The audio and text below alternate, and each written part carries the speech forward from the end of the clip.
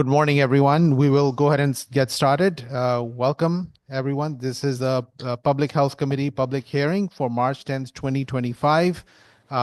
If you are here for the public hearing for Public Health Committee, you are in the right place. Just wanted to mention for everybody's benefit, you will see many of our members come in and out. There are multiple meetings going on simultaneously. And that's why you will probably not see everybody at the same time. Some of the people are on remotely via Zoom, and then others are here in person or in one of the other rooms, as you can probably see them come in and out. So that's one of the things. The other part I wanted to just mention for your benefit, the Public Health Committee has had a very large number of bill requests. So we have been navigating that to the best of our capacity. So these bills are not the final versions. This is what we have right now to get the public to give the input, and we will be adjusting them. So just do not panic and look at all of these bills as the final version. Just wanted to put that out there for you to be aware of. And I love your hairstyle. Yes, Representative Kristen McCarthy. Thank you very much, Mr. Chair. And happy Monday, everyone. It's great to see all of you here. I would concur with Senator Anwar and just say that, as is the case always, our bills are a conversation in progress. And this is why we hear from everyone and we continue to evolve. I know a number of you have reached out about different provisions in bills today. We'll have testimony today, but I just want to make sure that you all know that's what this process is all about, for us to continue the conversation. Thank you very much, Mr. Chair. Thank you, Representative Claire Desditra. Thank you, Mr. Chair. Good morning, everybody. Looking forward to some good conversation. Thank you. Thank you. With that, I know Senator Summers is in another meeting. She will join us shortly too. With that, we have our first person to testify. That is Commissioner Jordan Sheff. Commissioner, welcome.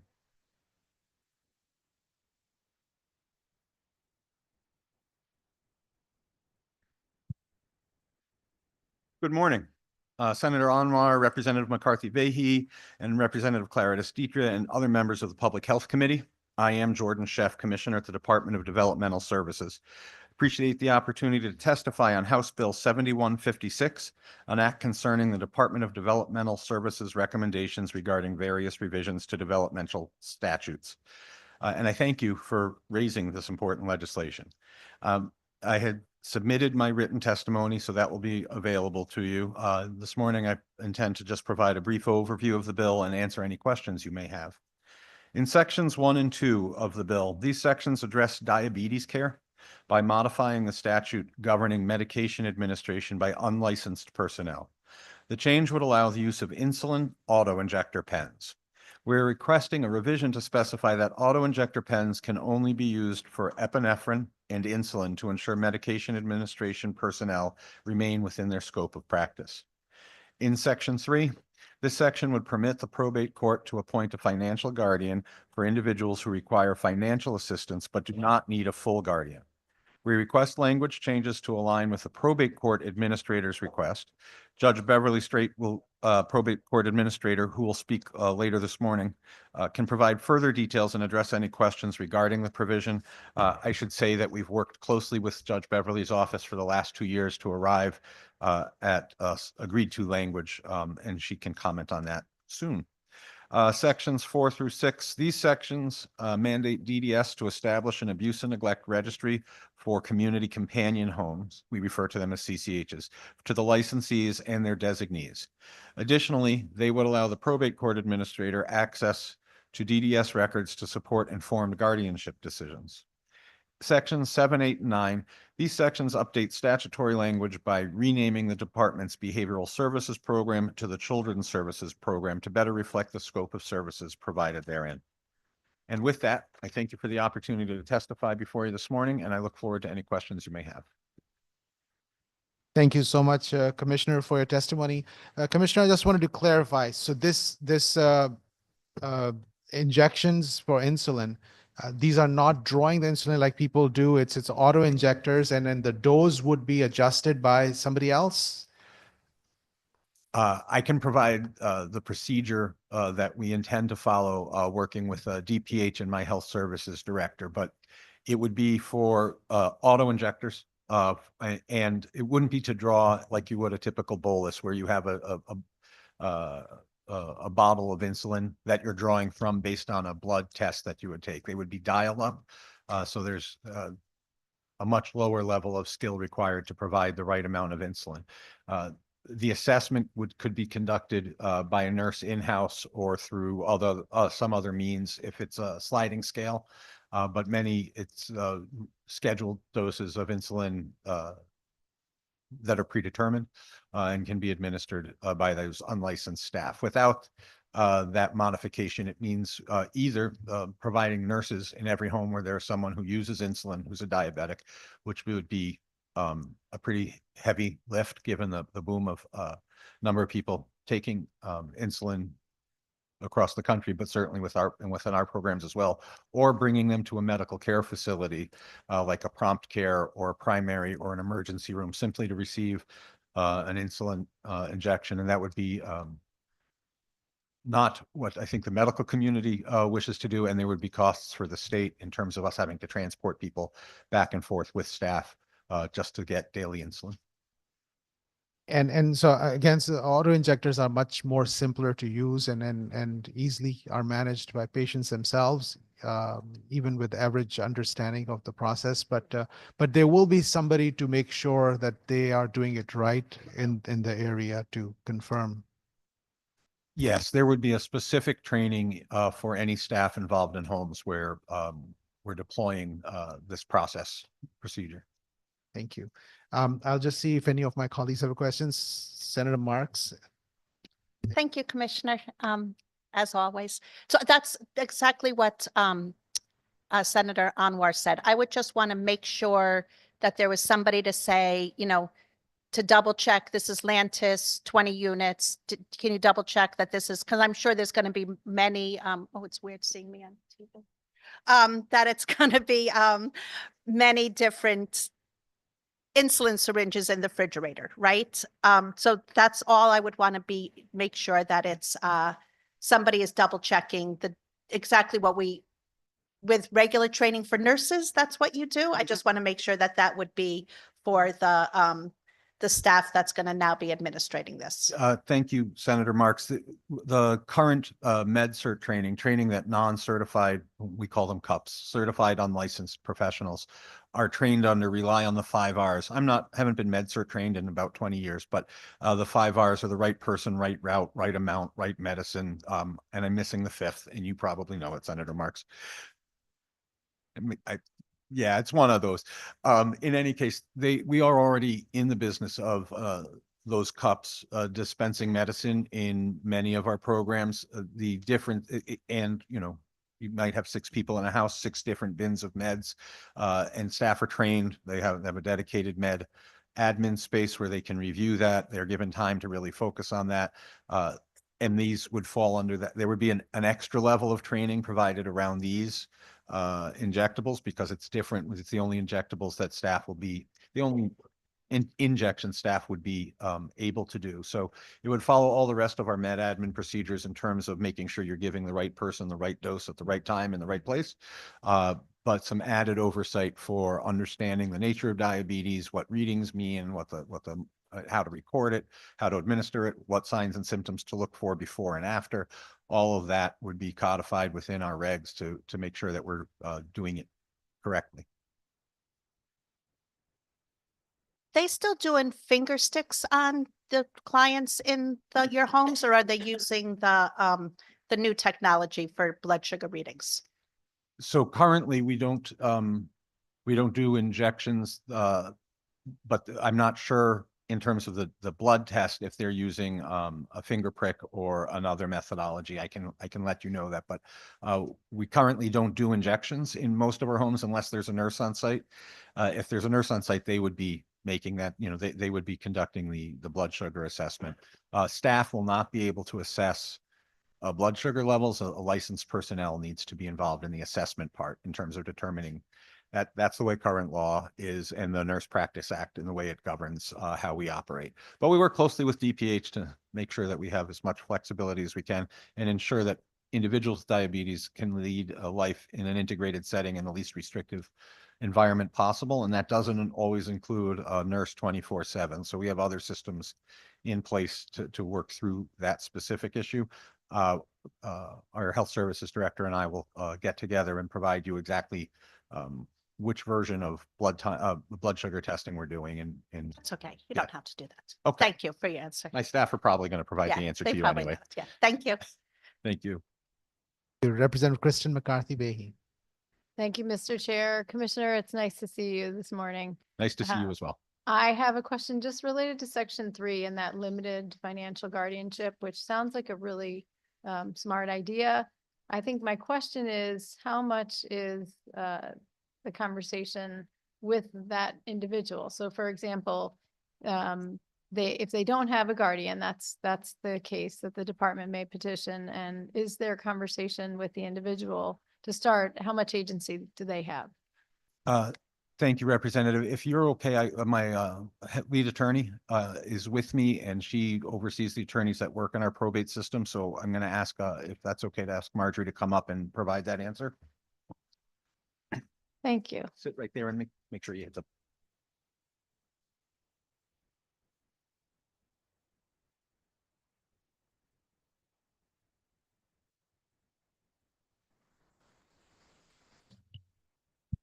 Good morning. I'm attorney Marjorie Wakeman. I'm the legal director for Department of Developmental Services. And as Commissioner has indicated, we have a staff of probate attorneys who address these matters. And fortunately, I've had some familiarity with the matter. Your question, as I understand it, is how much agency does the individual have, the served individual have, with respect to this new potential appointment of a guardian with authority to manage assets? And our DDS staff is wonderful in terms of assessing individuals for the degree of support they may need. And it is not infrequent that we identify somebody who is fully capable of managing their affairs, but may need support in the area of finance. We're talking about managing a checkbook. We're talking about managing a budget. We're talking about managing assets only to a maximum of $10,000 should it reach that amount. And our DDS staff is very careful and very attuned to the agency of an individual and their independence, contrasted with the need they may have to have some support. So our DDS staff would be well attuned to precisely what their needs are, and may very well be aware that rent's not getting paid on time, or that other monthly obligations are not being addressed merely because the individual requires that kind of support. I'd be willing to bet that there are some of us here who wouldn't mind having support in the area of finance, and that's what we're hoping to offer. And I will say that our staff is very careful about making a judgment that one may need such support. Thank you for that. And I was going to add the same. Many people seek support and have advisors and assistants in managing finances. It's a complex system in many ways. I wouldn't want you to mistake my question for the idea that I am not in support, because I do think this is an important thing to do. Just want to make sure it's done with all safeguards. So thank you. Thank you, Mr. Chair. Representative Claire Teacher. Thank you. Thank you, Commissioner, for being here. And my question's for you. So you're all set as far as I'm concerned. You had mentioned that there'll be a training program. Do you have any ideas for the administration of the epinephrine? How long that course will be? It would be I don't know. So thousands of staff are already med cert trained. If this is a new component of med certification, it may be specific just to those 2 injectables. And depending on which injectable and the nature of the home, I'm not sure how long that training will be. Our overall training is multiple days with a competency-based outcome testing. And then it's delegated under a nurse's license with continuing oversight of those staff. It's under her authority. It can be, their med cert can be revoked at any time under that license, based on the nurse's concerns as to whether or not they're doing it right. I don't know the training time specifically, but I can find out and report back to you. Okay, thank you so much. Thank you for being here today. Thank you. Representative Reddington Hughes. Hi, welcome here today, and thank you for coming. I wanted to follow up on the question on the probate again. I just wanted to delineate whether or not this was because of diminished mental capacity or diminished ability physically.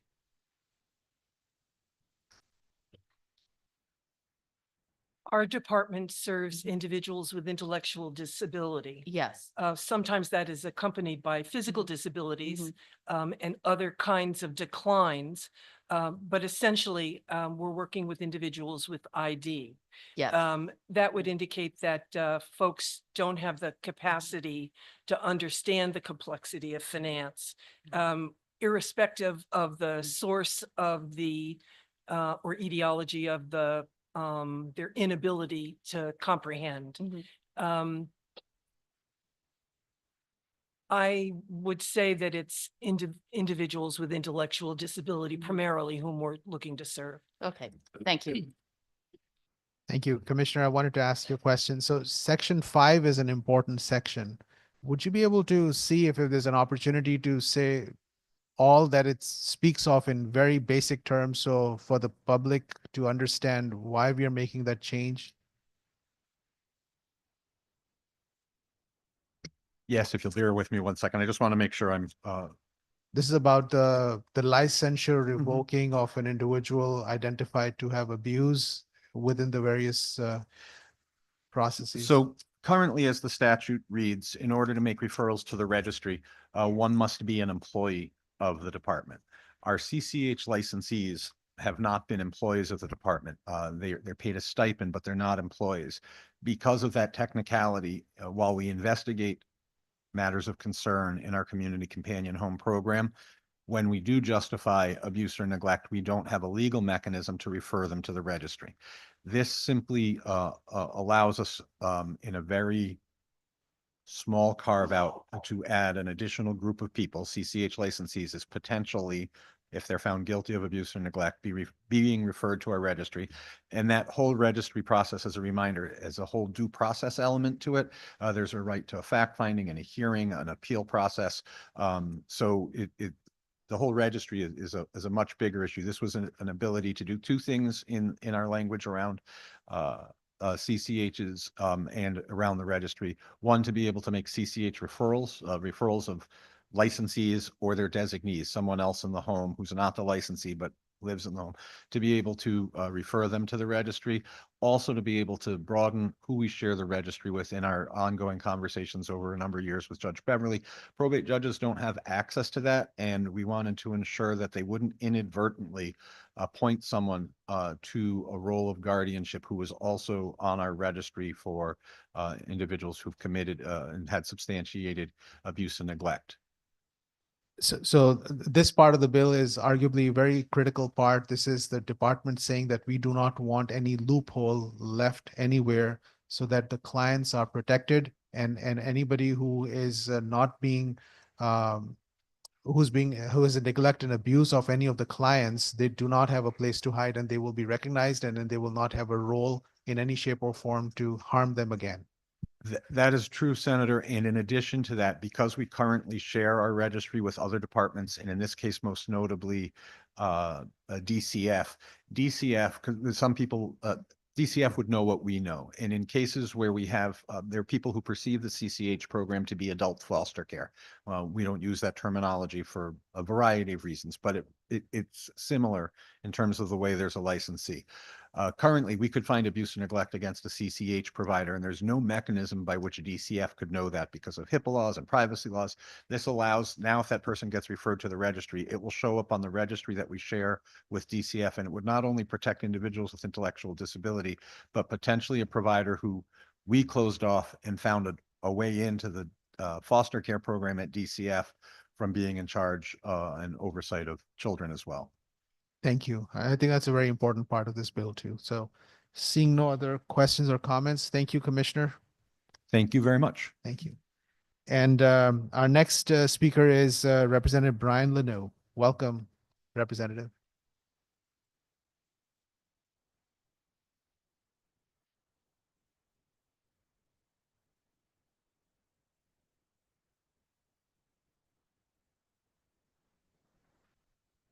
Thank you, Mr. Chairman, Co-Chair McCarthy Vahey, ranking members, Claris Dietra, Senator Summers, members of the committee. For the record, I'm State Representative Brian Lanu from the 45th House District. I'm here to testify today on 7157, HB 7157. I am also requesting that the committee will consider a joint favorable substitute to tuck the language from 5196 into the bill. Essentially, that would create a short form death certificate process, which would omit some relatively some intrusive information. Here to testify and to give very compelling testimony with me is Mrs. Natasha Mazda from Griswold, and to share her story and background on the impetus of this bill. Good morning, distinguished members of the committee, and I thank you for the opportunity to speak. My name is Natasha Mazdan. I am a constituent of Brian Lanu, and I'm a grieving mother. On July 18th, 2024, I lost my only child. My son, Kane Sherman, to suicide, an experience that has been the most painful of my life.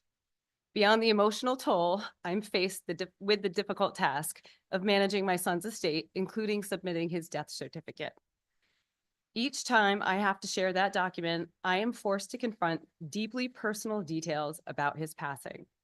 The current Connecticut death certificate includes the cause and the manner of his death, even in situations where that information is unnecessary.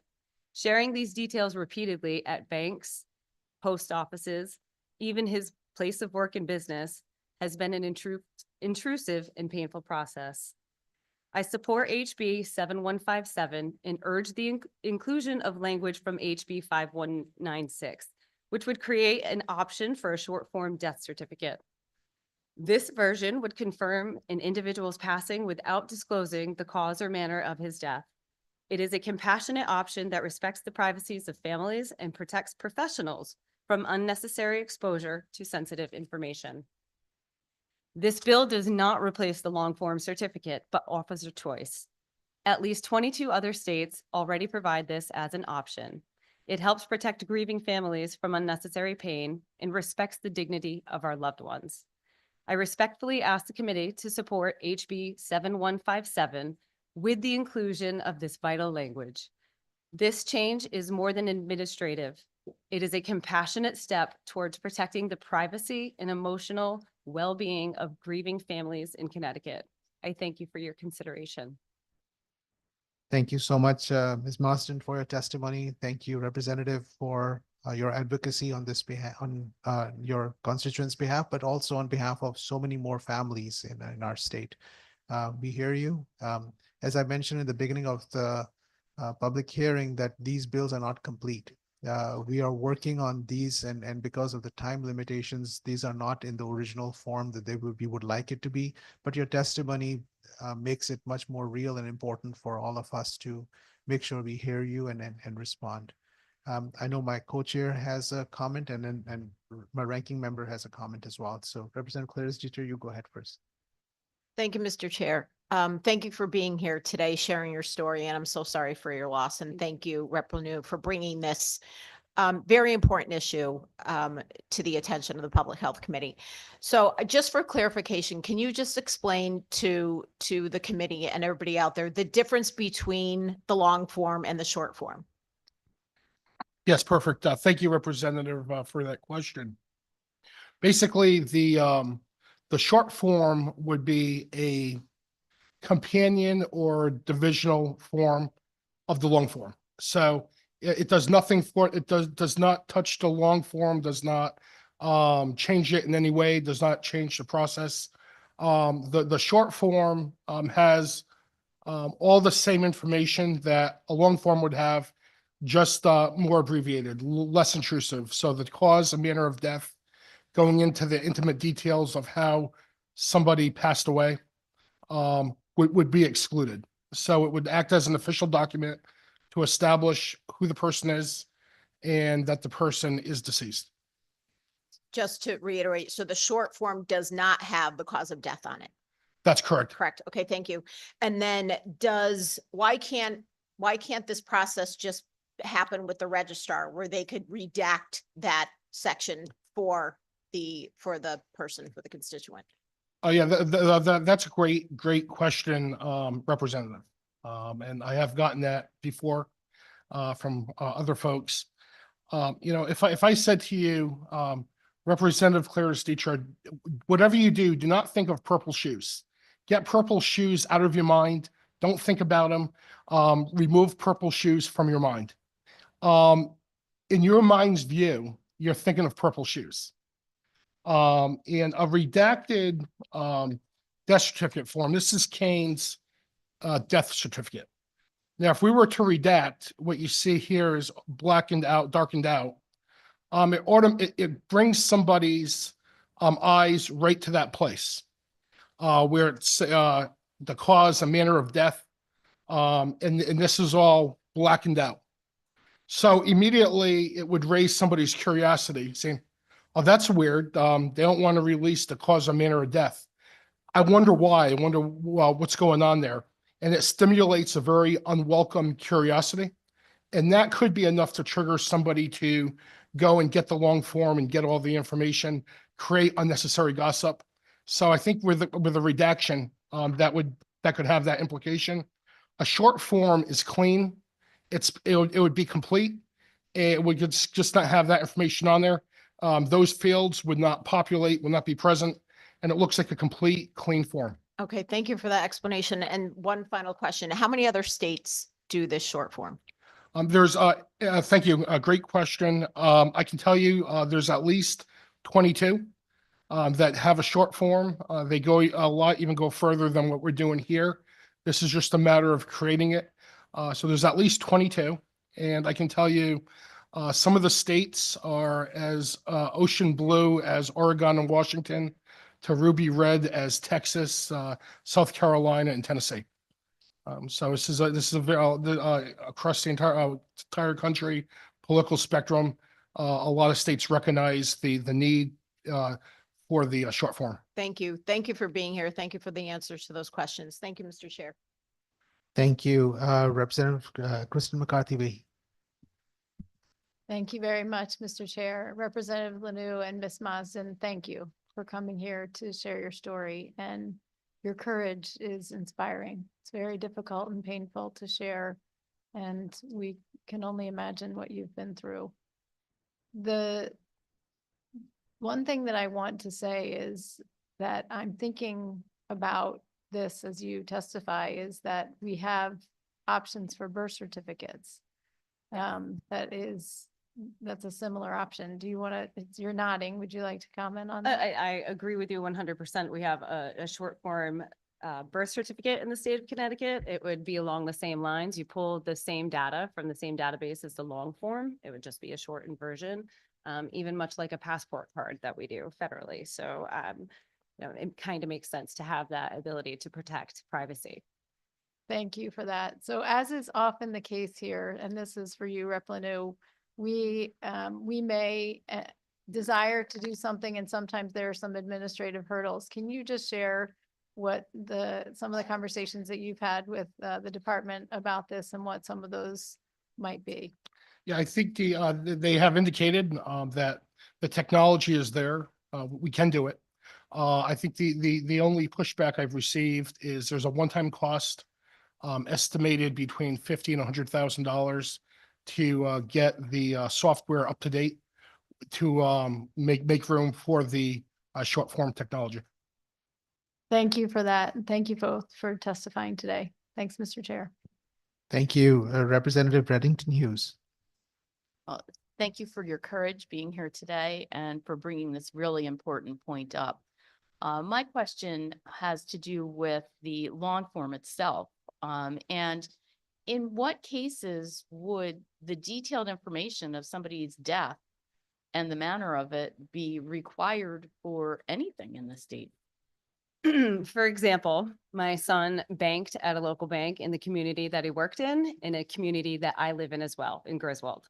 I had to freeze his accounts prior to being named the executor of the estate. And with that, I had to bring his death certificate to the bank, to the teller in front of who has interacted with my son and myself multiple times. She reviews that, takes the copy as is standard for the bank to do that. And she knows every single detail and the manner of which how my son died. And in this world of no privacy and information being spread as fast as possible with the internet, even in conversations, that information went from those eyes to a slew of other people and with the game of telephone. And I do want to point out, we are not ashamed that our son died by suicide. Right. But we do respect his privacy and his legacy. So this is a part of that. Yeah. Oh, I understand that. And that really wasn't my question. yeah, My yeah. question really was, in today's world, in what case would the requirement actually The exist? post office. I'm trying to Sorry. ask in what case would the manner of death actually be requested, okay, by an institution? I understand that the way it is right now, Yep. that it has to go for a long form and that information is given freely to them because that is the only way. Right. I'm just curious as to what institutions would actually, aside from an insurance company, require the manner of death in order to, close something. I don't think that there is a necessary requirement outside of life Mhm. insurance or his pension, that kind of vital statistic information it would be, but there isn't another place where they need to know that. Yeah, well, Thank you. thank you. I appreciate that. If I just may add to Representative, if I may, it was certainly acknowledged there is instances where the long form is necessary, insurance, like as Mrs. Marsden said, insurance benefits. Obviously, the Department of Public Health to sort of have to quantify people who pass and for what reasons. We understand there's a need where those they have to be accessible. And I want to just be clear too, this legislation that we're talking about, in no way do we try to restrict the long form process, current law, present law, and or even mandate to any sort of sector of the economy what form they have to accept over another. We just hope with the most of the examples given that it will happen organically, and when the bank, the post office, DMVs will just organically accept the short form as enough to suffice the reason for providing it. Thank you. I'll have Senator Summers, followed by Representative Paletta, and followed by Representative Kennedy. Senator Summers, you're on. Yes, good morning, and thank you for being here. And you are also one of my constituents, so I hope we get to talk in more detail. I wish I had known about this bill. I would have before you submitted it, Brian, I would have really tried to push this through public health as one of the leaders on public health. With that being said, I want to thank you for being here. I'm very sorry for the loss that you have endured. That's something no parent should have to go through. And I do have a question for you. If we are able to create the short form, what is the process or what is the exclusion? I don't think anybody would, but what happens if somebody came in and said, well, I want to see the long form? Do they still have access to the long form if they have no reason for that, if they've been given a short form? Are you saying like the bank or the post office or the Yes. DMV? I mean, do you see that being an issue? I'm just asking. It I seems. don't, because the Okay. way it exists already as a birth certificate or a short form passport card, I think that Okay. we could just adopt the new process. Okay. And, I see this as being a very valid idea, just like we have for birth certificates. And, Brian, you and I can talk because I will try to do everything I can in appropriations to see what we can do to find the funding for the software change. And again, I'm sorry for your tragedy and your loss in your family. Thank you for being here. It's very brave and, doing this for future families that don't have to endure what you have. And I appreciate your being here and taking time out of your day. And I look forward to meeting you someday. Thank you so much. I appreciate that. Take care. Representative Paletta. Thank you, Mr. Chair. Good afternoon. Thank you for being here, and I'm very sorry for your loss. As someone who's known, sadly, a few individuals in the same circumstance, I can understand your request for privacy. I have two brief questions, and you may be able to help me, or Rep. Lanu may be able to help me. One, in terms of the HIPAA laws, and I'm not an expert on HIPAA laws, shouldn't there be some sort of disclaimer, or if you choose not to disclose the manner of the death due to a violation of a HIPAA law, shouldn't there be a disclaimer on there that gives you the option not to disclose it? Yeah, I certainly agree with what you're saying, Representative.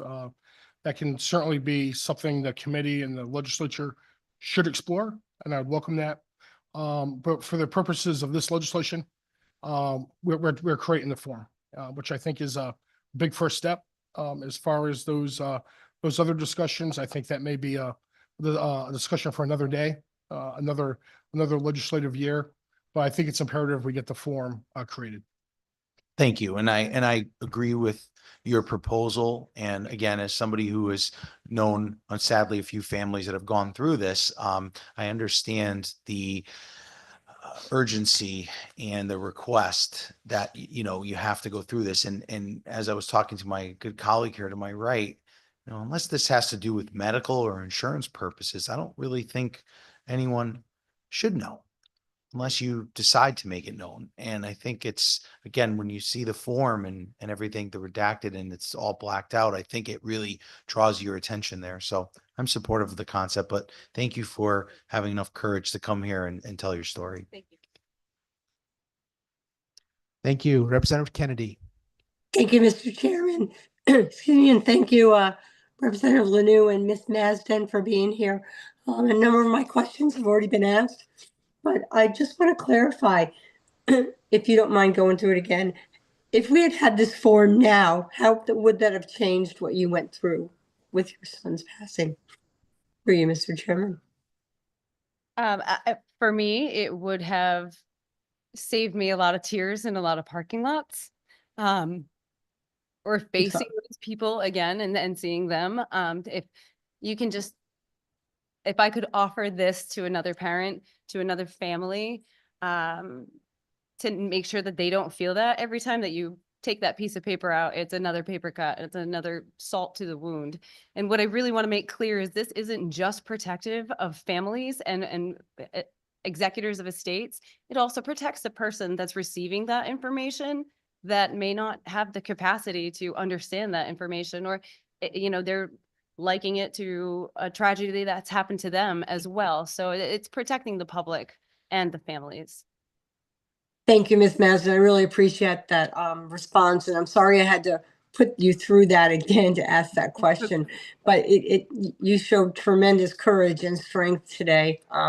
My sincere condolences on the loss of your son. Thank you, Mr. Chairman. Thank you so much. Seeing no other comments, thank you so much for both of you for being here this morning. We hear you loud and clear. Thank you so much. Thank you. Thank you, Senator. The next person on our list is Honorable Beverly Straight. Welcome.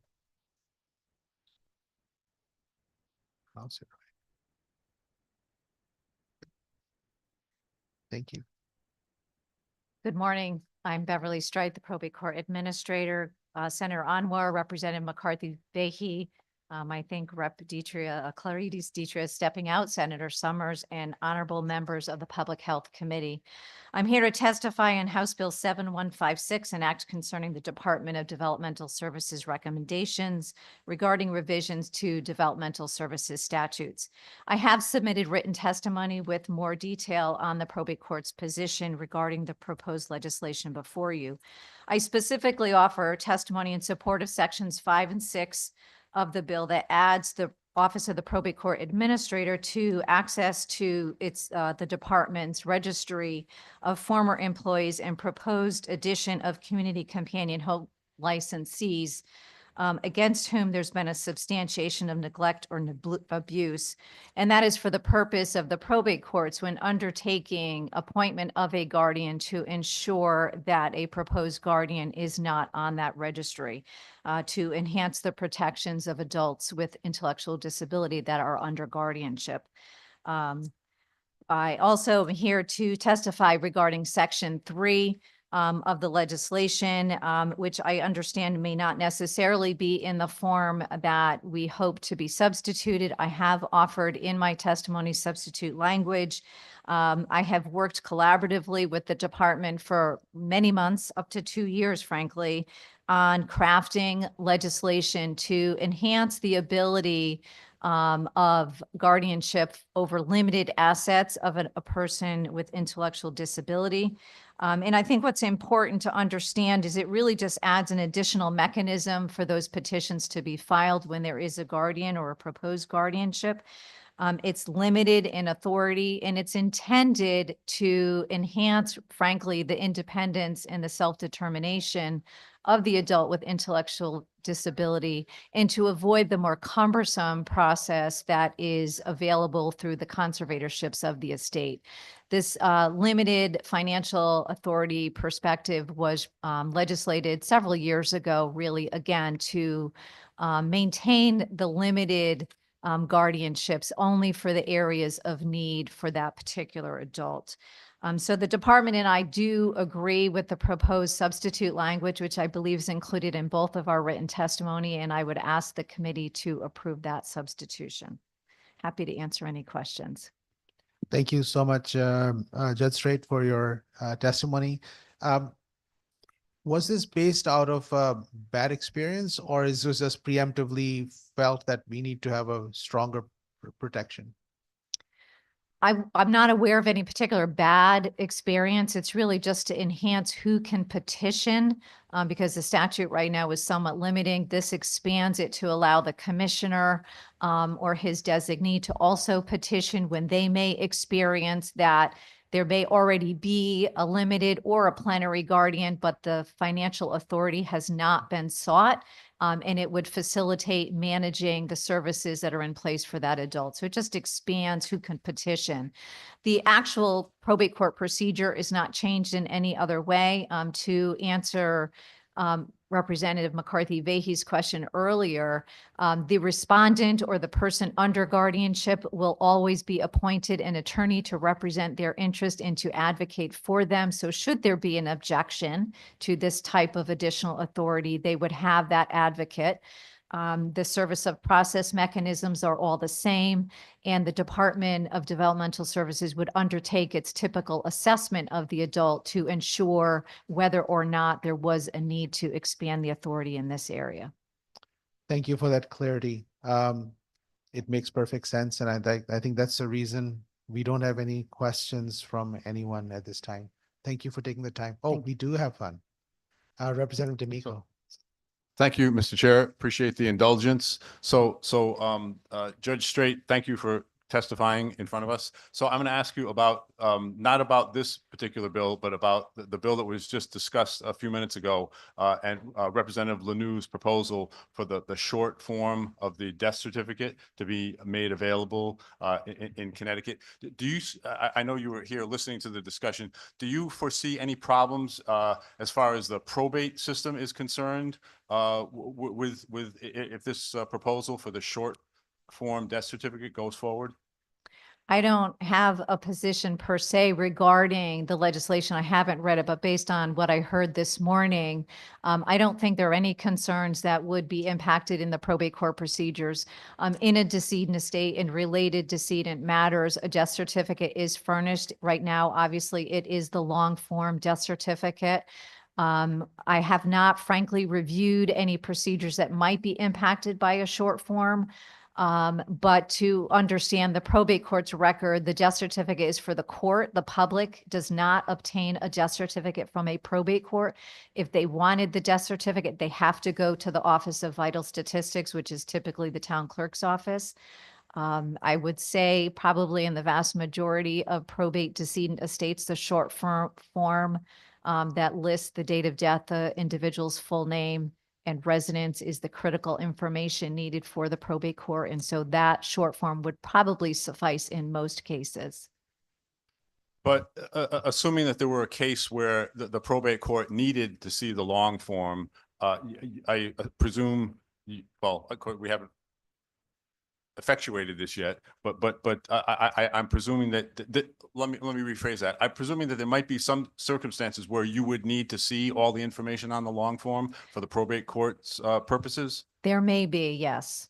One example is the unfortunate situation when there is a murder and death by suicide, and there are particular statutes that affect someone's right to inherit in those situations. It's unfortunately called the Slayer statute, and where there's a determination of who may have passed first and who caused the death of another, as it may impact their right to inherit. So in those circumstances, having the more specific details on the place, time, and form of injury and death may be critical to the probate court. Okay, thank you very much. I appreciate it. Thank you, Mr. Chair. Thank you. Seeing no other questions, thank you so much for your testimony. Thank you. Thank you. Next person we have is Peter Daigle, who is remote. Welcome, you're on. Good afternoon. Thank you for this opportunity. My name is Peter Daigle. I have 29 years of sterile processing experience. Mr. And Daigle, yes. do you want to turn your camera on? Yes, how's that? There, good, thank you. Okay, all right. Good afternoon. My name is Peter Daigle. I have 29 years of sterile processing experience. And I was a former president of the Connecticut Sterile Processing Association. In our position as sterile processing, we interact with medical device representatives the most. I'm here today because of patient safety must always be our top priority.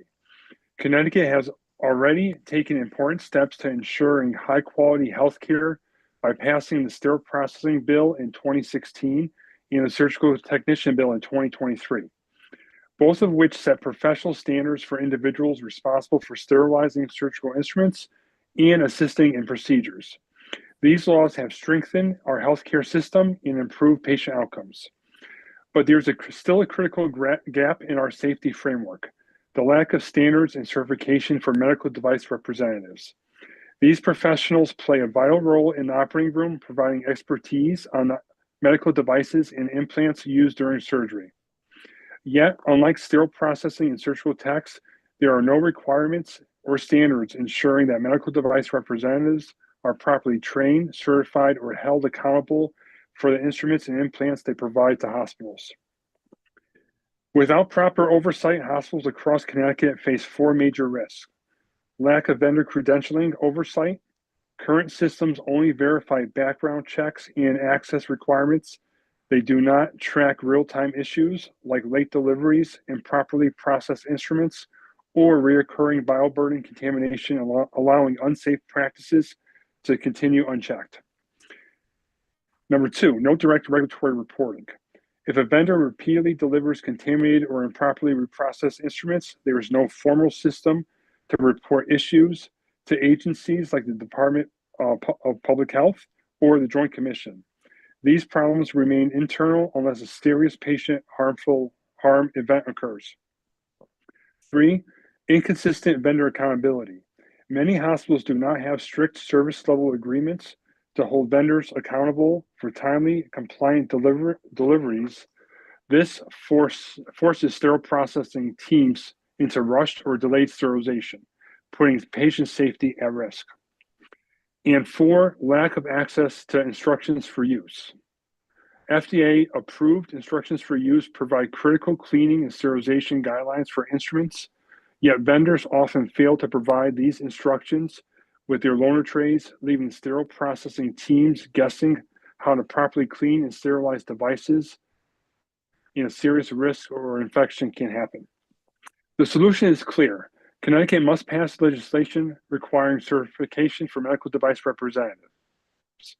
A medical device representative certification bill would establish education and training requirements, ensuring medical device representatives understand sterilization protocols and surgical best practices. It will create a reporting system to track vendor compliance and performance issues. It would require vendors to provide IFUs with all loaner trays and implants to ensure proper sterilization and infection control. It will also improve overall patient safety and surgical outcomes by ensuring that those assisting in medical devices use Excuse are me, held. Mr. Daigle, but you've reached your 3 minutes. Thank you. Thank you. Mr. Daigle, can you help me understand this a little bit more? So the sterile processing in the hospitals or in the operating rooms, that is done by a different group of individuals. It's not necessarily done by the medical device representatives. Correct. It is not. Hospital employees take care of that, but the medical device represent implants and the instruments to the hospital, and that's where they set up for the case. So the sterile processing would not know the correct instructions for use if the medical device rep doesn't provide that for them upon delivery. And also, the medical device rep is ensuring that all instruments and implants are present for that procedure that's going to be performed.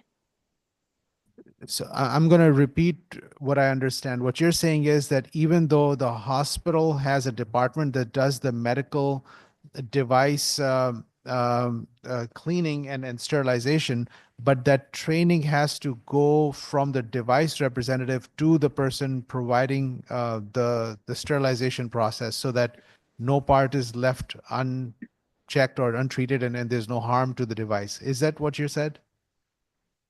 Yes, that is correct. The medical device rep will provide in-servicing to the hospital employees on their product, because they are the expert on their product, and they would provide that information to the hospital employees. And do you know of bad outcomes because of a lack of this process? Yes. There's been multiple times, for doing it for so many years, multiple times where cases were delayed or postponed because they did not have the right instruments, or when they open up the instruments and the patient's in the operating room on the table under anesthesia, there might be implants or instruments missing, delaying the case, and the patient will be under prolonged anesthesia because of that. And when we talk about medical devices, describe to me, one can think of just for orthopedic surgery, but is there more than that? Could you explain what are the different ones? I know pacemakers, AICDs. Explain to us what's the limitation and which devices or which particular areas? There's multiple devices, especially in spinal fusion cases. Multiple instruments are being dropped off, and also loaner equipment that's used in the operating room that would have a medical device rep create help with navigation, because now we're advancing in medical devices, and now we have robotics helping surgeons out and to navigate during surgery. Now representatives for medical device companies are having more hands-on in the operating room, controlling, if you would, the drill speed of their product or the navigation of their product during the procedure. Okay, so even the robotic arms are considered part of the device process, which is increasing use now? Yes, and we're seeing it more so in lumbar spine fusions and orthopedic, where there's navigation during the procedure. Okay. Thank you for the clarification. I see one of my colleagues, Senator Summers, has a question or comment. Senator Summers, you're on. Thank you. Mr. Daigle, do you go into the OR to witness these surgeries? Yes, I do. Okay. And how are you credentialed? I am a sterile processing educator. Okay. I teach the program, and we go into the operating room to watch procedures for education purposes. And are you in the sterile field at the time? We're on the outside of the sterile field. Okay. I don't see it the way that you do. I was a medical rep for probably 25 years, and I've been in many, many cases. We do not actually participate in surgery. We just will instruct on how to use our device during surgery. So if there is a question on the device, we can answer it for the surgeon. We have to be credentialed by the hospital to be able to be into the OR. We take very strict training through whoever the company is that we work for. We have to pass exams. We have to be, you have to pass at a certain level. There is intense training, and in all of the surgeries that I've been in, I have never seen anything like you're describing where a rep is actually using a robotic arm or turning up the speed. They may say to a physician, if you want to do X, Y, and Z, that's what you would have to do. I see medical device reps as technical support, but they're not actually in charge. The physician is in charge. The physician is in control of the OR. If there have been these cases that you refer to where a surgery was delayed, I know I've had surgeries delayed because a device was being flown in, some new device. It was sterilized. It was sterile when it got there. But those things happen, and that complaint could be lodged with the hospital system, and that hospital system could decide whether that person loses their credentials or not. And surgery delays actually mean that the system is working. You're delaying the surgery for certain things because something needs to be looked at again. So I have a really hard time with this bill. I'm not really sure who's going to do the training, who's going to be paid to do the training, where the certification is going to come from. It's just another level of, I believe, that we don't need, because I know of the detailed training that they all have to endure for months and months and years at a time. So I just wanted to make sure that you knew I'm not in favor of this bill at all. And if everything is not in line, the procedure doesn't move forward. And I think those are our checks and balances. But in all my years doing this, I've never, ever seen anything like you're describing at all. And I tend to think that this bill has to do with creating a whole nother bureaucracy where somebody's going to get paid to teach this class and get a certification. And the hospitals, I think, handle this very, very well. I know that when there are medical device reps that are not doing their job or that are not compliant and that do not respect the sterile field or do not scrub in properly or are not invited in, they are not allowed in. And our job really is to just instruct on our device. It is not to perform surgery at all. So I appreciate you being here, but I just wanted to say my piece and let people know that I do not support this bill. Thank you.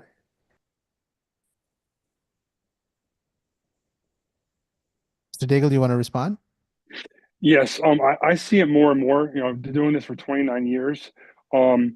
There are some reps that are trained, but now we're dealing with distributors that might have three companies that they represent, and we don't know if they're trained or not. Just because it happens in one hospital, it stays within that hospital. So that rep who violated anything in that hospital can go down the street to another hospital. It's not documented, only in the hospital which it occurs. So this happens throughout, and we watch the news now, and we find more and more fraud is happening with patient billing with medical device reps.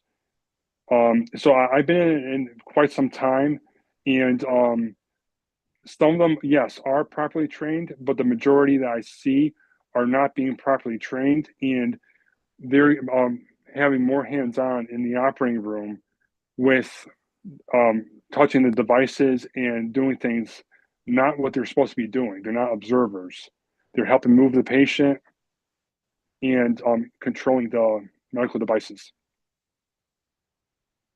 If what you're saying is true, then the hospital should be liable, and you should lodge a complaint with the hospital that if a device rep is actually touching patients, moving patients in actually doing surgery, I find that really hard to believe.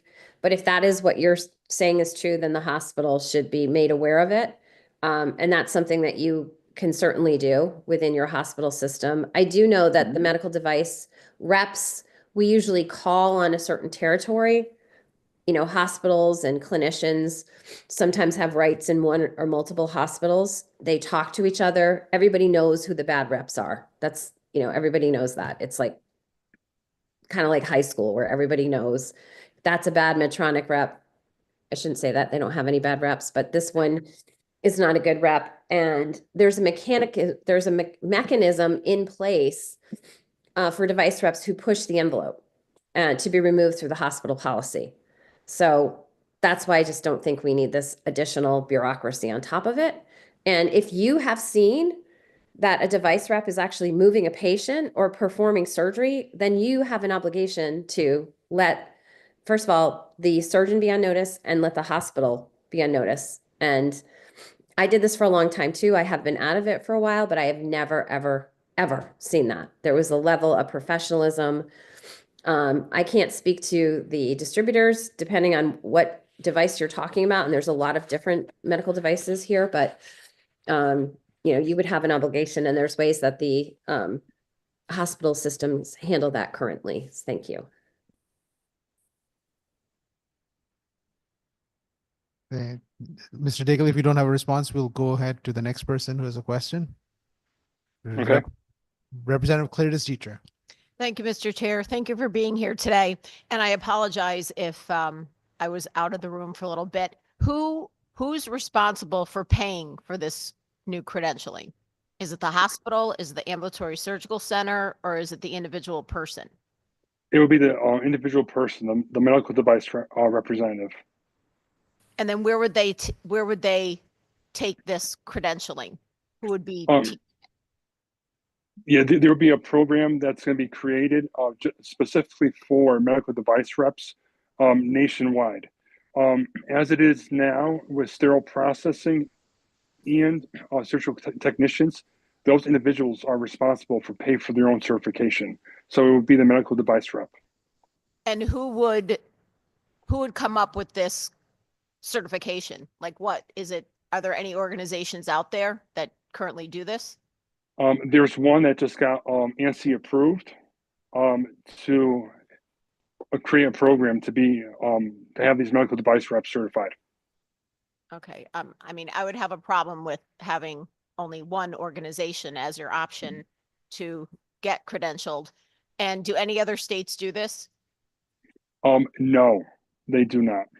Okay. Thank you. Thank you, Mr. Chair. Thank you.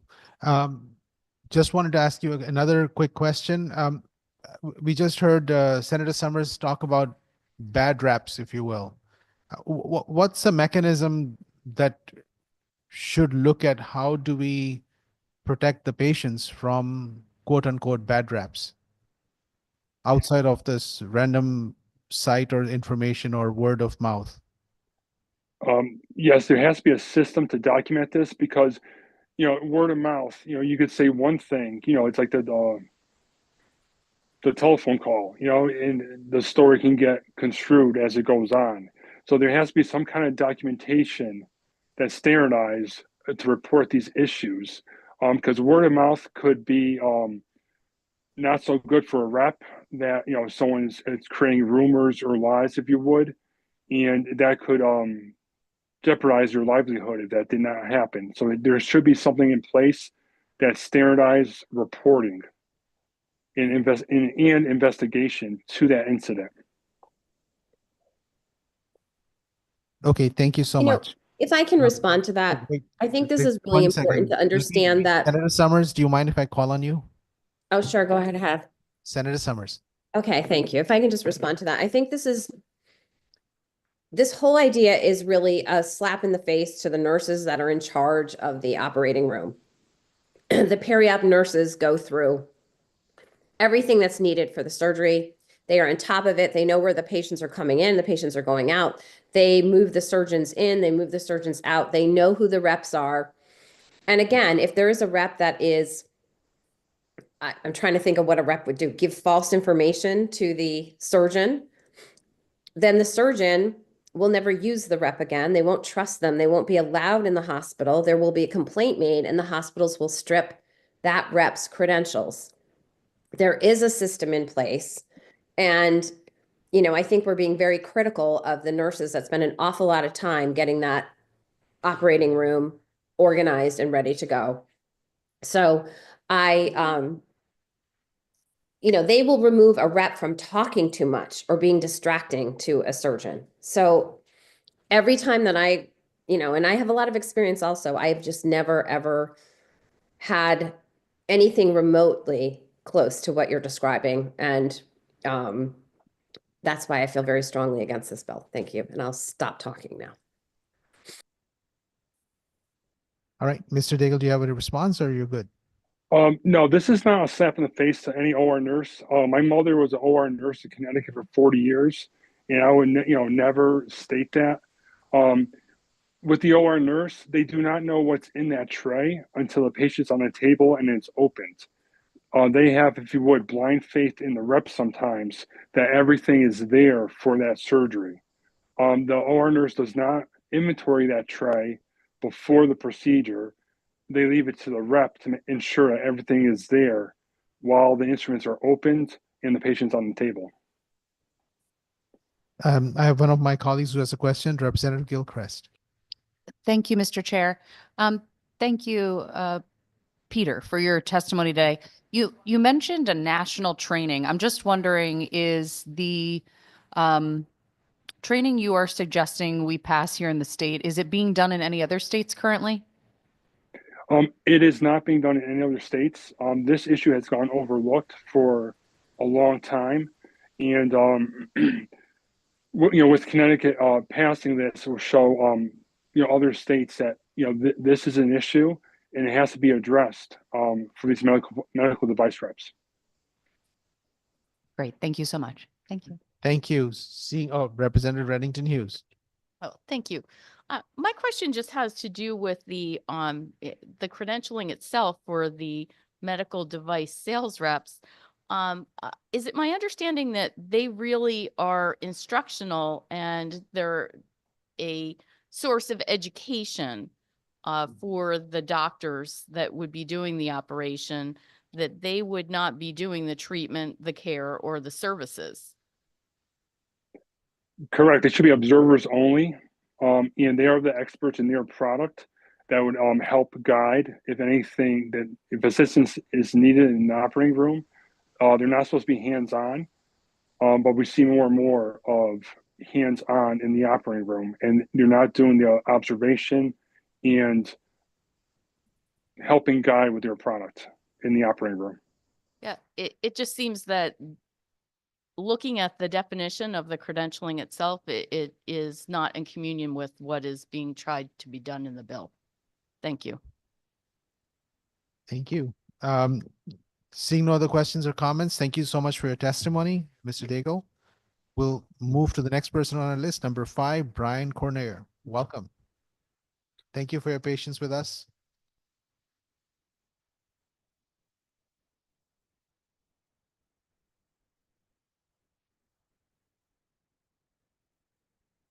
Madam Chair, Mr. Chairman, ranking members, and members of the committee. My name is Brian Canoyer. I'm Director of Government Relations at the Connecticut Hospital Association.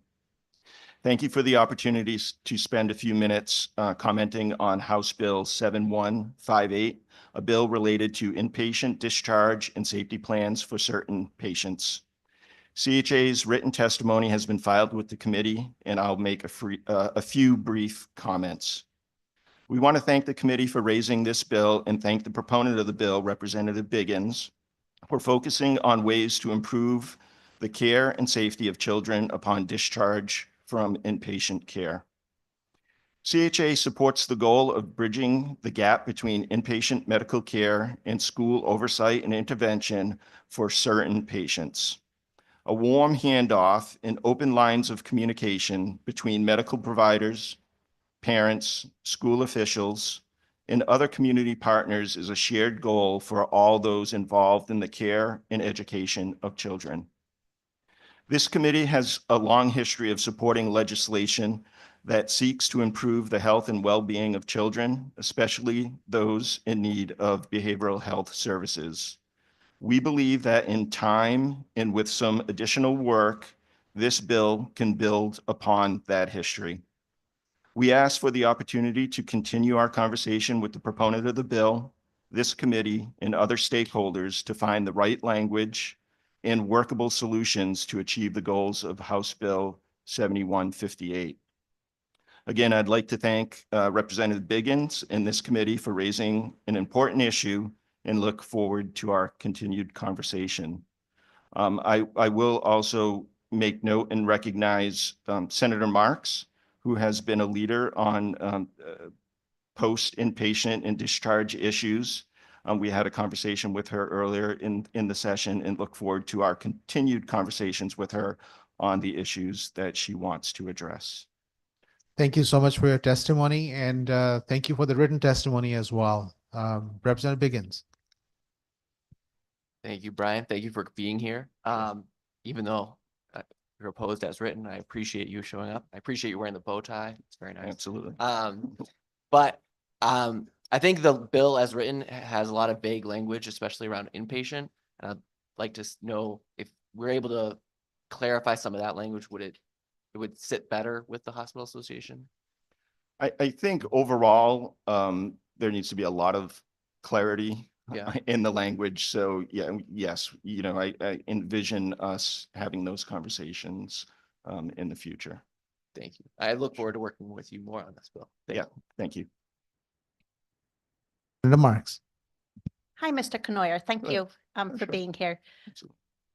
My only concern, and it's because I passed a similar bill like this 2 years ago that doesn't have teeth. And as now somebody who works on audit, sometimes in the home care industry, I get to read I read too many discharge paperwork, and the bill I proposed that I got passed isn't happening. So my only fear with this bill is that there is no teeth in this bill, and that unless you have somebody like Rep. Biggins who can police it, unfortunately, we're not going to know that it's actually getting done. So we shouldn't have to police it, right? It's a law. Like, you shouldn't be able to break the law. So can you let me know how we might be able to improve the process when we do pass legislation that doesn't have teeth, especially if this bill passes, that we will be able to make sure that it is followed up upon? Yeah, thank you for the question and the comments. I think those are all important points that need to be discussed further. As you are well aware, patient care and discharge planning is a very fluid and dynamic process, changing often, actually many times right up until a patient is discharged. I think the idea of teeth and strong, making a bill stronger, I think part of that has to do with educating the providers and ensuring that they know what their responsibilities are and providing the resources needed to fulfill the requirements of the law. So, you know, we had this conversation early in the session, and we look forward to continuing that conversation with you when the session ends. Yeah, thank you for that. I think both Rep. Biggins and myself, we just know that there's some pretty simple things that can happen on discharge, which is the most, it's very stressful for everybody involved, and anxiety is high, especially when it's behavioral health, and especially when it's with a child and there is a safety plan. And that all we ever hear about is outcomes and rehospitalization, right? We don't want rehospitalization. We want the outcomes to be good. And it's not a really sexy bill, right? It's doesn't cost any money, and we're not changing any big statute, just like my bill 2 years ago.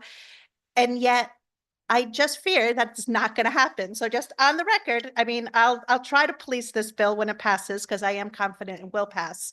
But I just really, really hope that it's taken incredibly seriously, just like if we were saying that you needed to change the way a certain medication was administered, or something that it's a bit more sexy than this simple discharge planning, because it's not simple. And as communication, we now have 10 different ways to communicate. Communication is even worse. I can't schedule an appointment with my eye doctor. I am a senator and I've been a nurse for 40 years, and for some reason it's just not happening, right?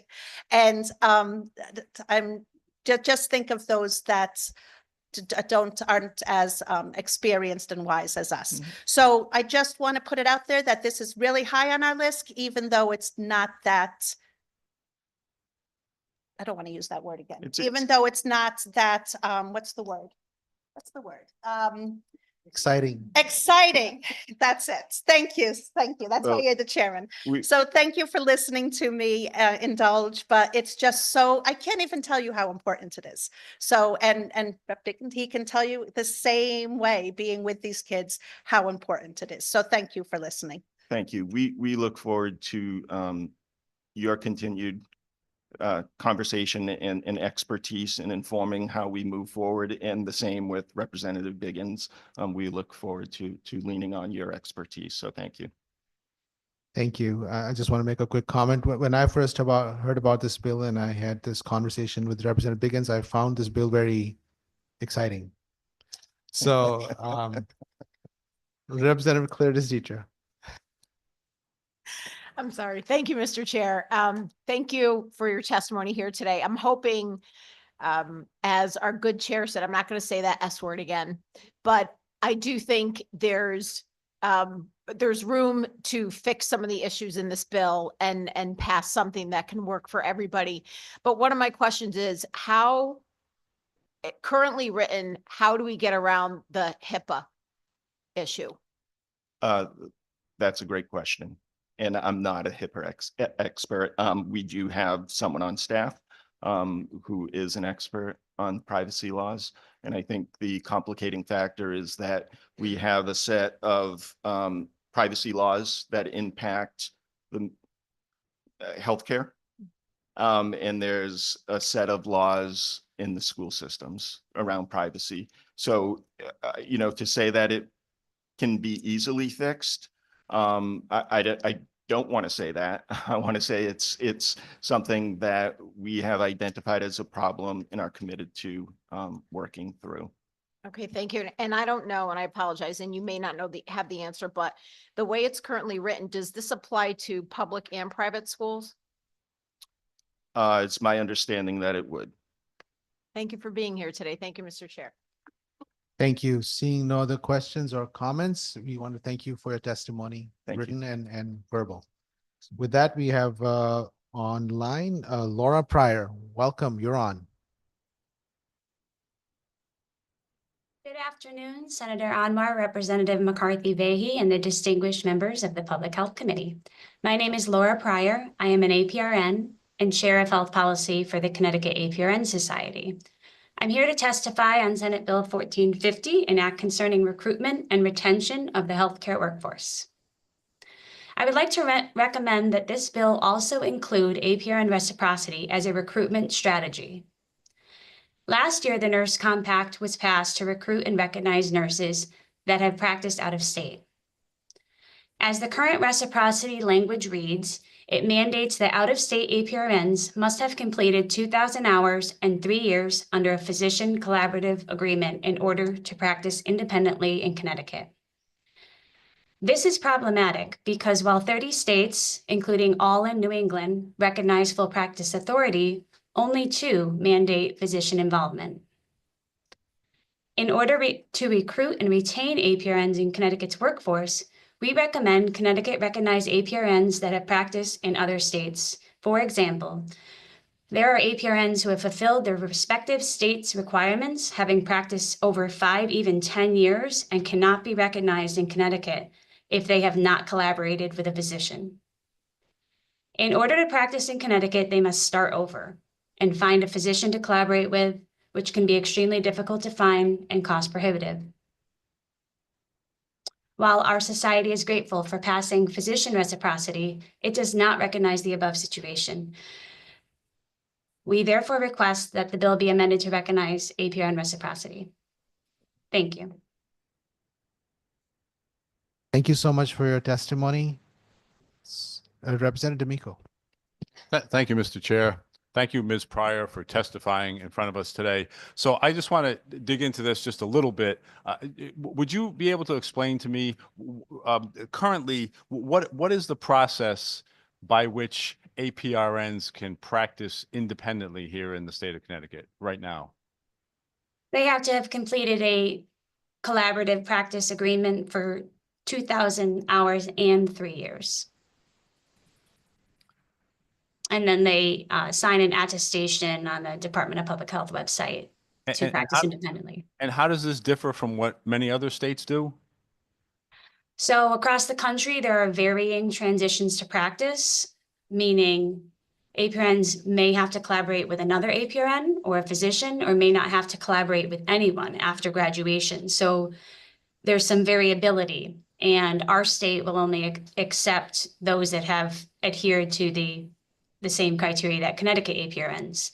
But that's challenging because, again, even surrounding states don't have these specific restrictions.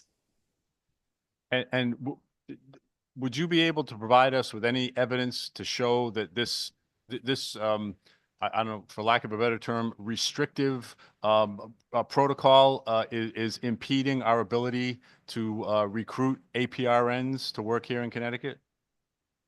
So I'm not sure that there's going to be very specific data, but there are testimonial that can be given from people that have come to Connecticut and had to start over. Or, and I think this is particularly restrictive for nursing faculty that we need to recruit.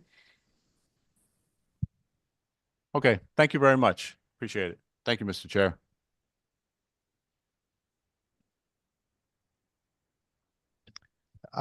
Thank you so much for your testimony. Seeing no other questions, we'll move to the next person.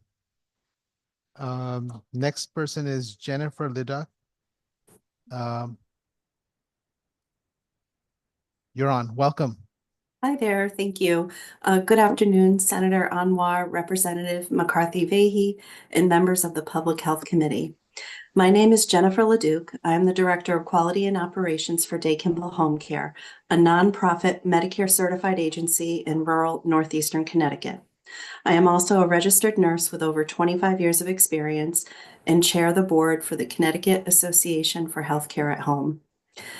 I am opposed to Section 4 of Ray's Senate Bill 1450.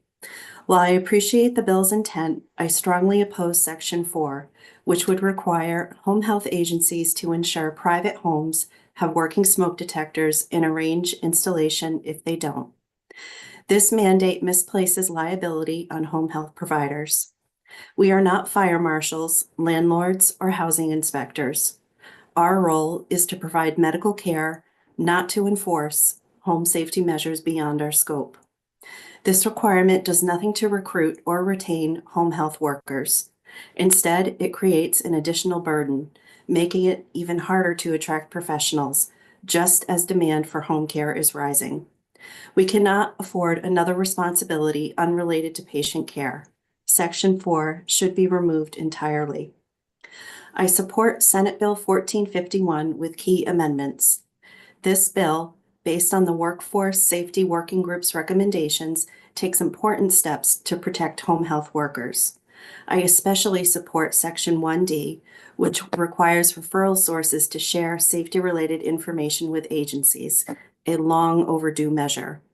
However, 2 amendments are needed. 1, clarify monthly safety assessments. Current law requires monthly safety assessments during staff meetings, but legislative intent allows some flexibility. This must be explicitly stated in statute. Agencies should be able to meet this requirement through email, text, phone calls, virtual check-ins, hotlines, or reporting portals, not just meetings. Flexibility is key to maintaining our workforce mobility while ensuring safety. Second, create a centralized state-maintained safety database. Home health agencies manually search multiple databases for safety-related information, but these are often outdated or incomplete. The state should establish a centralized database with accurate, up-to-date information on criminal history, sex offender status, and other safety concerns. This would streamline risk assessment, reduce administrative burdens, and enhance worker safety. It is encouraging that the state recognizes the realities of home health care, but legislation must align with workforce needs. Removing Section 4 from Senate Bill 1450 and adopting these amendments to Senate Bill 1451 will ensure we support and not hinder those providing in-home care. Thank you for your time and consideration. Thank you so much for your testimony. We have a question from Senator Marks. Thank you, Mr. Chair. Thank you so much for being here. My first, I have two questions if I'm allowed. My first question is with the smoke detectors. So you're not fire marshals, but that is where the person, where your home care worker is working. That is their, many, at times they might be there for 4 hours, some are there 24/7, and they deserve a safe working environment. And this was actually something that I'm pushing because we did have in 24-hour caregiver in East Lyme, Connecticut, Otto Morulane, who died in a fire, as did the patient, because there were not working smoke detectors. And that was just a life that should not have been taken. I've been in many a home where there's chirping smoke detectors, and that's not a safe working environment. When you're on the 3rd floor with only one egress and you're even doing just wound care, if we're even there for 1 to 2 hours with a patient that has extensive wound care, there could be a fire then. So just my question is, don't you think that the home care workers deserve a safe working environment? We would never go to an office building that didn't have a working smoke detector. I absolutely do believe that every home health care worker should have that right to a safe working environment. The case that you are referring to was a non-licensed agency. It was not a licensed agency like my own. My agency is Joint Commission certified. We also do very lengthy measures to assess home safety upon our initial intake, including emergency preparedness, including environmental assessments. We do build our plans of care to instruct in how to make their home safer and make referrals if needed. I agree with all of that. I don't agree with this statement and this aspect being in a bill about home care worker retention and recruitment.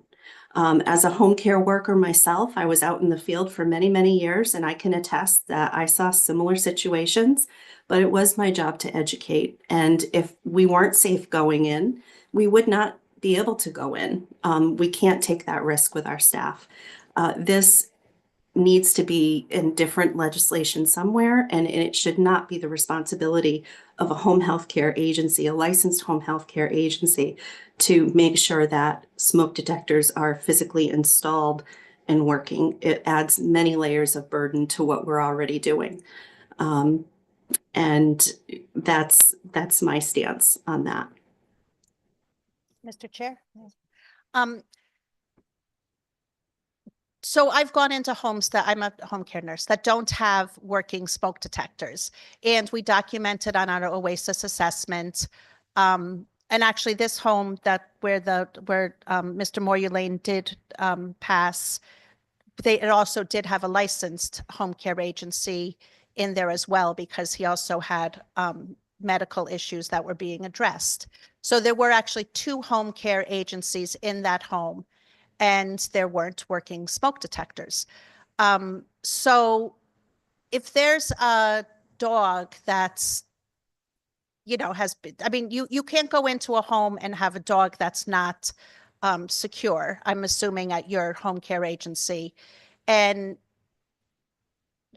so I don't see why a smoke detector is any different. So my question to you is, and I apologize, I'm just kind of thinking out loud.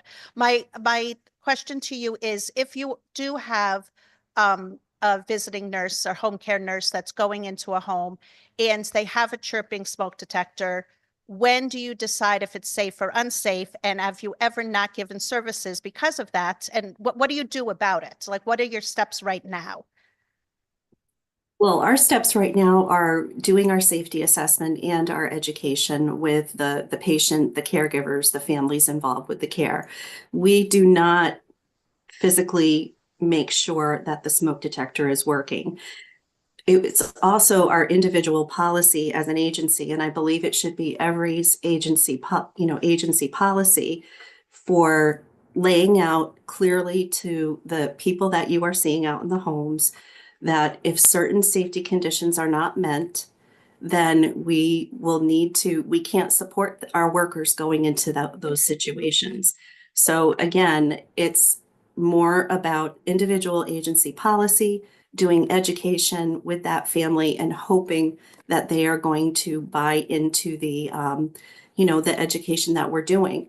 If a staff member feels unsafe, they are expected to come forward and voice that concern, and they do. And we make every effort to continue to provide care to that patient. But if that family member or that patient is not complying, then we have to have a serious discussion. And it could be perhaps that we're not going out and providing care because it is not a safe environment. So that is how we are handling that situation. It's a case-by-case basis, depending on the family and the caregiver and the patient and what we are able to accomplish or not able to accomplish with them.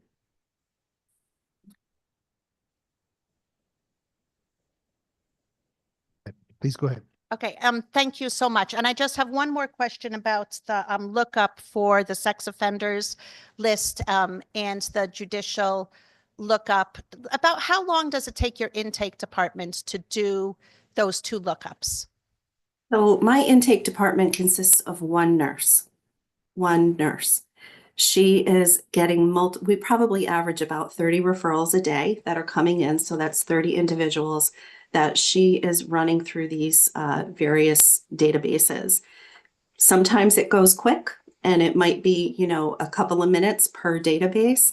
And other times it's not quick because it might be difficulty finding the person in a registry, or maybe the person has different names, or it's not, the sex offender registry isn't quite as challenging as the criminal history registry, or the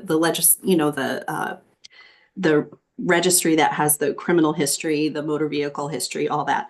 Those are very hard to find. And depending on how you enter in a person's name, you may or may not get the appropriate information spit back to you.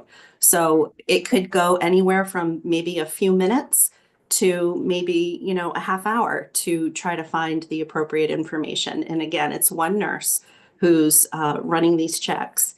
We are a small agency. We are pretty much as lean as we can get. And we do everything that we possibly can to ensure our staff safety.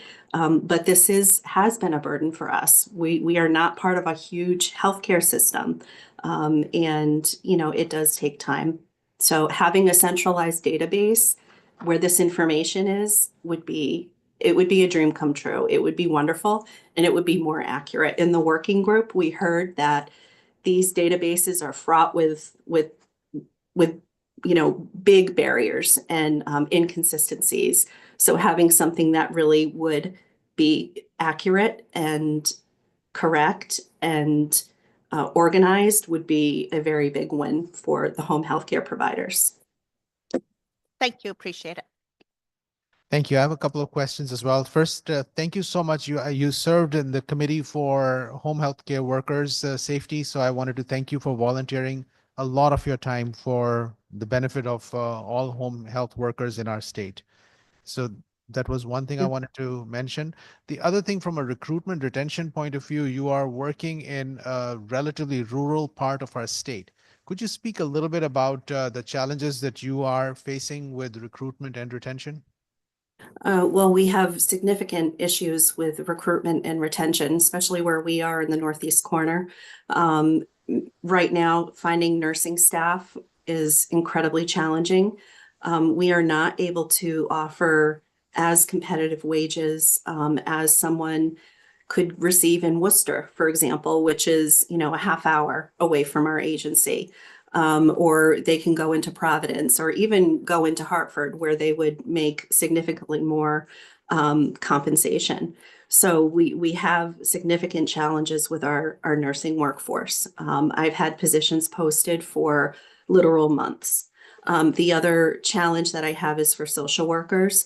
I've had a social work posting for, it's probably going on 2 years now, to find a licensed clinical social worker. And again, it's the same reasons. They're going over state lines to places that have the ability to offer better compensation. And a lot of that is tied to our Medicaid population. And, we don't receive the cost of the service that we provide simply, we don't get, the Medicaid reimbursement doesn't even come close to that expense. And we have to somehow get to a better place as a state where we can help retain our workforce that way. Our nurses and our social workers and all our healthcare providers need to be able to make wages that are livable here in the Northeast corner. And, I worry that we are going to be facing like a healthcare desert here in the Northeast corner. And I know that all of us here at Day Kimball feel this to our very core, and we're trying to do everything we can to keep our feet under us and keep, us serving the people that live here in the Northeast corner. Thank you for that.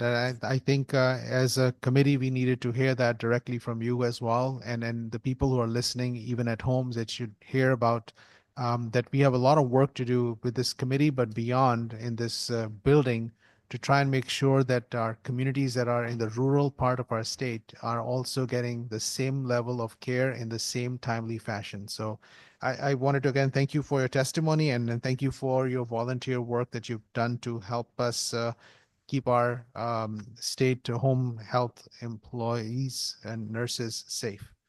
Thank you. We'll move to the next person on our list. That is Chris Pankratz. Welcome. Thank you for your patience with us this morning or now afternoon. Thank you. Good afternoon, chairpersons, ranking members, and members of the Public Health Committee. I'm Chris Pankratz, CEO and co-owner of Masters in Home Care. We're a Medicare certified, licensed, and skilled home health care agency. I'm also the chair of the Government Relations Committee for the Connecticut Association for Healthcare at Home. First, I strongly oppose Section 4 of Raise Bill 1450 and urge its removal, requiring home health agencies to verify and install smoke detectors is entirely outside our scope of practice. We provide medical care, not home inspections. Would we ask a visiting nurse to install a fire extinguisher? Of course not. Fire safety enforcement belongs with property owners, landlords, and local fire officials, not healthcare providers. This mandate would pull staff away from patient care and increase regulatory burdens at a time when our workforce shortages are already straining home health. Compliance would require hiring electricians or fire safety professionals, adding unnecessary costs, liability, and administrative burdens with no benefit to patient care. Regarding Raise Bill 1451, I support its intent, particularly Section 1D, which ensures referral sources provide critical safety-related information at intake. I also support Section 3A for expanding workplace safety reporting beyond just patient-related incidents. However, Section 2A2 requires clarification regarding the monthly safety assessments with direct care staff. Your legislative intent was clear. The assessments can occur via phone, email, or virtual meetings, but without explicit language, agencies may be forced into unnecessary in-person meetings, adding administrative burdens and making compliance more difficult. Simply updating the language to reflect this flexibility and your intent is critical to ensuring the law works for home-based care. These bills aim to support workforce retention and clarify existing legislation, but without smart revisions, they risk creating unnecessary barriers. So again, I urge this committee to remove Section 4 of Bill 1450 and update Section 2A2 of Bill 1451 to ensure flexible safety assessments. Thank you for your time, and I welcome any questions. Thank you so much for your testimony, Senator Marks. Thank you for testifying. So the smoke detectors. We're not asking the nurses to climb up on a ladder and put in smoke detectors, but I mean, they deserve a safe working environment. Anybody else working in any other area deserves to have a safe working environment. I needed an electrician to come to my house, and my dryer had to be a certain amount of feet away from the box where the electrical things are all, so that they wouldn't hurt themselves just getting to that box. And I had to I had to move the dryer, right? So don't you, I mean, I'm sure you feel that there needs to be a safe working environment for your homes. And if there was a dogs have to be put away, right? In your agency, I'm sure. So if you do have a smoke detector that's not working, what is at your agency, what happens right now? Thank you for that question. We also focus on education and compliance. So if there isn't an obvious working smoke detector, or I should say if there is one, it is noted and is part of the safety assessment and education back to the patient. And safety is paramount from your first, where you started off here. And that's exactly why we invest heavily in staff training, risk assessments, and emergency protocols. There's a couple of issues here, though, even with the comparison to the dog issue. The dog issue is a very real safety issue, and it happens to be a very prevalent one here in Connecticut with visiting nurses. And we do ask that the dog be put away and behind another closed door so that the staff is safe while they're performing their visits. The comparison, though, is a little unfair because the dog is an obvious and immediate safety threat to the staff. What if the smoke detector doesn't have a battery and it's not even chirping and you don't know? The issue with the legislation as it's drafted is it's very clear, and it does specify home healthcare agencies, which are the licensed and skilled agencies, or hospice, that we would be responsible for not only noting that there was not an operational smoke detector, but also responsible for ensuring basically that it now becomes our responsibility to have one installed. So I think that, the other aspect of this, if I may, is that we don't own or control where we're going to provide the services, right? So in inpatient institutions, they can control the facility because they may own or lease or operate that facility.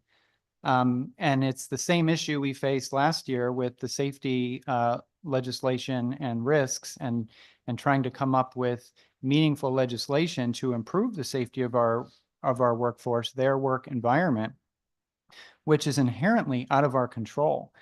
And I think that when we look at requiring a medical professional to inspect and install smoke detectors, which it sounds like that's not the intent for them to actually install, but if that's how it's drafted, this just isn't an effective or practical way to enhance safety. If we're really looking at prevention, I think we have to look at who should be accountable for that. Fire marshals, landlords, property owners, right? Tenants, not nurses. We're not the right place to enforce this policy. I entirely agree that safety fire safety should be something that we focus on. I think that putting it into a bill specifically aimed at workforce retention, it's misplaced, in my opinion. It's misplaced in this bill because it's not going to help us when we're already struggling to keep nurses in this field, as my colleague before me discussed regarding the funding issues and other practical realities of operating in the state. May I? So I would just push back that I think if nurses felt safer in the homes, that you might have a better chance with retention and recruitment. And I can tell you nurses don't feel safe. So absolutely. I mean, you're going this whole about, inspecting and installing entire smoke detector systems. That's certainly what I didn't ask the intent of the bill. And if we need to fix that language, we will. and I'm trying to raise a awareness that right now, if there is a non-functional smoke detector, you don't pick up the phone and, you might call the landlord and they're never going to come and fix it. But yet you still have your nurse or home health aide or therapist, social worker in that home without a working smoke detector. And I've been doing this for a really long time. And every time there was not a smoke detector, I would think, what if this house burnt down and here I am doing a safety assessment and I didn't do anything about this safety issue. I would actually feel so responsible that I heard this chirping smoke detector every single time I was there. And as well as you can be there for months and months and months, and that smoke detector is still chirping. And then it happened, right? It happened. And which I guess Ms. Joyce Grayson died, right? We all knew it could happen. We all thought about it all the time, and it happened. And OSHA didn't even know that Otto Morulane died because that agency didn't call and report his death at work. He wasn't being an angel going to that house and caring for the patient. He was doing a job so that he could support himself and his family. And it was not reported to OSHA. So just think, in the Eastern Connecticut, 2 home care workers have died within months of each other. And we don't even know that there haven't been other homes where there hasn't been a 24/7 home care worker who hasn't died because of a non-working smoke detector. When you start paying attention to how many fires there are out there, there's a lot of fires in our communities, and the fire marshals will agree with us. So, I mean, do you agree that maybe there needs to be more communication between home care agencies and fire marshals? Back in the old days, we were all part of the public health department that was part of the municipality, and the president of the home care agency would, go to the staff meetings with the community, and everybody knew what was happening. And unfortunately, with the way healthcare systems are going, we don't have that anymore. There's very little communication between the home care agency and the homeless shelter and all of the other not-for-profits, which is sad. And it makes me sad is actually the only word I can use. So, I mean, don't you feel something needs to be done to protect our patients and our staff if there is not a working smoke detector? Absolutely. There's no doubt that, again, safety should be paramount for all agencies. I think it's, finding the practical solution, which we would totally be behind. I just think that as it's drafted, it's not practical for an agency, because I agree, there should be a streamlined way for the departments who could actually and properly, per code and license and everything else and liability, correct the issue if we were to discover it. I think, looking at these ways to improve fire safety and maybe public awareness, maybe more coordination with local fire departments who are happy to do this. The state also offers, we could look at funding. Funding is another aspect of this that we haven't really talked about, but how will this be funded? Maybe there's a mechanism for doing that for at-risk homes. And maybe similar to the weatherization program, help winterize or weatherize a home. Maybe there's a method through that avenue as well. I think we just need to find a practical solution that doesn't rely on the nurse or therapist to be involved with determining if it's operational or not, and if it's not, if having to replace it and install an operational smoke detector. Thank you so much. I appreciate all my committee members for indulging me on my smoke detector. I'm a little obsessed with it, and I promise I won't ask any more smoke detector questions. Actually, this is the time when we change the time with the spring clock. That's the time that fire marshals say that this is the time you change the batteries. So perhaps that's an opportunity for people to do that as they listen to us. Can I ask you, do you have a hospice agency as a part of your home health group? I do not. Okay, all right. But my question was for hospice, but I wanted to thank you for your testimony today. Thank you for your time. Of course, seeing no other questions or comments, we move to Heather Broth. You're online. Welcome. Hi there. Can everyone hear me? Yes. Okay, great. Good afternoon, Senator Anwar, Representative McCarthy Vahey, Senator Summers, Representative Claritas DiTria, and members of the Public Health Committee.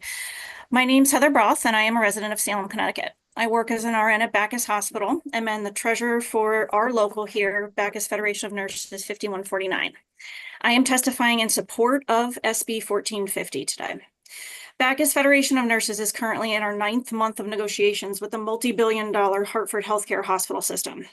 Our nurses have gone over a year without any cost of living increase or increase in wages to speak of. We are aggressively seeking a rectification to our outdated wage scale, of which our bargaining team has done hours and hours of market research to develop in order to make our hospital marketable and current in terms of appropriate hourly wages for our members. We were told by our employer during negotiations at the bargaining table that retaining nurses isn't that important to them because older, more tenured nurses aren't marketable. Our employer also has decided to attempt to redefine market value and tell us that the only version of market value is what they believe the nurses' market value to be within their own hospital system. This is the first time in my 13 years as a nurse that we're seeing nurses need to take per diem or part-time jobs in addition to their full-time positions to supplement their income so that they can continue to provide for their families. The average student loan debt in Connecticut for a nurse graduating is around $40,000. And from what I've looked at, that seems to be the lower end of the scale. It's anywhere from $40,000 to $60,000 here in Connecticut. I personally, as a frame of reference, pay $581 a month for my student loan repayments. That's more than my car payment. That equates on average to about 10% of my annual take-home pay. Creating a fund that would provide some level of assistance to the hardworking and dedicated health professionals in this state could be life-changing and life-altering. Our hospital in particular has experienced a 70% turnover in our nursing staff over the last 4 years. Yeah, 70%. That means our hospital has a 30% retention rate. By all standards, that is failing at retaining nurses. Providing financial assistance to these workers struggling to stay here in Connecticut could provide a lifeline in the storm of inflation that we're currently weathering. Please consider continuing to move this legislation forward as it could and will be life-changing for many of the constituents of this great state who are struggling to stay here. Thank you for your time, and I'd be happy to answer any questions that you may have. Thank you so much for your testimony and for this committee that has been working to try and recruit nurses and nursing staff and other healthcare workers. It's very painful when we hear how they're treated by some entities. That makes it very difficult for us. Did you say that in your hospital, the retention is just 30% and 70% are just leaving? Yeah, so I, as the treasurer, receive our biweekly staffing lists, the entire list of our 400 and some odd nurses that are here on staff. And as we're in negotiations right now, I went back through the list just out of curiosity to see how many of the nurses are here now that were here during our previous negotiations in 2020. And it was right around 29 and change percent. So just under 30% of our staff has stayed here over the last 5 years, which is pretty atrocious.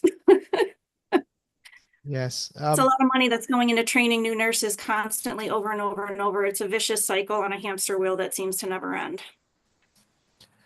Well, again, I'm worried about the patient care, and perhaps offline we should have a conversation with Office of Health Strategies and others to see how can we provide safe care if you do not have the right amount of nursing staff I mean, you're the lifeline for a healthcare system. So thank you for bringing that up to us, and thank you for your support for the bill. Thank you so much. Thank you. Seeing no other questions or comments, we'll move to the next person on our list, which is Marcy Russo. Welcome, Ms. Russo. Good to see you again. Good to see you. Hi, Senator Anwar, Representative McCarthy Vahey, Representative Claritas DiTria, Senator Summers, and all the members of the Public Health Committee. Thank you for having me today. Greatly appreciate the time that you give to us as speakers. You'll find my written testimony on House Bill 7157, which is an act concerning various revisions to the public health statutes. I'm presently the chair of the legislative committee for the Connecticut Psychological Association, and I'm also a practicing licensed psychologist in Connecticut. I write in strong support. I represent CPA, and I write in strong support of House Bill 7153. Obviously, patient confidentiality and privacy of both person and record is of paramount importance to the practice of behavioral health in Connecticut. And us as psychologists, we uphold such high standards as a cornerstone of our practices and patient interactions in terms of privacy and confidentiality. Just to give you a little bit of history, our confidentiality statutes that govern the practice of psychology were written many, many decades ago, and they were written with specific intent. And over the years, we did not foresee some of the inevitable changes in both state and federal laws that have happened since then. As we assisted in various ways in the planning here in Connecticut for our Information Health Exchange, better known as CONI, we recognized several differences that we felt we needed to address within our Connecticut state statutes.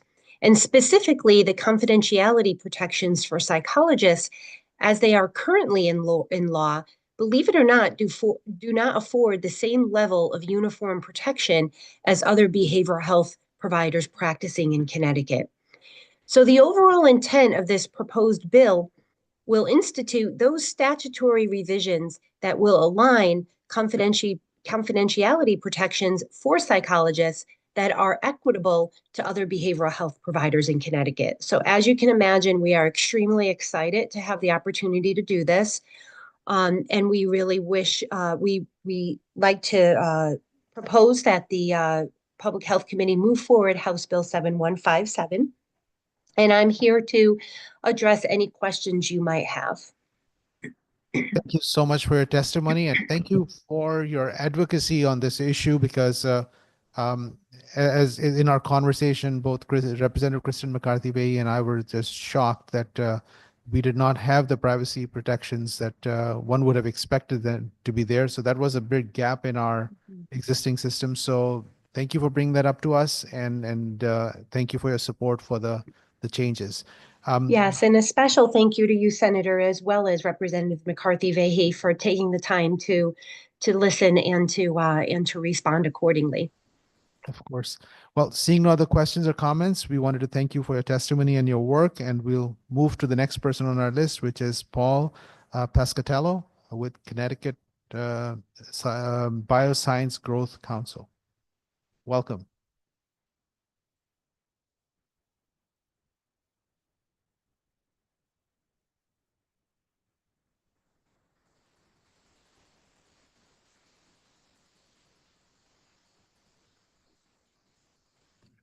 Press the button at the front.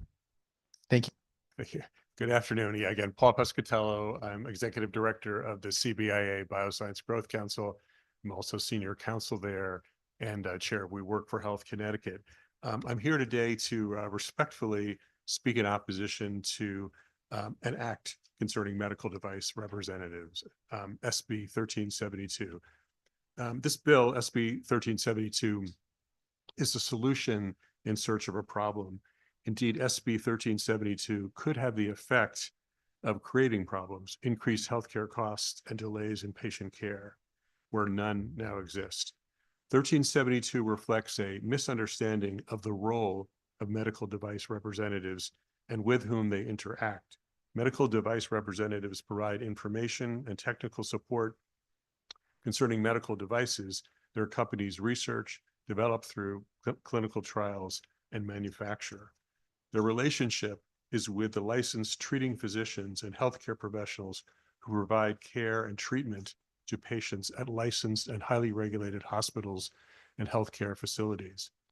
Medical device representatives provide critical information about how devices are sized, positioned, set, calibrated, and initiated and disabled. Medical devices representatives are not involved in patient care. They do not provide care to or otherwise treat patients. As noted, the healthcare facilities and treating professionals are licensed already and are highly regulated, with policies, procedures, and credentialing standards developed and in place to ensure compliance with the laws and professional standards under which they operate. The devices are the product of years of research and development and an FDA approval process designed to ensure safety and efficacy. Today, surgical techniques and devices evolve at a rapid pace. Medical device representatives play a critical role in educating and providing up-to-the-minute information and support about how the latest technology is used safely and effectively. If device representatives' experience, presence, and conveyance of information is delayed because of redundant or unnecessary credentialing, surgeons and healthcare professionals will be denied real-time access to device representatives' knowledge, experience, and expertise, and patient care will suffer. Finally, I would just like to note that Connecticut is wisely working to reduce the number of licenses, certifications, permits, and registrations, and fees related thereto, applicable to an array of professions and trades. Connecticut is higher than the national average for fees, and according to a study by Advanced CT, licensing costs Connecticut approximately 48,000 full-time jobs and shrinks the Connecticut economy by $400 million. SB 1372 should be set aside for many reasons, not the least of which is that it would be antithetical to this initiative to reduce licenses, certifications, permits, and registrations. Thank you so much for your time. I'd be happy to answer any questions. Thank you so much for your testimony. Appreciate it. I wanted to clarify. So the individuals who are working with these devices, they are expert on those devices because the company is going to train them, right? Correct. So that's easy. And but how do they function and interact with the hospital and the operating room? Should the operating room be part of the picture? How is that training done? Is it universal? Is there because every device manufacturer is an expert on one component, they're not necessarily the expert on the interface with the hospital. Right. So it's my understanding that, so that a medical device representative can't just walk into an operating room or into a hospital. Each hospital, each facility has its own procedures and some form of certification, some form of training that's required before the medical device rep can do his or her work. The perception is that everybody's doing their own thing. So there's no uniformity around it. And that's part of the challenge that was brought to us was that there are 30 plus hospitals in the state. And if you were to say and then look at their policies about this aspect, you will probably see 25 different ones. And they may not necessarily be acceptable from one place to the next. And that's where the gap is being suspected, that you have individual who's an expert on the device. The idea is not to make you an expert on the device that you're already making and you're part of that entity, but the interface is an area where there's a risk of some kind because you're dealing with vulnerable situations, operating rooms, and if you hear about this situation that people are putting some of these devices in the back of their pickup trucks and driving over and then handing them out in the operating room to somebody. So that's where the risk is. Did you understand that from that perspective? Is your opposition still there, knowing that that may be the area of concern? I mean, I'm aware that there are what I would describe as many urban legends about, what you just mentioned, a medical device coming out of a trunk of a car into an operating room. I'm not aware of any documented proof of that happening and that the procedures already in place, that they do not work. I think they work very well. So, I mean, I think there are a variety of procedures which are in some sense custom made to the facility, which in a lot of ways makes a lot of sense. Good. Okay. Thank you so much for your testimony. Appreciate you being here. Next is Paul Kidwell. Welcome. Thank you for being here.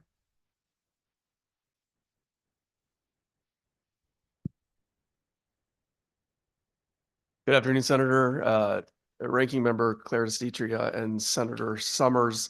My name is Paul Kidwell. I represent the Connecticut Hospital Association. You welcome my colleague Brian Knoyer earlier, and you'll welcome my other colleague Karen Buckley later. But wanted to take the committee's time on two pieces of legislation before you today.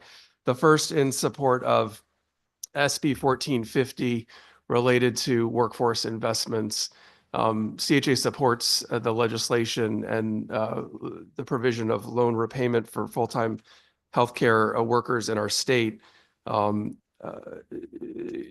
Certainly, hospitals are concerned about growing and retaining a healthcare workforce in our state. As was mentioned earlier today, many of those individuals finish schooling with substantial levels of debt for their education. I'm sure the Senator Anwar appreciates that. And loan repayment does help not only with those bills that come in every month, but also to help support all the other expenses that an individual is managing throughout the month. And so we support that effort. The other bill I wanted to spend time on today, and we must respectfully oppose, is SB 1452 related to physician affiliations. In our view, the bill addresses activities that are the fundamental responsibility of hospital leadership. The hospital leadership has an obligation to ensure that the hospital operates in a manner that best fulfills its mission to the community and provides for the best quality and patient safety. Oversight already exists in this manner. Hospitals are overseen by the Joint Commission, CMS, and also their own institutional boards. In our view, it's best to allow those with the whole view of the hospital's operation to make decisions related to how to staff and operate the hospital. We certainly acknowledge that those decisions can be disruptive and are occasionally and often implemented without full unanimity by those that those decisions will affect. Certainly, we support efforts to ensure that those decisions are made with minimal disruption, certainly to patient care and also to the individual workers that are affected by those decisions. We are, in closing, concerned that the bill creates another CON type process that will impede operational decisions by the hospital, affecting the quality of care delivered at our organizations. Again, I appreciate the time today to discuss these two matters with you and happy to take any questions. Thank you so much. Thank you, Paul, for your testimony. And you know why the bill is written. The bill has the reason why it's written on everywhere in it. It's no secret that what Trinity did recently. One morning, they sent an email to everyone and saying the people who have been working there for 15 years, 120 some physicians, and saying that you join this for-profit entity or you're no longer going to work here. And that's outright abuse and wrongful action. We have to have mechanisms to. What happens is that there are individuals who are managing healthcare systems from outside of the state of Connecticut, and nothing good has come out of it. So, and I recognize as a CHA, you have to say what you have to say because you're looking at the greater good of every hospital. But there are some who have not been working in a manner that is appropriate from the state of Connecticut's values perspective, as I would put it. Yeah. So that's where the issue is. That the other thing is that every single hospital managing physician whose contract says that they should be seeing 18 patients, they're made for the whole year, they're being seeing 26 patients. So I don't want my family in that hospital to be treated that way. I don't want my family members who are physicians to be able to see patients in that manner because they will miss something. When you have an employer who has complete disregard for the well-being of the patients and the physicians, then we have to see bills like this and much more if I had my way. So I appreciate the situation in which you're referring to, and I think respectively related to your concern around out-of-state organizations having an impact on patient care here in Connecticut. I think fundamentally the leadership of the hospital is responsible for the quality of care delivered by providers in the hospital and the quality and the safety of those patients. That's their fundamental responsibility and obligation. To the sort of legislative cure for the, I think, concern you've raised, and happy to talk about the specifics, but under the bill, a hospital wouldn't be able to make a change to its staffing model without first providing OHS with an application 180 days prior to when they wanted to make that change. And then OHS would have another 180 days to make the change. So you could have a year where a hospital effectively has lost control of its ability to manage how they're delivering patient care. We think, again, those decisions are fundamentally at the responsibility of the hospital and its leadership. And again, to your point related to quality of care and patient safety, there are already mechanisms and oversight with the Joint Commission, CMS, and survey and certification that fundamentally are created to meet those patient safety and quality goals.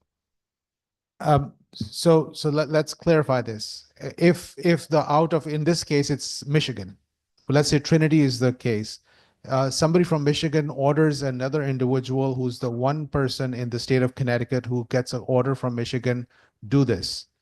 And everybody else in the hospital administration and the medical staff, medical executive committee, everyone says, oh, this is not a good idea. This is not how we treat patients.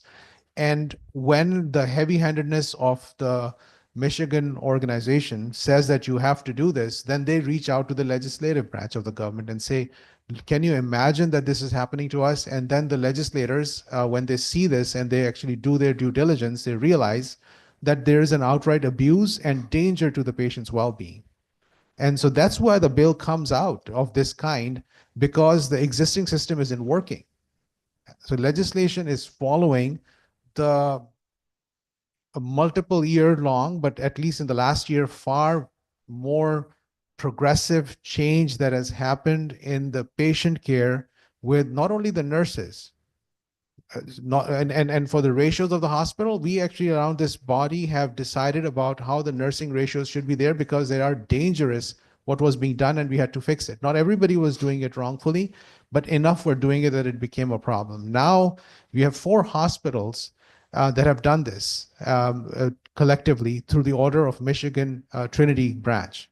Now, with that in perspective, we as a body have a responsibility to address this. We cannot look the other way when our citizens, the most vulnerable in the state of Connecticut, based on the health physician shortage area, based on the medically underserved population, based on the medically underserved clinicians that are in this area, you actually look at those data from the federal government.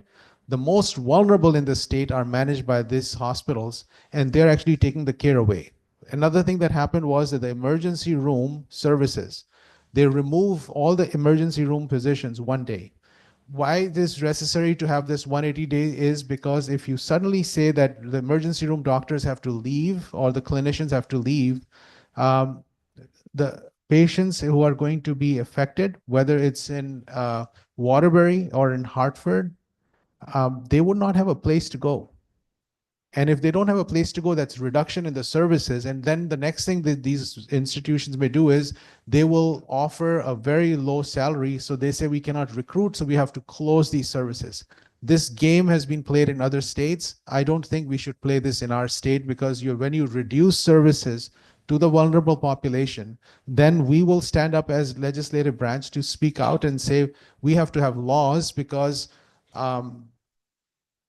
the mechanism of how hospitals are operating, at least one hospital group is and actually 2, because if you look at what Prospect has done, again, managed from out of state, we are seeing a pattern which is dangerous for our citizens. So that's why we have to have these bills.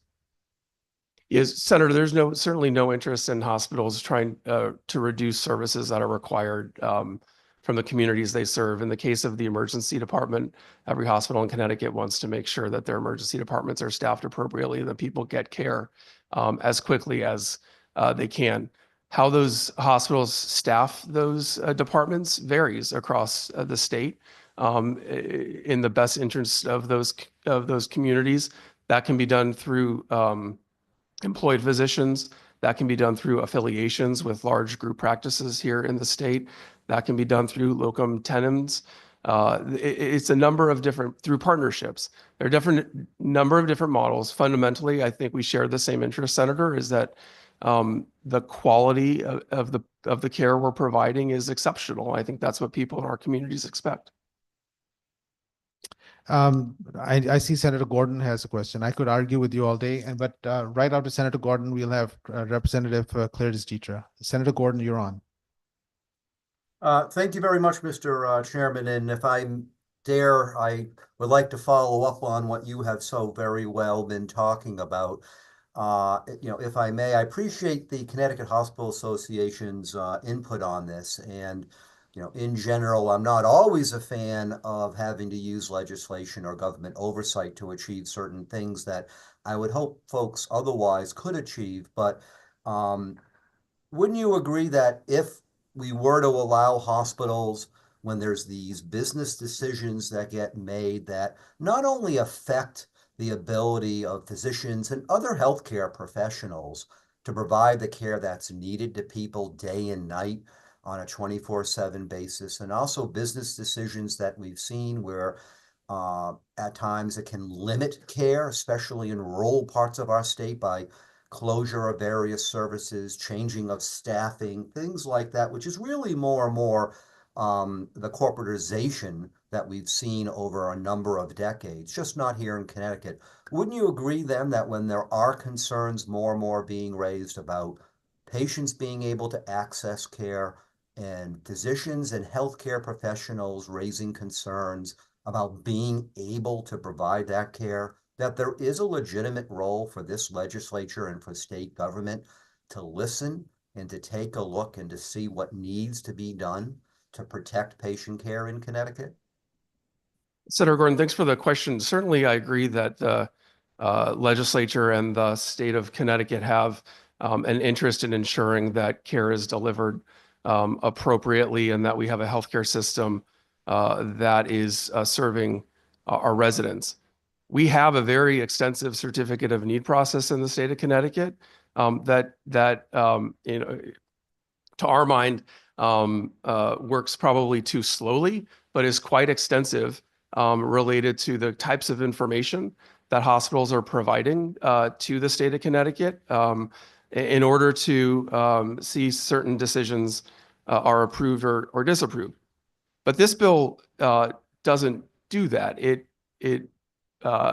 inserts, in our view, the state of Connecticut into the day-to-day operations of the hospital.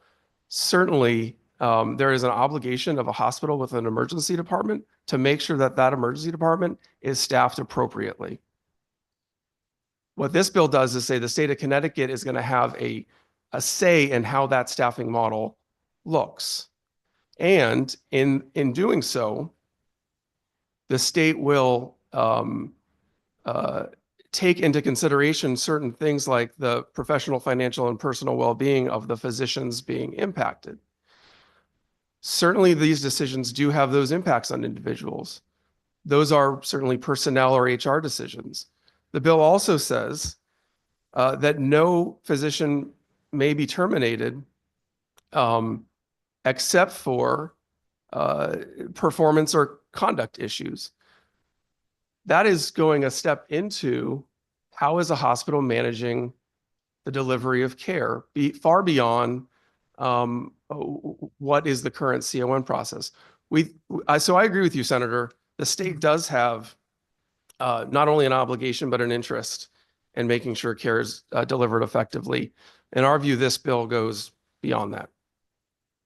And thank you for the testimony. I will say I agree with you. Certificate of need process is broken and needs quite a bit of reform. And That's a whole separate thing that's being looked into and dealt with by the Public Health Committee. Mr. Chairman, I do appreciate you bringing up this this concern and this item. I do share in the concern. I think certainly one can see what to do with different stakeholders, including the legislature's responsibility with regards to making certain that people are getting the care they need, when they need it, where they need it, but also the doctors and the healthcare professionals providing that care, given what we've seen go on and unfortunately continue to go on in various hospital systems. So I look forward to seeing what more we can do relative to this bill and addressing all the different concerns that have been raised. But I believe that a lot of the fundamental concerns that really are driving what needs to be looked at do remain and should be looked into, and I look forward to seeing what we can do in that regard. Thank you, Mr. Chairman. Thank you so much, Representative Claire Teacher. Thank you, Mr. Chair. Thank you for being here today. Thank you for your testimony. I'd like some clarification, I guess your opinion on a little bit of this bill. So as it's written, once a physician hits that 18 patients during that 12-hour shift, then that triggers the extra pay. But does it do anything with the patients in the 12-hour shift? In our read, and thank you for the question. In our read, it was just manage the individual physician's compensation and would not impact the patient. Okay. All right. So I'm concerned. I have my issues with this bill, and I understand that you do as well. But it seems to be focusing on physician compensation and not necessarily patient safety. Because if that's the issue, that we're having too many patients per physician, that seems to be a separate issue. So I have concern with that part of the bill, but then as far as you know, do any other states do this? I'm not aware of other states, but I'm not aware. Okay, thank you. Thank you for your answers, and I'll continue to look into this a little bit deeper. Thank you, Mr. Chair. Representative Kristen McCarthy-Vahey. Thank you, Mr. Chair. Paul, thank you for being here. I listened in to the beginning of testimony. I'm glad to be able to be here, back here with you, and grateful you're here with us. Thank you. I'm going to go back to the first part of your testimony related to the student loan piece and just reflect and ask for your thoughts beyond this bill. There are a number of different student loan reimbursement programs and bills advancing even in different committees in the legislature. And I know we've had some studies and conversation, and we have broad student loan reimbursement conversation. We have targeted, I believe, for nurses in higher education. I know the Appropriations Committee seeks to do some studying of this issue. And I bring this up here because even within our own committee, we had a number of task forces and working groups last year to look specifically, as you and I served together, at shortage areas. And I'm speaking in particular to our respiratory therapists, our rad techs, radiologic techs, and our nuclear medicine folks. So I wondered if you could speak to the shortage areas. You know, if you were waving your magic wand and writing the bill for us, what are the areas that you think are most in need in terms of that recruitment and retention for this effort? And I appreciate the question. It's like choosing your favorite child, which as a father of two daughters, I would never do. I think number one, nursing. Nursing is the backbone of certainly the inpatient experience at our hospitals. The level of expertise that we require of our nurses is vast, and the hospital certainly would not run without them. No offense to our physician colleagues and or other disciplines, but I think an individual patient's experience often begins and ends with the nursing care they receive. And and we need such a broad set of skills from our nursing colleagues in order to provide good patient care. And certainly loan repayment is one part of the piece in how we attract people into our profession. And I think transparently in healthcare,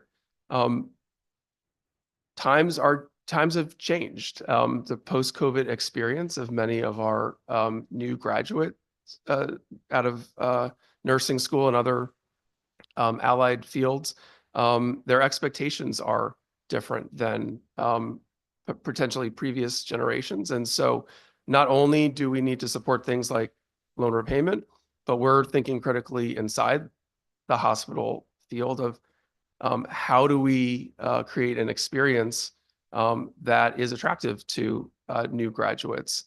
How do we, given that there are more opportunities for individuals in remote work and telehealth, how do we make the inpatient hospital experience where you have to be, we need someone there, more attractive for individuals who are balancing very busy and chaotic lives? And so I think nursing, now I've sort of departed from your question, Representative, but I think nursing certainly is extremely important. And then I think, as you said, the task force are very helpful because it allows us to look at the data where we might be falling short in some of the allied fields. And and so certainly as we served on rad tech and nuclear medicine, respiratory therapy, extremely important. The other thing that we're considering is what is the support going to be like going forward from the federal government for some of these programs? And in many cases, those programs are targeted to certain areas. And so will that support remain into the future? And I think that needs to be part of our calculus going forward.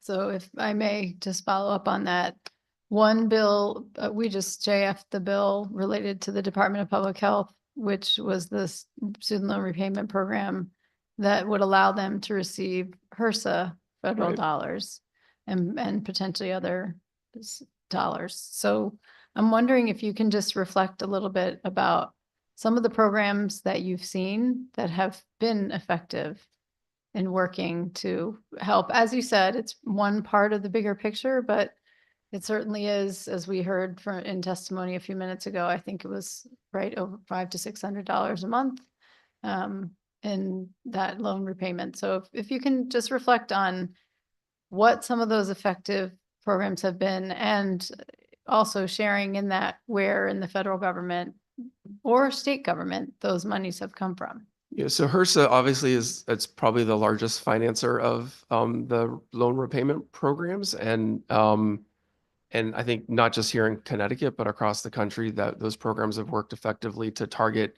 investments in areas of particular need. I think we're right to be cautious and or very mindful of whether those dollars will remain available into the future. So then sort of what does that leave us? And so certainly from the employer perspective, evaluating our portfolio of support for our patients and our employees, and what that support might need to be into the future, and what our capacity is to provide it. And then looking within the state budget and the mechanisms there, what is the capacity to provide any targeted relief for certain disciplines?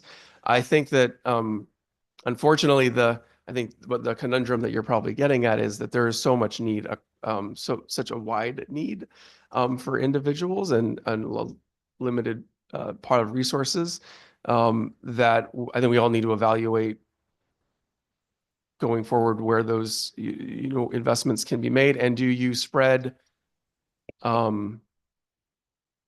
finite amount of resources across a larger portion of people, or do you try to focus in on a certain portion of people with greater resources? I don't know if there's a perfect answer to that. And it may be institution by institution. What do we sort of need in certain pockets of the state versus others? It's a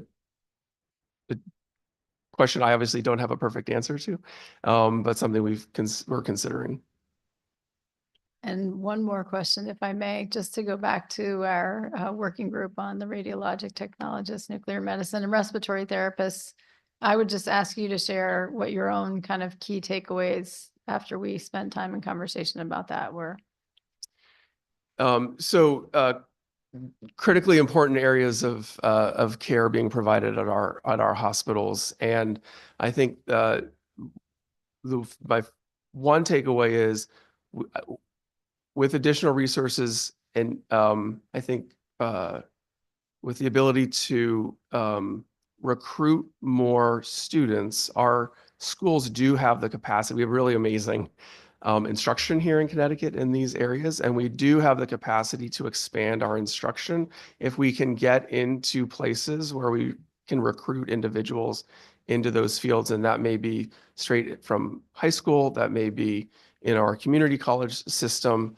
And then my second takeaway is part of the recruitment into those fields for those individuals who might want to explore additional opportunities in healthcare is a good way for folks to get into healthcare delivery and then understand what all opportunities may be available in the field. But I think my number one takeaway is we can create the capacity to train more people. We have to recruit those students into the classrooms. Thank you. I appreciate that. So working together with our educators and those who are working with students in high school. I'm looking at Rep. Higgins right now. He doesn't see me. But yes, thank you. Thank you for serving on that task force as well. We appreciated that. Thank you, Mr. Chair. Thank you. So Paul, I heard you correctly that you guys are in favor of 1450. Correct. Which is about retaining healthcare workforce, recruiting and retaining. So if your member organization, for example, we just heard from one of the person who spoke, Heather Broth, who mentioned that Bacchus Hospital, only 29% of the nurses could be retained and 71% just left over time, like a short time. And then that's one issue. Then APRNs in the emergency department for the Trinity, every single one who actually was working there, their contracts aren't being renewed, including the ones who had loan forgiveness program that they were part of. And the state of Connecticut was helping them, and the federal government was helping them for retaining them here in the state of Connecticut. But one of your members did not renew, then gave them a short notice, and then they're going to be without jobs. And then that's all of the APRNs that are there in the emergency department. And the 120 some physicians were also we are trying to make policies, but we can't keep up with your members because they are not treating our healthcare workers in a manner that they would want to be recruited and retained in the state of Connecticut.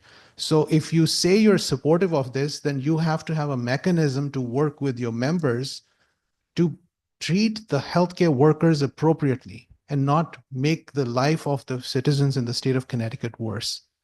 How can you help us with that? Yeah, so respectfully, Senator, I don't think we make the lives of people worse. We're the largest collective employer in the state, over 100,000 employees, and our economic value to the state reaches double that in employment. So I think we make the lives of not only our workers, but certainly our patients better. However, as you noted, we always have work to do related to retention. Absolutely. I think every employer in the state wants to ensure that their employees feel valued and that the work that they do is important. And do employers get that right every time? Absolutely not. Do they strive to improve? I think absolutely. So we know we need to train and recruit the current and new workforce in healthcare. And certainly, as I noted earlier, Staffing models will change. I absolutely acknowledge that sometimes those have impacts on an individual's lives. Absolutely. Should those impacts be minimized? Absolutely too. Certainly, and if you're having loan repayment and that goes away from your monthly income, that's an impact on your family. I acknowledge that.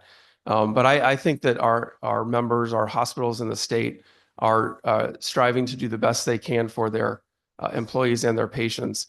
And that's a process of continual improvement.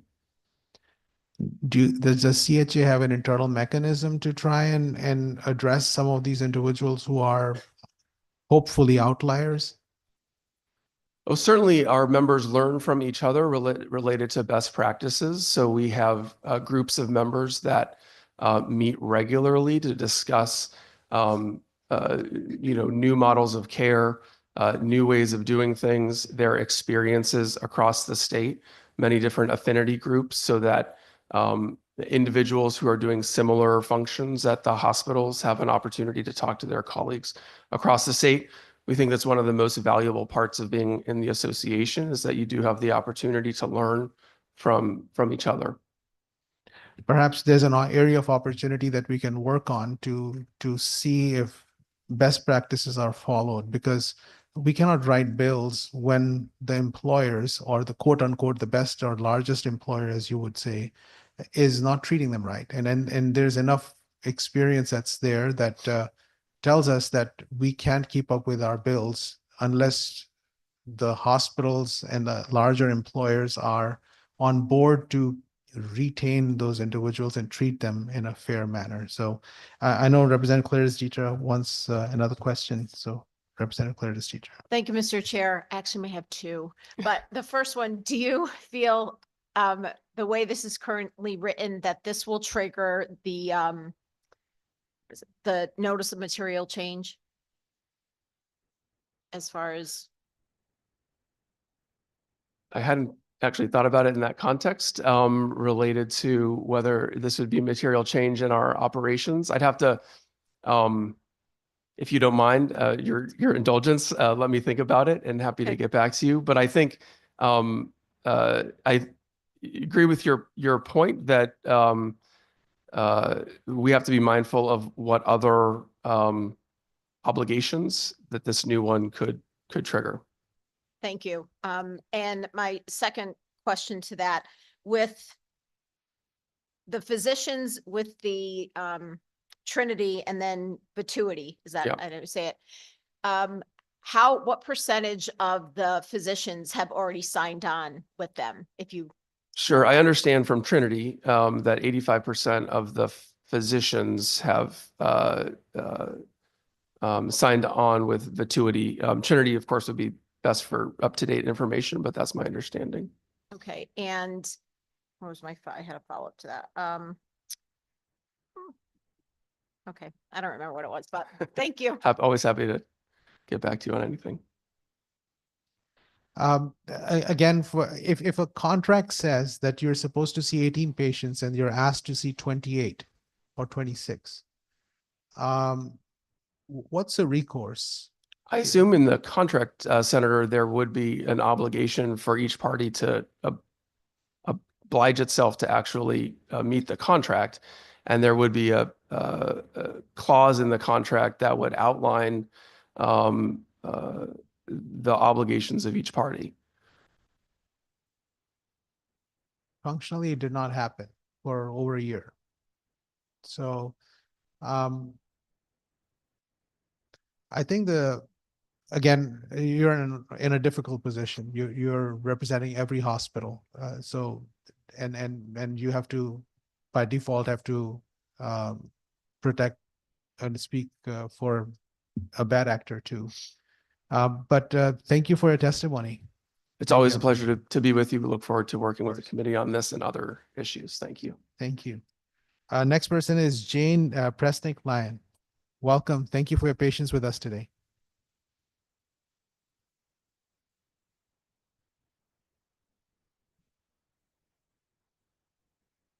Ladies and gentlemen, I am here today to testify in support of House Bill 7157, specifically Section 4, which incorporates Senate Bill 765. Section 4 prohibits a healthcare provider from requiring, which is the key word, a credit card or other electronic payment method to be kept on file in order to receive health care. I recently went to my annual eye exam, and when I arrived, I was told that I would have to leave my credit card on file. I told the office staff that I was not comfortable giving them access to my credit card on a 24/7 basis. They responded that I would no longer be allowed to make an appointment with the practice if I did not comply. I felt coerced to choose between risking my financial security or risking my vision. Now, to those who say just change providers, let me say this. I have rather complicated eye issues. I see my regular ophthalmologist, a retina specialist, and an eye muscle specialist, which I didn't even know was a thing until I needed one. I have been told that cataract surgery is in my near future. Finding another practice with all three and eventually 4 specialists would be challenging. Rescheduling all of my eye appointments would almost certainly delay care for several weeks, if not months. I spoke to my physician after my exam that day. I reminded him that I had been his patient for over 10 years and had never missed an appointment and never had an unpaid bill. On the contrary, his office had double charged me for copays 3 times. He said there was nothing he could do. In the same way that copays used to be paid after care was received, virtually all medical appointments now require the copay to be paid before being seen. I fear that this credit card on file practice will spread like wildfire, and soon no one will be able to receive health care without subjecting themselves to financial risk. Whatever happened to the Hippocratic Oath? Most medical schools have their graduates recite it at their graduation from medical school. Most people recognize its most famous line, first, do no harm. It does not say, first, make sure your patient's credit card is on file. Now, it seems odd to me that our society's most highly educated practitioners, for whom probably 50% or more of their clients have health insurance to guarantee at least some payment, aren't able to run a business without keeping their clients' credit cards on file. Yet my plumber and electrician, who presumably don't have doctorates in their fields and no insurance companies to bill directly, manage to do so. While many people today may be comfortable with leaving access to their credit card on file, I am not. I certainly do not believe a person should be required to do so in order to receive health care. It is simply too important. As a retired nurse with a 43-year career, I am appalled at this reprehensible practice, especially for healthcare. I would hope that all of you are appalled as well, and I urge you to vote to pass HB 7157, Section 4. Thank you for your time and consideration. A special thank you to Senator Martin for sponsoring this bill. Thank you so much for your testimony. Appreciate you coming here. And when you physically come here and speak, it means so much more because we had heard about this and then we just were shocked that this practice is there. We actually did some background assessment and unfortunately there are some people who do this. Yes. And this is unacceptable. That's how we felt and that's why we put this into the bill and hopefully that'll become a law because like you said, you should not be held hostage because you are going through health problem to actually have to give a blank check, if you will, to somebody who, in your case, was not even doing it fairly. So yes, thank you. Thank you. And if you could indulge me, I mean, there other businesses are starting to do it too. And I had one business who does outside work for me, and they came twice. I didn't even know they had come to my yard. I just noticed on my credit card bill and I called them and I said, I never authorized you guys to come for this service. And they said, well, we did do the work. You should at least pay us half. And it's like, how many, people are just going to pay them to, cause maybe they're not as bold as I am. And then am I allowed to make a comment about the smoke detector issue or did I miss my opportunity? I didn't know what the protocols are for that. You're a retired nurse. Tell me what you think about the smoke detector issue. Well, I'm concerned about liability, number one, because you're not an expert in smoke detectors. So, I mean, it could come back on, the liability of a nurse or, nursing aide that could be held liable for not noticing that something was wrong. But they do have travel smoke alarms for vacations out of country, or few moms I know put them in their kids' backpack when they have sleepovers because they don't know what the house that they're going to. And perhaps to meet both needs of protecting the caregiver, safety, they can have portable smoke alarms that they carry in their work bags, and they would have them with them on premises, but they wouldn't be responsible for the individual home. That's, you know, up to the individual homeowner or renter or whatever. And they're less than $20 on Amazon. I checked while I was here. So anyway, but I thank you for your time. Thank you. We have another question from Representative Zupkus. Thank you. Really a comment, but so you did go to an eye doctor and they said they would not take care of you if you didn't leave your credit card? So my regular ophthalmologist, it was that appointment, and they said, well, we'll see you today, but we will not allow you to schedule any future appointments. And I had the retina specialist and the eye muscle specialist still to see. And so I felt I have no choice. You know, and like, right. You know, Terrible. Terrible. It's yes. terrible. First of all, when you give them your credit card, they have it. So they already have it, but I think that is you know, horrible. Stop and Shop already has it too every time I swipe, but they don't keep it on file and just start adding things. And, you know, I had an adult son who went for treatment, and they misentered his insurance card number by 1 digit. It was off, and he kept getting bills and bills, and he kept calling. He said, my insurance company tells me I'm covered. And they ended up sending him to collection. And then I said, do I have your permission to go and speak on your behalf? He said, because I'm a healthcare professional, and, you know, he's an adult, but you can talk the lingo. And it turned out they had the wrong ID number in, and that's what the whole problem was. Well, what if they had billed that whole entire amount onto his credit card, put him over his limit, then his credit card would have been rejected. And it's, well, you have to fight it. You have to fight you it, have to but- pay attention, and some people are not able to do that for whatever reasons. Right, But, and- I just think that eventually, I think I might find a different eye doctor if they ever told me that. I know you love them and they take care, but I think that's horrible. well, I did mention in here, a lot of people would just say, find a new one, but when you have, Right. you know, 3 and soon to be 4 specialists working on you, Yeah. it's tough to find a practice that has all 4 of those specialties, Yeah. you know, and to start all over again. It's It- difficult. I do understand, but it's wrong. Thank you. Thank you. Thank you for your time. Representative Claris Dietrich. Thank you, Mr. Chair. Thank you for your testimony here today. I think it's important for people to hear that, and as our chair mentioned, to hear personal experiences with this. I know me personally, I only use PayPal when I'm online because they're the one that guarantees, you know, as much as they can, your safety as far as credit cards. And we hear every day who's getting data breach here, data breach there. Exactly. So that's another reason, just for that in and of itself, why I don't want my credit card on file. And hopefully with maybe some help from this committee, we can find you another doctor. Thank you, Great. Mr. Chair. Thank you so much. Thank you. Oh, Representative D'Amico. Thank you, Mr. Chair. So thank you for coming in and testifying. Since section 4 of this bill is the one that you focused on, I'm just gonna just read for some testimony from the Connecticut State Medical Society. They say that section 4 fundamentally misses the mark by focusing on physician billing practices instead of addressing the real problem: the design and proliferation of high deductible health plans. These plans shift thousands of dollars in costs onto patients, leaving physicians responsible for collecting payments that patients often didn't even know that they owed. Physicians are not trained bill collectors, nor should they be. Would you care to comment on that?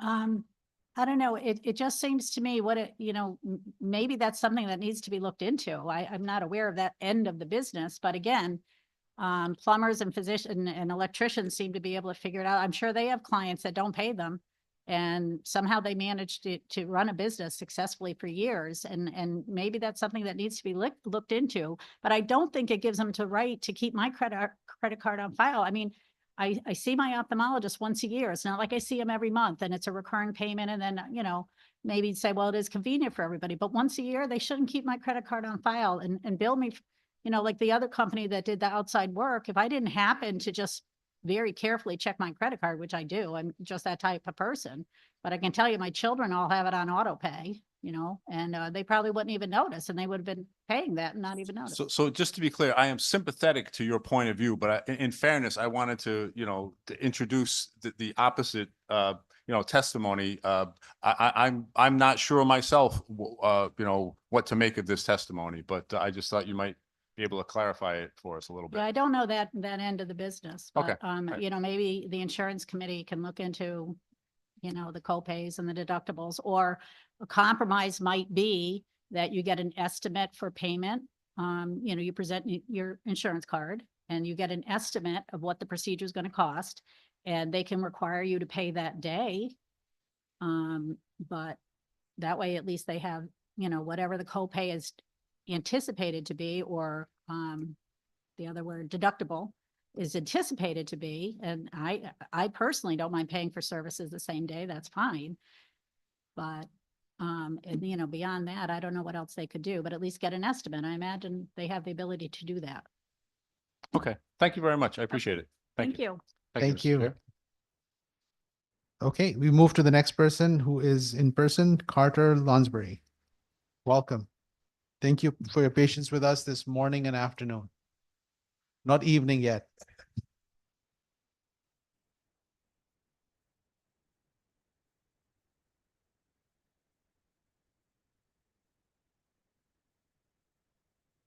Press this button here. Okay. You turn it off, turn it on again. There. Yeah. Good afternoon, Senator Anwar, Representative McCarthy Vahey, Senator Summers, Representative Ditra, and distinguished members of the Public Health Committee. My name is Carter Lonsbury, and I'm here today in strong support of Senate Bill 1372, an act concerning medical device representatives. This bill is crucial to ensure that medical device representatives receive the appropriate education and credentialing requirement for their direct role in patient care and surgical safety. I've worked in the medical device industry for over 2 decades with companies such as Osteomed, Synthes-Spine, Medtronic, and NuVasive. I previously served as CEO of Icotech, where I helped introduce a cancer-focused spine implant from Switzerland to the US, and I now serve on its board. In addition, I founded Hospital Rep Safety Solutions, HRSS, a federally recognized patient safety organization focused on hospital vendor credentialing, risks, surgical tray management, and infection control. To be clear, we have no intention to be a hospital vendor credentialing company. As it stands today, hospital vendor credentialing follows the ANSI NEMA SC 1-2020 standard, developed by the National Electrical Manufacturers Association, NEMA. This standard applies uniform credentialing requirements across all non-hospital personnel accessing healthcare facilities, including medical device representatives, pharmaceutical sales reps, electricians, and construction workers. However, while this standard was created to regulate vendor access, it does not account for the vast differences in responsibilities amongst these professions. I also founded the National Association of Medical Device Representatives, which represents the professionals who play a vital role in supporting surgical procedures. These representatives work inside hospitals, yet there is no national standard ensuring they receive proper education, training, or credentialing in infection control, sterilization, or surgical tray management. Unlike electricians or pharmaceutical sales representatives, medical device representatives work directly with surgical instruments and implants, often managing surgical trays that enter the sterile field. Yet they are held to the same general credentialing requirements as those who never interact with surgical equipment. This oversight presents a significant gap in patient safety. I need to clarify a myth here. The general public believes all instruments and implants for surgery live at the hospital. Loaner surgical trays, which are not owned by hospitals, often arrive a day before surgery without standardized education in loaner tray management, infection control, and sterilization protocols. Medical device representatives unknowingly introduce bioburden, increasing the risks of healthcare-associated infections, HAIs, and surgical site infections, SSIs. Studies have shown that improper sterilization of surgical instruments is a leading contributor to HAIs, which results in an increased patient morbidity, extended hospital stays, and higher healthcare costs. If hospital vendor credentialing is truly about patient safety, it must require education tailored to the responsibilities of a medical device rep, not simply the general standards created by NEMA, an organization focused on electrical manufacturing. Excuse me, Mr. Lonsbury, but you've reached your 3 minutes. Thank you. Can you just complete the sentence in the next 10 seconds or so? Sure. If a hospital vendor credentialing is truly about patient safety, it must require education tailored to the responsibilities of medical device representatives, not simply the general standards created by NEMA, an organization focused on electrical manufacturing. Connecticut has already set requirements for pharmaceutical reps under Public Act 23-171, recognizing the need for oversight in industries that directly impact patient care. In addition, Public Act 23-195 was defined employment requirements for surgical technologists. Medical device reps who set up, attend surgery, and confirm set contents play a significant role in surgical safety. Connecticut now has the opportunity to take the lead in making surgeries safer, reducing infections, and improving patient outcomes. Thank you so much, Mr. Lansbury, for your testimony. So you've heard the questions of my colleagues and some of the comments from the people who spoke not in favor of this bill. Mm-hmm. How would you respond to the arguments that have been made, which include that this is not an issue and everybody's already trained, hospitals have a system in place, why do this? So I think we could start at the training. First, we have to remember we're salespeople. We're salespeople that are in the OR. Okay, so that we need to understand that. And so let me walk you through the process of what we do. We'll get called for a surgery. All right, we order those surgical trays on a loaner procedure. We pick up those trays, we bring them in from either our house, home, car, office, storage facility. I testify that they are in the back of cars. We bring it to the central sterile processing area to drop it off, set it up for surgery. And that goes through the wash cycle. IFUs need to be presented there on the proper way to clean it, okay? There's a proper way of cleaning every single set of instruments. They're different and specific to each company. It's not just like a dishwasher where you throw it in and it's clean and it's brought for surgery. And if you're keeping instruments and implants in the back of a car or a storage facility, you're going to pick up debris. And that debris is very difficult for the sterile processing technicians to clean. And there can also be bioburden from other procedures that can be presented at that time. And it's really a time constraint for the hospital to clean that for them. From there, it gets wrapped, packed, sterilized, goes to the OR. We then come usually a day after, 2 days after for surgery, which we're there. The circulating nurse is in the room. The patient comes in, and usually when the patient is asleep under anesthesia, the surgical team will look at the medical device rep who is a non-hospital employee, again, credentialed here by this standard. And they're looking at us to verify that the contents are complete. That's when we're verifying that is complete. Non-hospital employee, salesperson selling a hip, knee, pacemaker, whatever the implant is, cranial, tooth, whatever. And we're verifying that as a non-hospital employee. So we're discussing the policies that are in place on this. We're working with AHRM, the Risk Management Association nationally on the hospital side. They say that the hospital policies are not in line with what we are actually doing and what I'm telling you today. I can tell you that we work with multiple hospital vendor credentialing companies where there's no oversight on them here in Connecticut.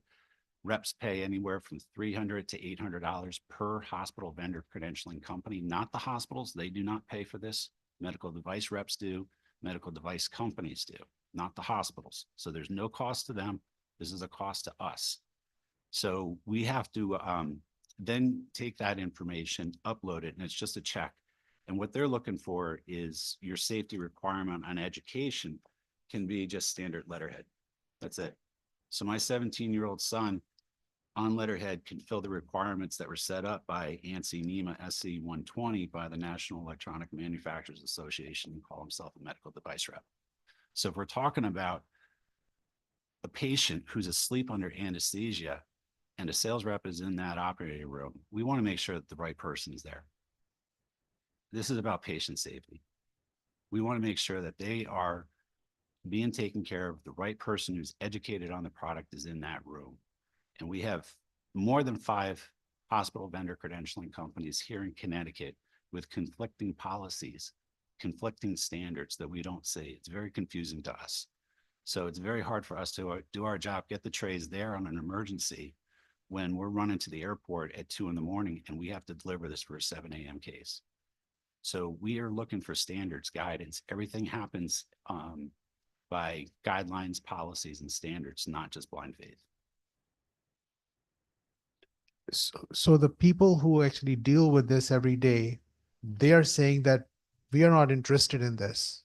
For example, the hospitals may say we are not interested in this. And so why is this a blind spot for them, or is it a bureaucratic process, or why would they say no? Because they're also obsessed about hospital acquired infections, especially in joints, right? If you Yes. get a joint infection from a metal in your body, that's the end of that person's future as it would have been otherwise. So why are they not excited or worried or concerned about this? I think, Senator Anwar, you ask a great question. I have that same question for the hospitals. Why would they not be, interested in this? Because CMS pays hospitals on their infection rates. We can always do better, right? And so if we are non-hospital employees who are untrained on the proper way to bring instruments and implants in that can affect hospital-acquired infections, 1 in 26 cases, we estimate about 2,000 surgical trays are delivered by medical device reps daily. Daily. You start doing that number, it's an astronomical number to the cost of the state. We on average pay $38,000 in HAI costs to that. So that starts building up. So we would love that conversation to be a better partner. And if we look at what CMS has proposed in the final rule in 2025, the Patient Safety Measures Specification Act, the Centers of Medicare Medicaid Services have made it clear that patient safety reporting is not optional.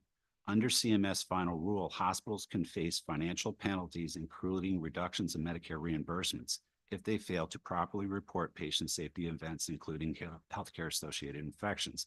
Yet today, hospitals are not required to report patient safety risks related to vendor credentialing failures, surgical or tray management, or contamination risk introduced by non-hospital employees. This is a critical gap in oversight. CMS has already tied hospital reimbursements to infection control performance, but hospitals are being held accountable for infections caused by factors outside their control, like vendor-supplied surgical trays with unknown sterilization history. That's unfair burden to the hospital and a preventable risk to patients. The bottom line is this: if hospitals can financially penalize the patient if hospitals can financially be penalized for patient safety failures, then vendor credentialing companies and the medical device industry should be held to the same standard. Right now, they're not. This needs to change. That's in effect right now. So underreported issues for CMS, that's what they're looking for right now. We fall under that as medical device reps, non-hospital employees. We're underreported. So we would love to be a part of that solution and do better and help reduce that number for the state and also for the hospitals. So we think that it's an important conversation to be having right now, not saying that, hey, this is a burden or it's an undue cost. It's been going on for way too long.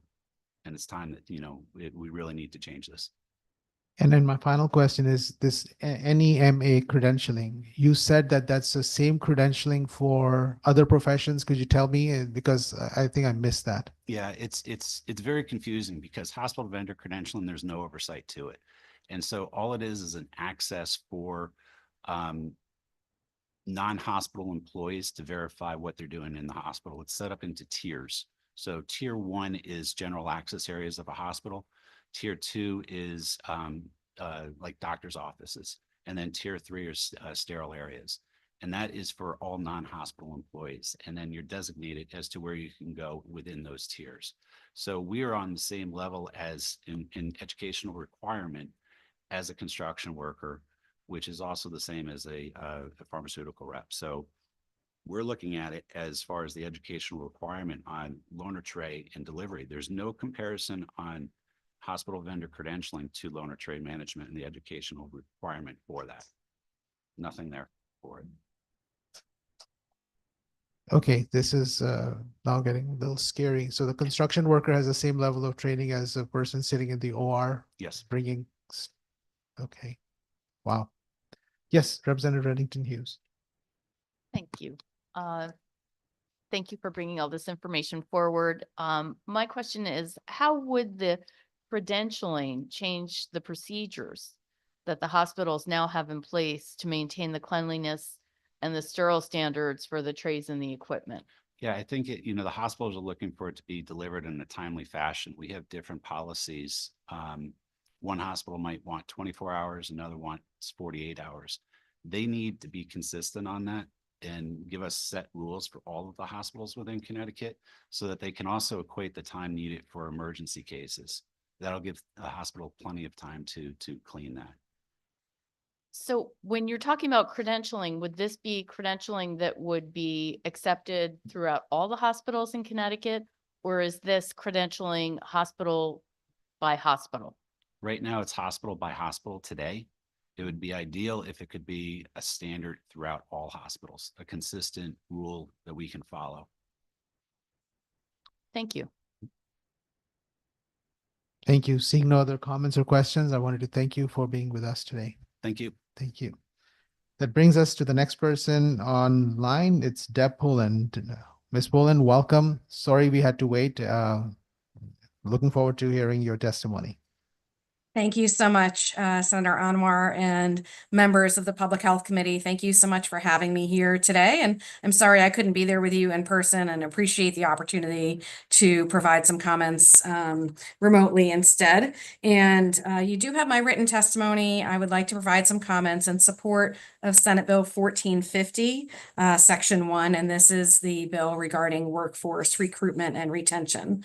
For those who are not aware, I work with the Community Health Center Association of Connecticut, and we work with all of Connecticut's community health centers who provide primary medical, dental, and behavioral health care to 440,000 people across the state every year, including in all of your districts. The community health centers are also significant employers in our state, employing about 5,000 staff members across Connecticut. And since the beginning of the community health center movement in the 1960s, the #1 challenge has been workforce recruitment and retention. I know you've heard this from a lot of healthcare providers, and I just wanted to be able to provide the perspective of the community health centers who are out there doing such great work and really struggling to recruit providers in every area, whether from dental hygiene to dentists to dental assistants, even front desk people, billing managers, doctors, nurses, medical assistants, social workers and behavioral health providers. And as Representative McCarthy-Vahey heard when she came to visit Southwest last week, rad techs. So anything that our state can do to help resolve this workforce crisis is critical for our health centers, but most importantly for people to gain access to high quality healthcare across the state. So I do want to just support the program that already exists, and that is the student loan repayment program that the legislature established a couple of years ago. That is being administered by CT AHEC, which is over at UConn Health, and it is an excellent program. Would love to see that continue. It is due to be phased out next year, so one option would be to continue that program. And I know there's a variety of other workforce programs being run through different state agencies. So happy to get in a room with some people and try to figure out what the best path forward is to ensure that we have some workforce dollars and targeted resources, including people resources, to ensuring we can resolve the healthcare workforce crisis for community health centers and for all providers as well. Appreciate your attention to this issue and happy to answer any questions. Thank you so much, Deb, for your testimony. My co-chair has. Thank you, Senator Anwar, and thank you, Deb, for being here to testify and for the information that you have provided me elsewhere as well. I think I know we will be as a committee continuing to talk about all of the different issues or all of the different programs and how we can best work together as we discuss and even here in the committee with some of our fellow committees here in the legislature and the Department of Public Health and others. So thank you very much. Thank you. And Deb, could you give us a few examples of the challenges that you're facing in your area with the community health centers and federally qualified healthcare centers with workforce? Yes, thank you for the opportunity to do that. I would say, we've always had workforce challenges. These have escalated dramatically in the last 5 or 6 years for a couple of different reasons. One, of course, the pandemic. Many people are not entering the healthcare field, and many people are sort of just done and leaving the healthcare field. So that has caused a shortage of people. Specifically for the community health centers, though, they are competing with the large hospital systems for providers. So given the mergers that have happened in the healthcare systems, some of the providers, the hospitals out there have many more resources than the community health centers do. We're hearing from our community health centers that they're being outbid for physicians by $100,000, $150,000 in salary. That's just, people are mission driven, and I'm sure that somebody who wants to work in a community health center could maybe be able to take a salary that's a little bit less than they could earn somewhere else. But when we're talking about, $100,000 difference between working at a community health center versus working for one of the larger healthcare systems in our state, that's just almost impossible for our health centers to compete for that very valuable individual. So those would be some of the major reasons that community health centers have problems right now. Thank you so much. Thank you again for your testimony. And you. Representative D'Amico has a question or a comment. Thank you, Mr. Chair. So Deb, thank you for coming to testify or testifying virtually, as is the case. So I'm a little concerned. I'm looking at Section 3 of this bill, 1450, that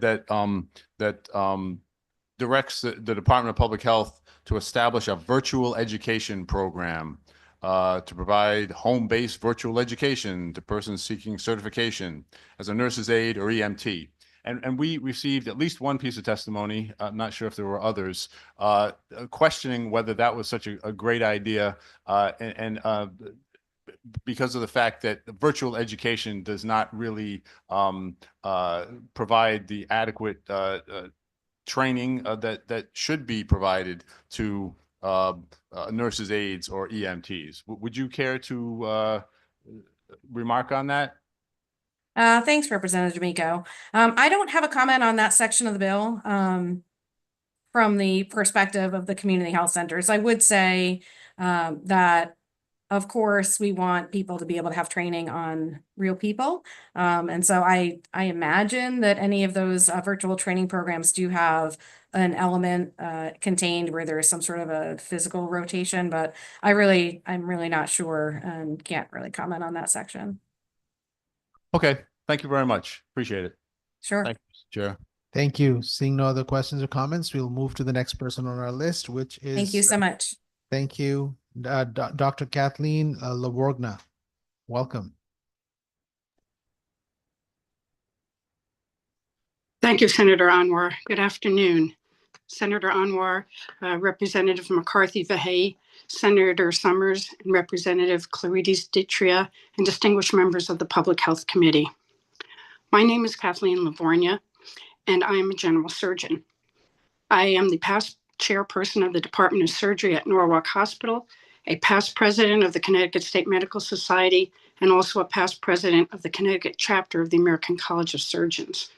I appreciate the opportunity to testify today in opposition to Senate Bill 1372. I oppose this bill because it is unnecessary. It creates administrative burdens without improving patient safety and attempts to solve a problem that really does not exist. I came prepared to talk about why medical device reps are important in the OR, but after hearing prior testimony, I'd like to pivot a little bit and talk about some facts. With due respect to Mr. Lonsberry's earlier testimony, I think it's unfair to assume that medical device reps are no more knowledgeable than construction workers. Really, they are independent contractors. They have to be treated, even though they are not hospital employees.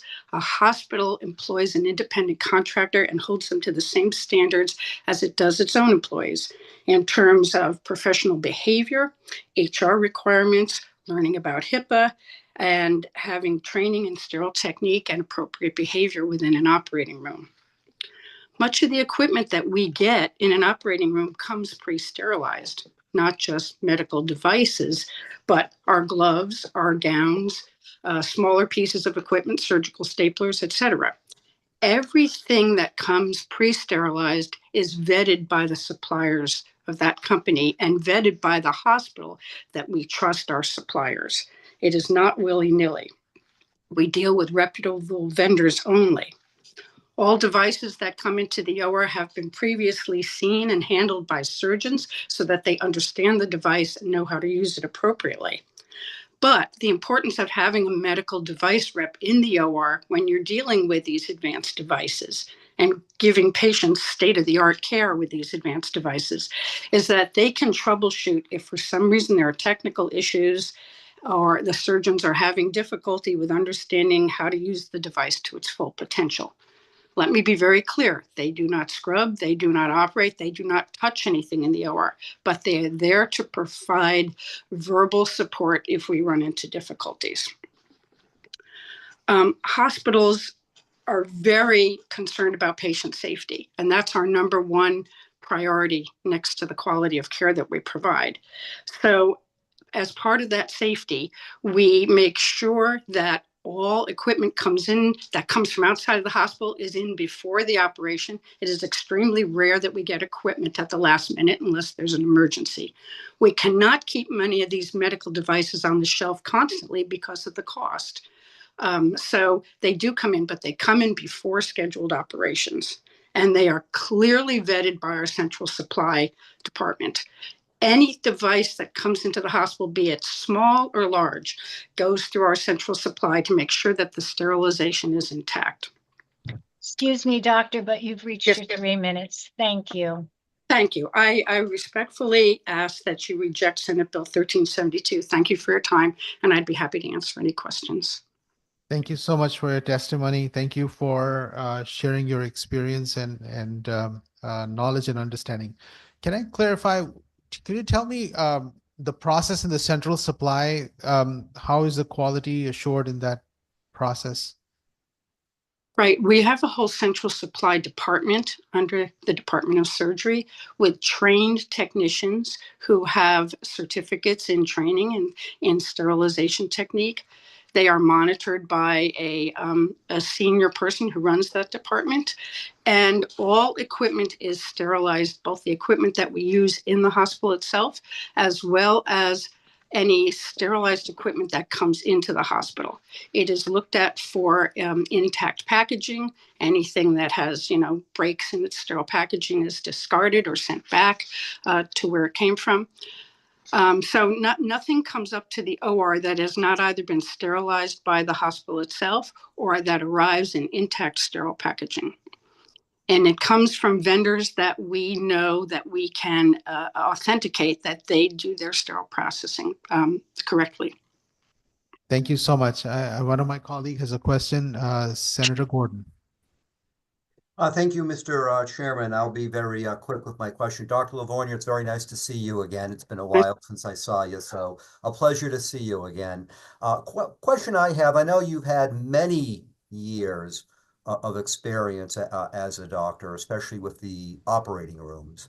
Have you encountered previously during those many years or seen anything recently to indicate that there's been a problem or a growing problem with regards to hospitals sterilizing equipment that comes in from the outside? There's tons of pieces of equipment that come in from the outside, as you know.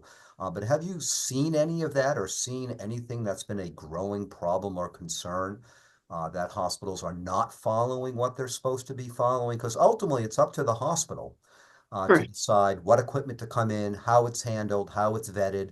They have to report all these different things, including to the feds. Correct. Thanks, Jeff. I have been in practice for 35 years in Connecticut, and all we surgeons talk throughout the state. It's a small state. We know each other. To my knowledge, I have no knowledge that anyone has had a problem with patient safety issues based on sterility. Thank you, and I appreciated hearing your testimony and the testimony of others. Thank you, Mr. Chairman. Thank you. Thank you, Dr. Lavorgna, for your testimony and the work that you do.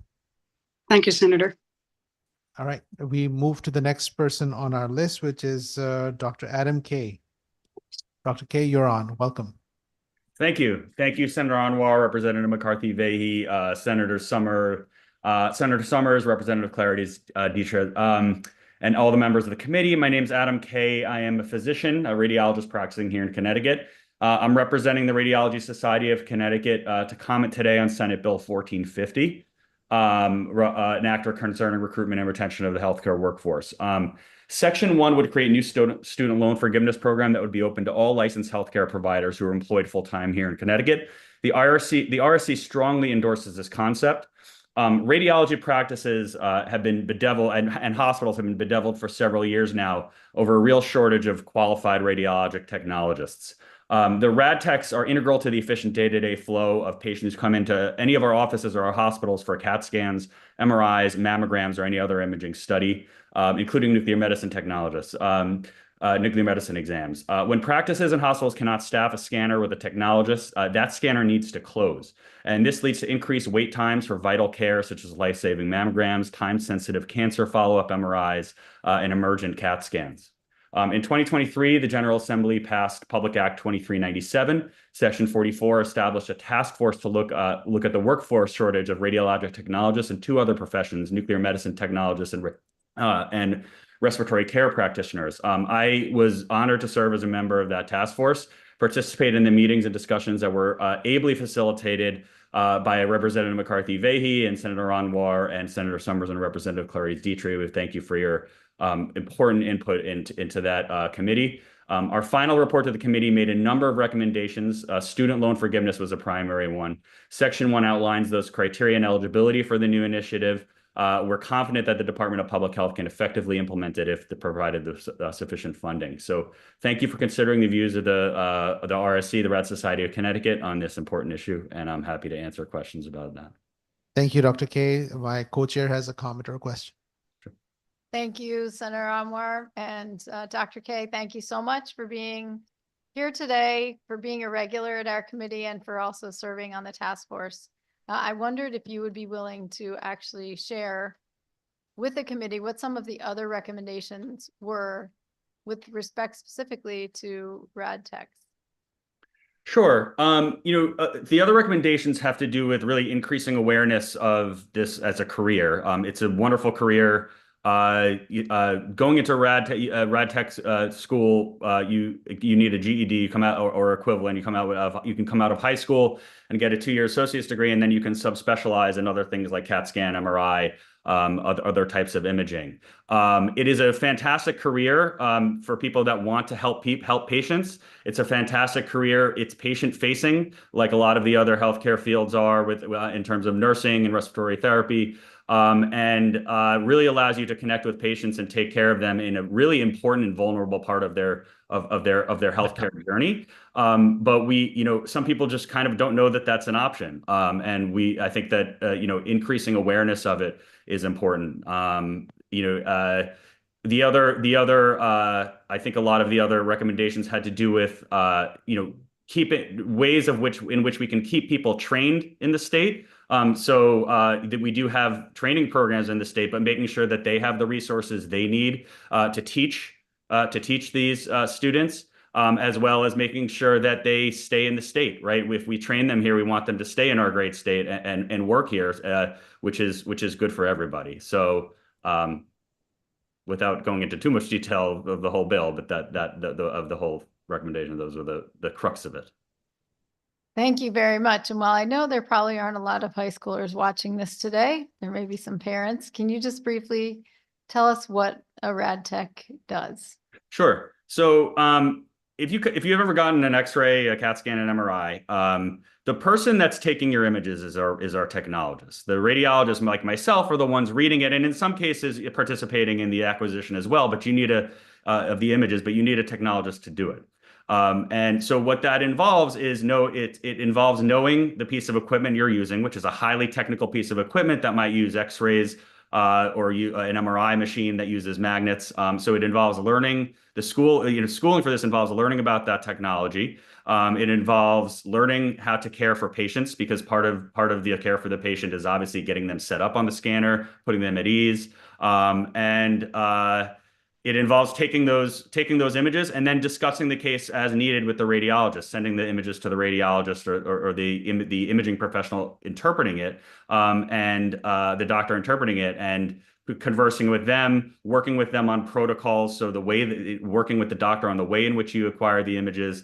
It's an intellectually stimulating field, and I will tell you from my own perspective as a radiology practice owner, that all of our managers, a lot of our executives, have moved up from being a technologist, because they understand what it takes to run a radiology business. They understand how things work, and they provide valuable insight to us as a company and leadership as a company. And so there's a lot of upward momentum and upward mobility in terms of leadership and management when you enter this field as well.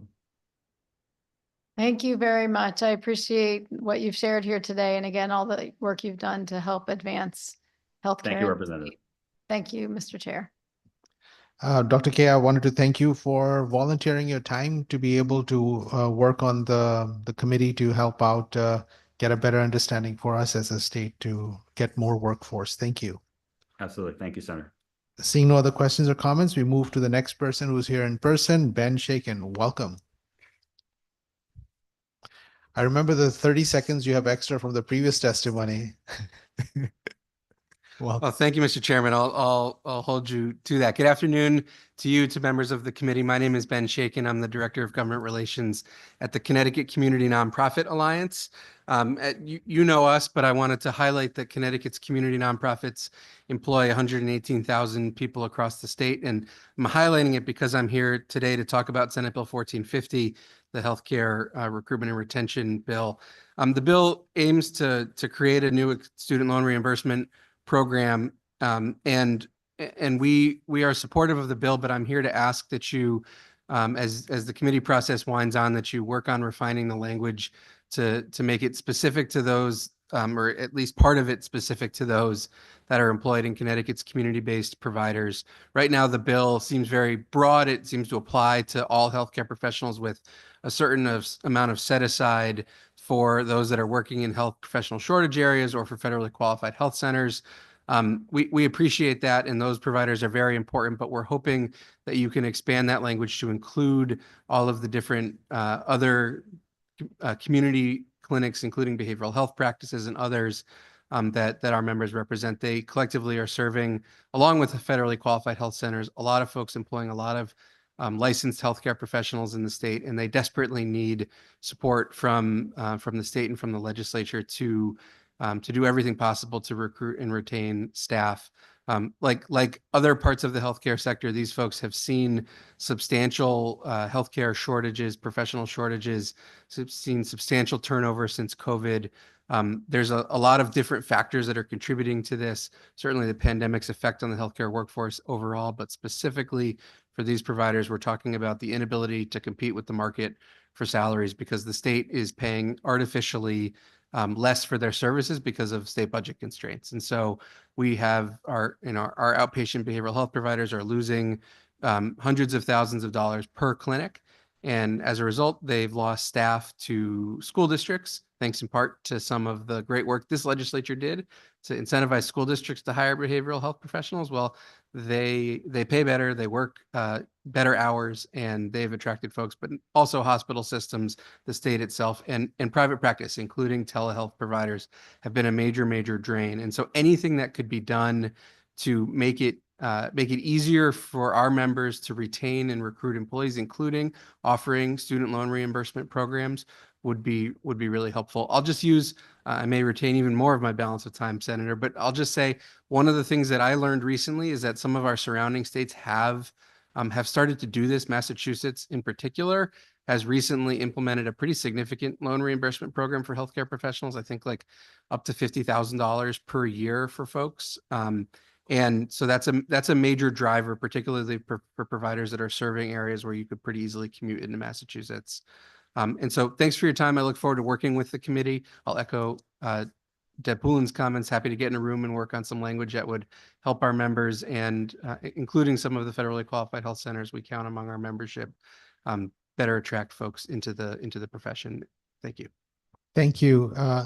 Ben, I've not seen your written testimony yet, but you have submitted one? We will submit written testimony shortly. Would you be able to put the list of the professions which are critical? That would help us out. Definitely. One question I had was that there's this part about in the bill, and I wanted to clarify because that is about virtual training for nursing assistants, and we do not have enough people, but not all of the training is as easily accessible. Now, it's not replacing the existing training, but it's actually helping in the recruitment by going to middle school and high school kids to be able to learn how to do the most basic things, including working as an EMT and learning to be an EMT, what it entails, and also a nursing assistant, and that's the intent of it. But also giving the opportunity to do virtual training in parts that you do not necessarily see every day, like bleeding and delivery, child delivery, and some of those things. Are you able to comment on that aspect? I will echo also what Ms. Poulin said. I don't have a comment on that section of the bill specifically. We're happy to look more into it more. Our members are working in terms of the like certified health professional areas where I'm here primarily, I think, to talk about behavioral health providers of all of those different licensed professions. Members do also work with nurses and others. I'm not familiar with whether our members are big employers of nurses' aides, but I'm happy to look more at that language. This is very helpful. Thank you. Question. Oh, Representative Reddington Hughes. Quick question, Mr. Shaken. As far as the loan reimbursement, do you feel that there would be better retention if there was some expectation on the side of the organization that these people were employed with, as far as them spending a certain amount of time there as a result of being eligible for this? It's a good question. Thank you for the question. There are other programs available from the federal government, although their future is very recently, there's been some reporting about changes to those programs. Most of them, or at least the one that offers forgiveness versus some repayment or reimbursement, requires working in for a nonprofit organization for 10 years before you're eligible. And so that's a long time for someone to spend in that career, particularly if you are someone with a license who has the ability, if you pursue more lucrative options, to maybe make it worth your while to not stay in a nonprofit for 10 years.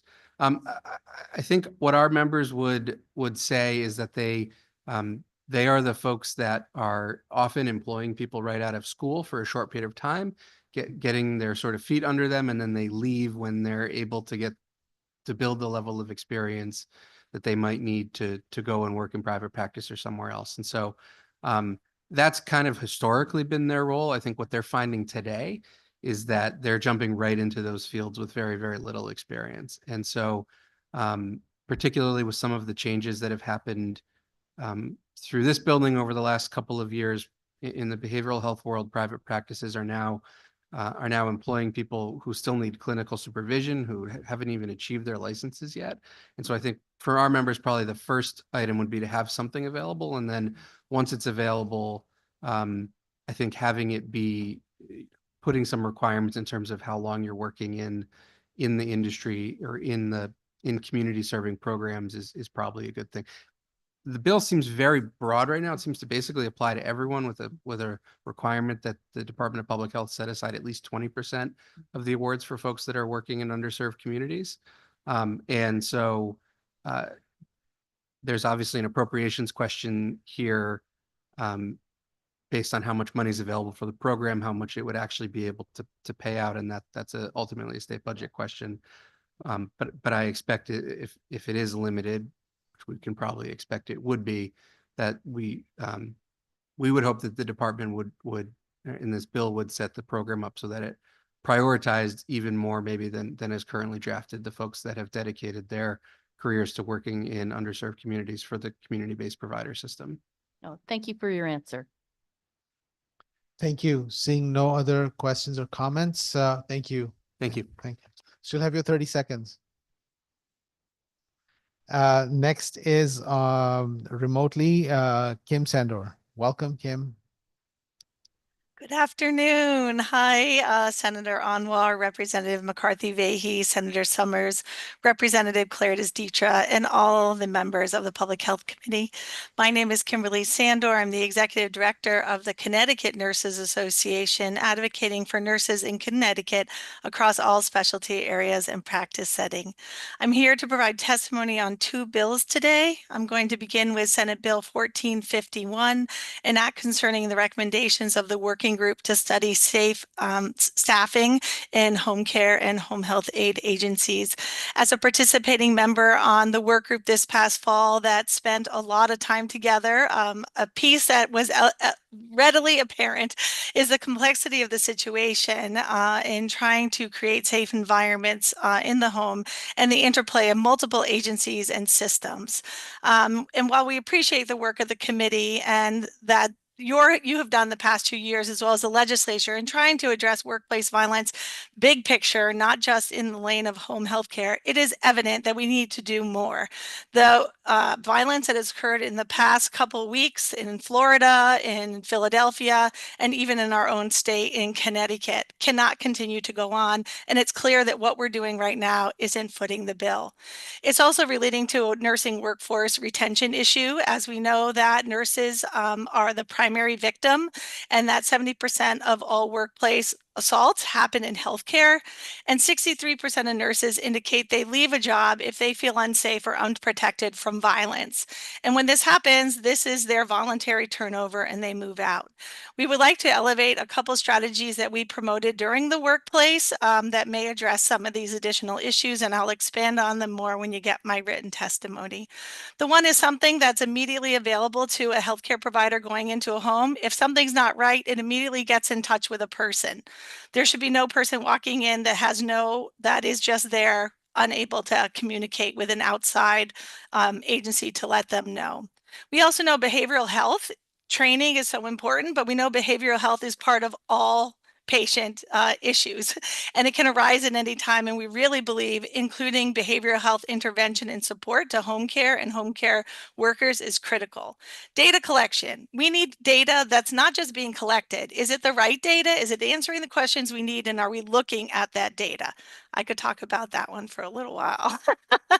The other piece is a fragmentation of the healthcare system. In communities, we have multiple players taking care of patients. How can we work together, share information so that we are not redundant, but we are providing layers of safety for each other?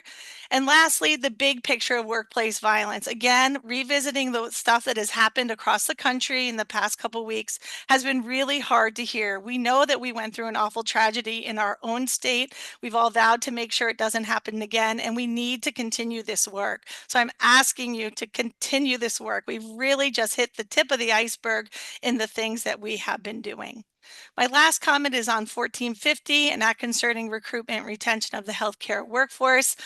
I always applaud these loan repayment programs as a graduate of one myself, but I'd also just like to comment on the virtual training of certified nurses aides. Excuse me, Kim, but yeah, you're 3 minutes. Thank you. Thank you, Kathleen. You're always so kind. Actually, Kim, I really wanted to hear what you had to say about that. Oh, we have a lot of nurse educators on our committee, and as you know, in nursing, virtual I think the word in the bill is virtual. We talk about simulation, which is working with an instructor in a setting. Virtual as an online learning definitely has a place. If someone is able to break down barriers like getting transportation or timing of the day, it's wonderful to be able to sit down and do some sort of e-learning. Like me, right? Here I am on Zoom. Life wasn't cooperating today for me to be with all of you, but I was still able to come and do the work that needed to be done today. So I think there's a real value in it. But I also am just very concerned about context and the need to elevate the need for clinical competencies and application of knowledge and skills to a real work environment and a real patient.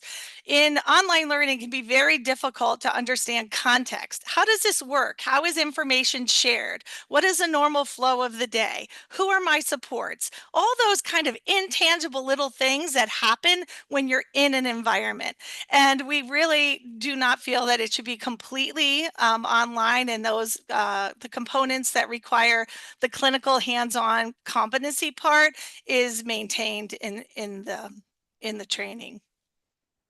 Thank you so much. I think that was very important part, and I'm glad you had the opportunity to share that.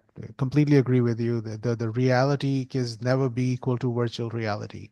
I think the intent of that was to try and get middle school and high school students to learn what it entails, because there's a shortage of EMTs, and sometimes a nursing profession pathway is through certified nursing assistants, but at least start to see that process so that they can virtually see, because some of them are virtually inclined, but then they can get into the real world once they do it. So it's not necessarily a certification or the actual training, but it's getting them warmed up for the professions.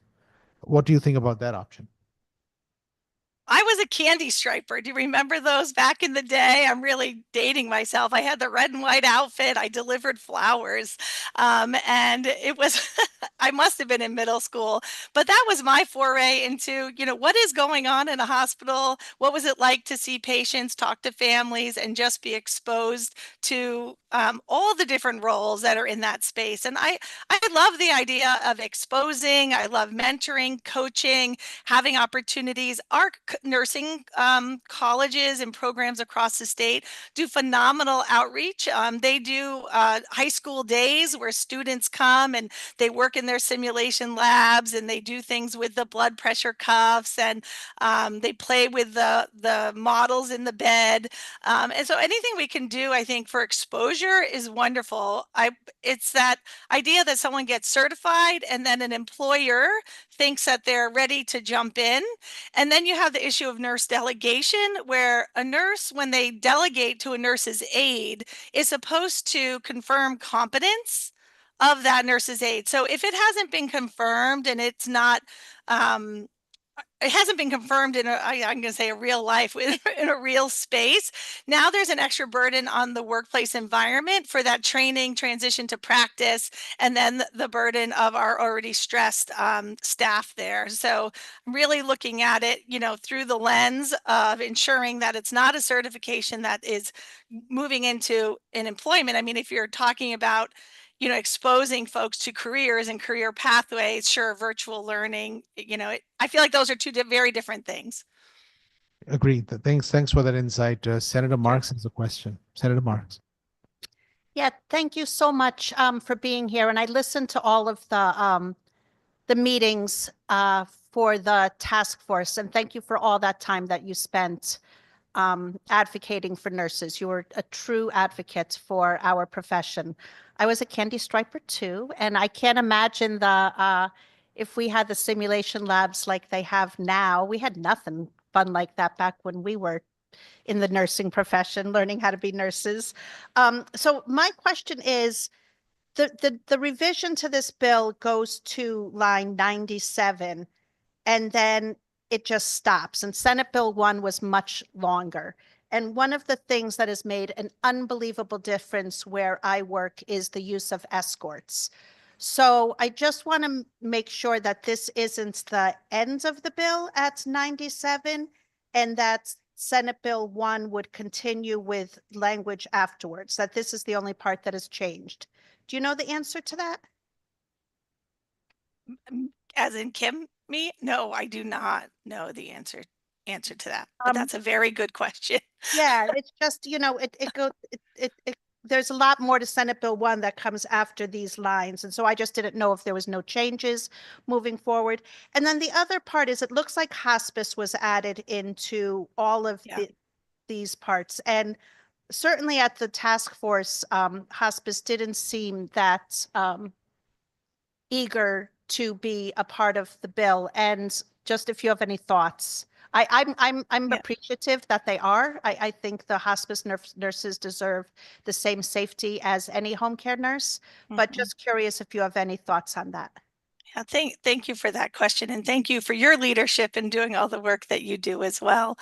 I was really happy to see hospice added back in. It was kind of disheartening to see them excluded. Any nurse going into a home, dealing with the transition at the end of life can be just as stressful and triggering for families as dealing with any other illness that could be happening in the home. And we've seen workplace violence doesn't discriminate. You know, they don't know whether you're in hospice or getting a visit for a wound. So I was really happy to see it included.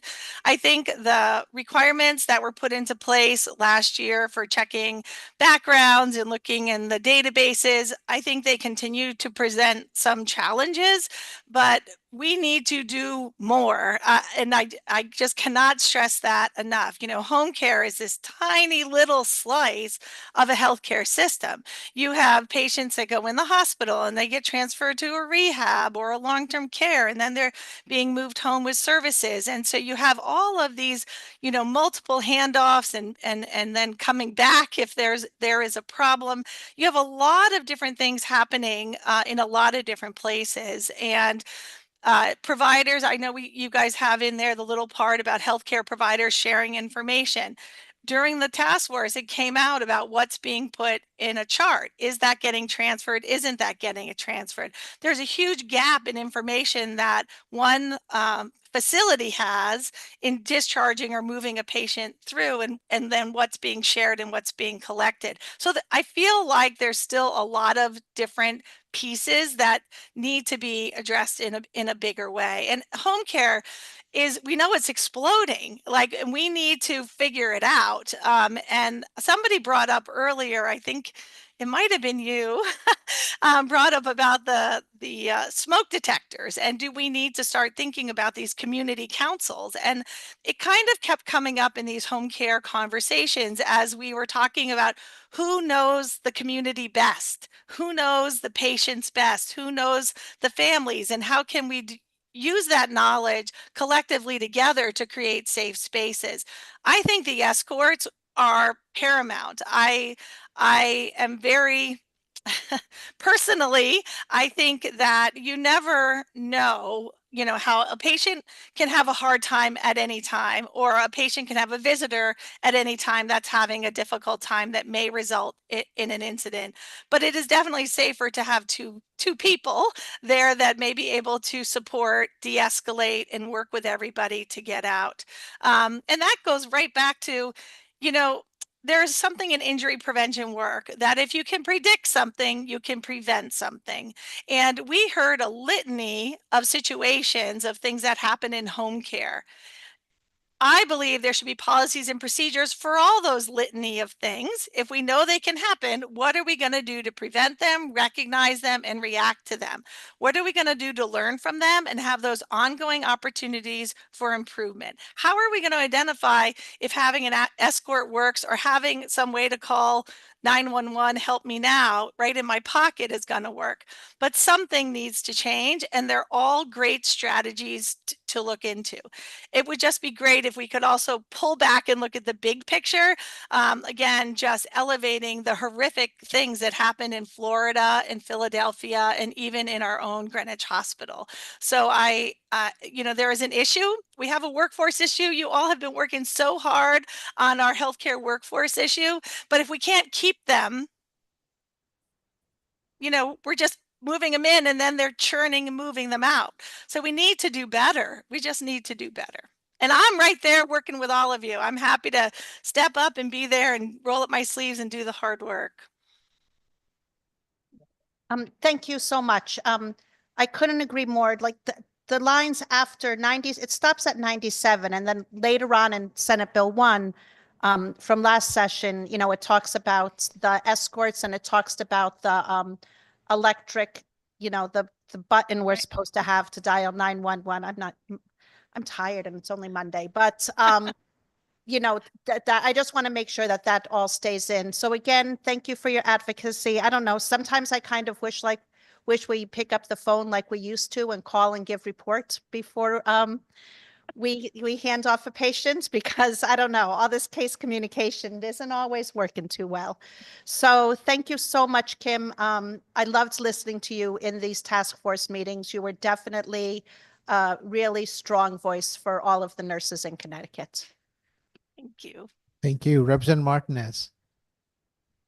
Hello, I too was a candy striper, so apparently that's all three of us today. But I just want to say thank you so much for your work on that committee, and I just did have a couple of questions for you. So I have really seen the need for, and I would really love us to move in the direction at some point of having a database that's keeping track of assault on healthcare workers somewhere. That way, you know, when I'm going into a home of a patient, I will know exactly what their backgrounds are. Using the multiple systems online, we can't always get the information, as was stated a few times earlier. And I would love the database because not only would we be able to monitor criminal histories, but so many assaults on healthcare workers never come with an arrest. Healthcare workers are assaulted every day, and you know, there's no police notification. So somewhere where we could utilize a hotline and get that information into the database too, just so, you know, when I'm going into a patient's home, it's not criminal, but I'll know that they have a history of assault on a healthcare worker. I was just curious, I had found out over the last 6 months that real estate agents actually have an app that they use called Forewarned, where they're able to get the sexual assault, sex offender and judicial all together at the same time, right on their phones. And I was just wondering, did the committee look at anything like along those lines? Not that I know of. I think that sounds like an amazing device, an amazing database to pop into. I think the importance of a database and having that information easily accessible, again, is definitely, you know, top of mind. And that's that idea of that information sharing. How can we facilitate that and ensure it's capturing the right information?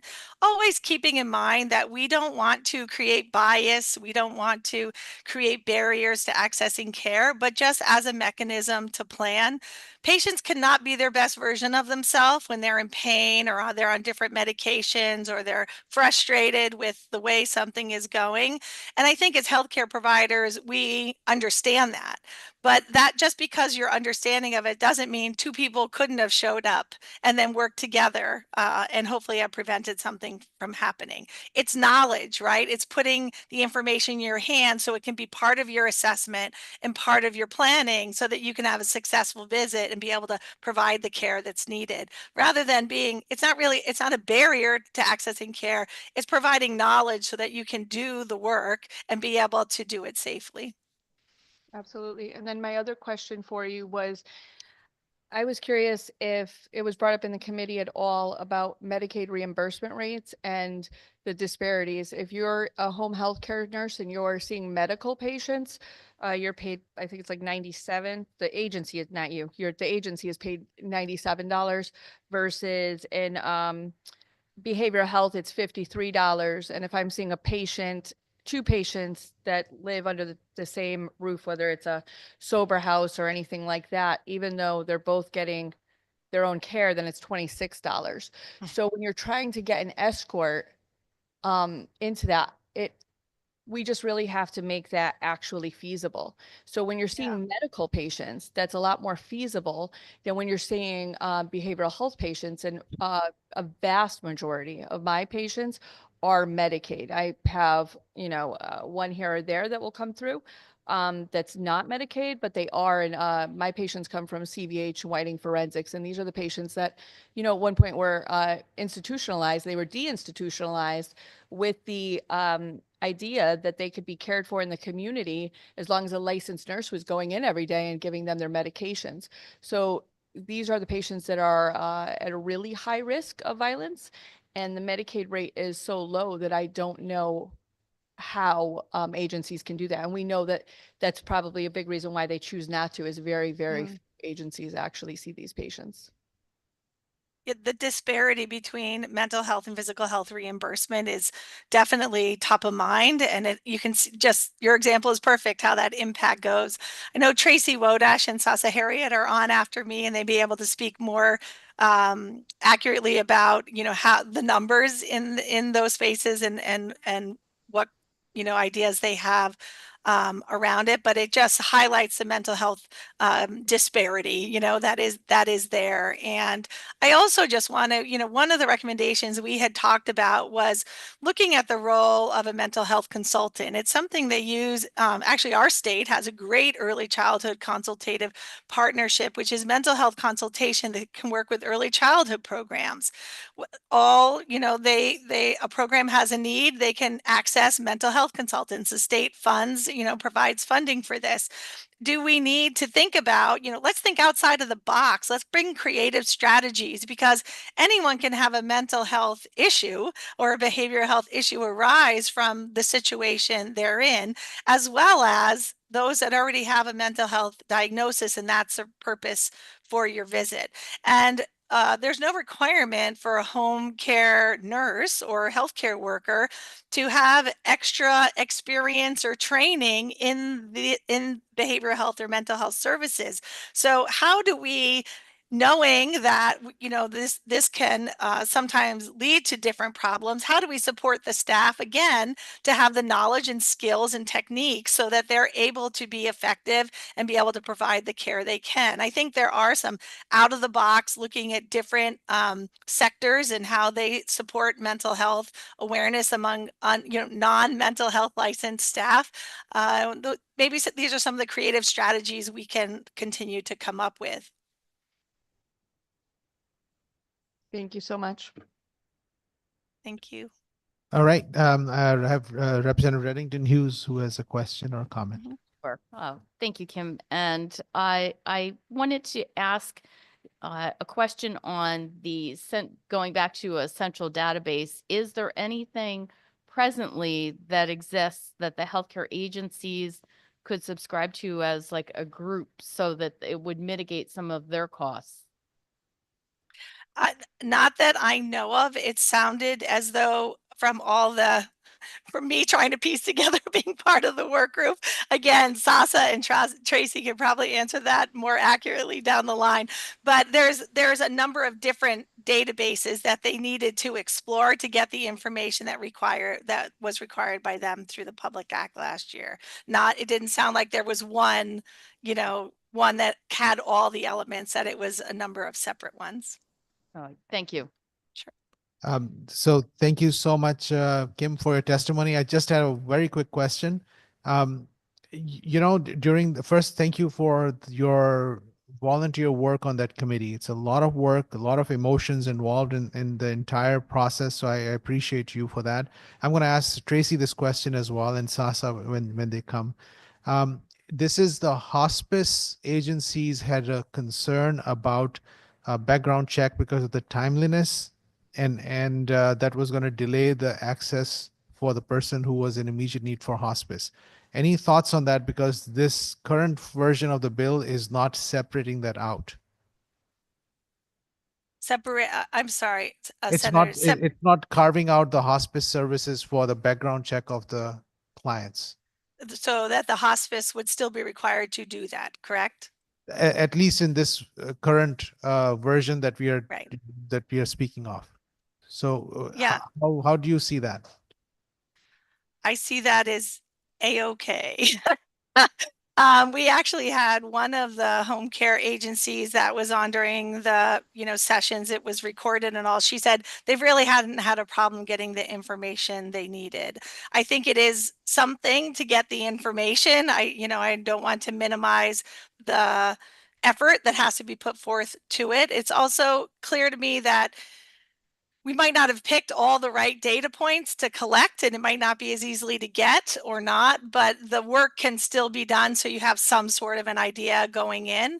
And until we can really find some other better way or a better metric, I hope that we just continue moving forward doing what we're doing until we're able to find some other way that's going to be better to help. This is helpful. Thank you so much for your testimony. Thank you for the work and you. being with us today. That Thanks, moves us everyone. to the next person on our list, which is Lee Page. Thank you so much for being with us and thank you for your patience with us. Welcome. Good afternoon, Senator Anwar, Representative McCarthy Vahey, and the esteemed members of the committee. Thank you for this opportunity to speak today. My name is Lee Page. I am president of the Connecticut Society of Radiologic Technology. I'm a proud affiliate of ASRT. The CSRT represents over 4,200 medical imaging professionals across Connecticut. I am here to advocate for the inclusion of the state task force recommendations into SB 1450. These recommendations are crucial in addressing the workforce shortage and ensuring long-term sustainability in Connecticut healthcare system. Radiologic technologists, one of the largest healthcare professions, play a vital role in patient care. However, we are facing a severe shortage. An aging workforce, high burnout rates, and increasing demands can contribute to longer wait times, delayed diagnosis, and added pressure on those still in the field. The task force recommendations are an essential step towards resolving these issues, increasing funding for education and tuition assistance, offering loan forgiveness and grants, and incentivizing more clinical sites to accept students will help address the shortage and improve training capacity. These efforts are crucial for the future of our profession and for meeting the healthcare needs of Connecticut residents. I'm grateful for the chance to be heard here today. Medical imaging is vital to healthcare, and I'm eager for the inclusion of the task force language in SB 1450 to help us address the workforce shortage. Thank you. Thank you very much, Mr. Page, for your testimony and for your work here in the state. Seeing no questions, we will go on to Ryan Uphold. Can you guys hear me?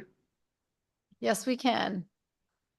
Okay. Senator Anwar, Representative McCarthy Vahey, and esteemed members of the Public Health Committee. My name is Ryan Uphold, and I was raised and still live in Avon, Connecticut.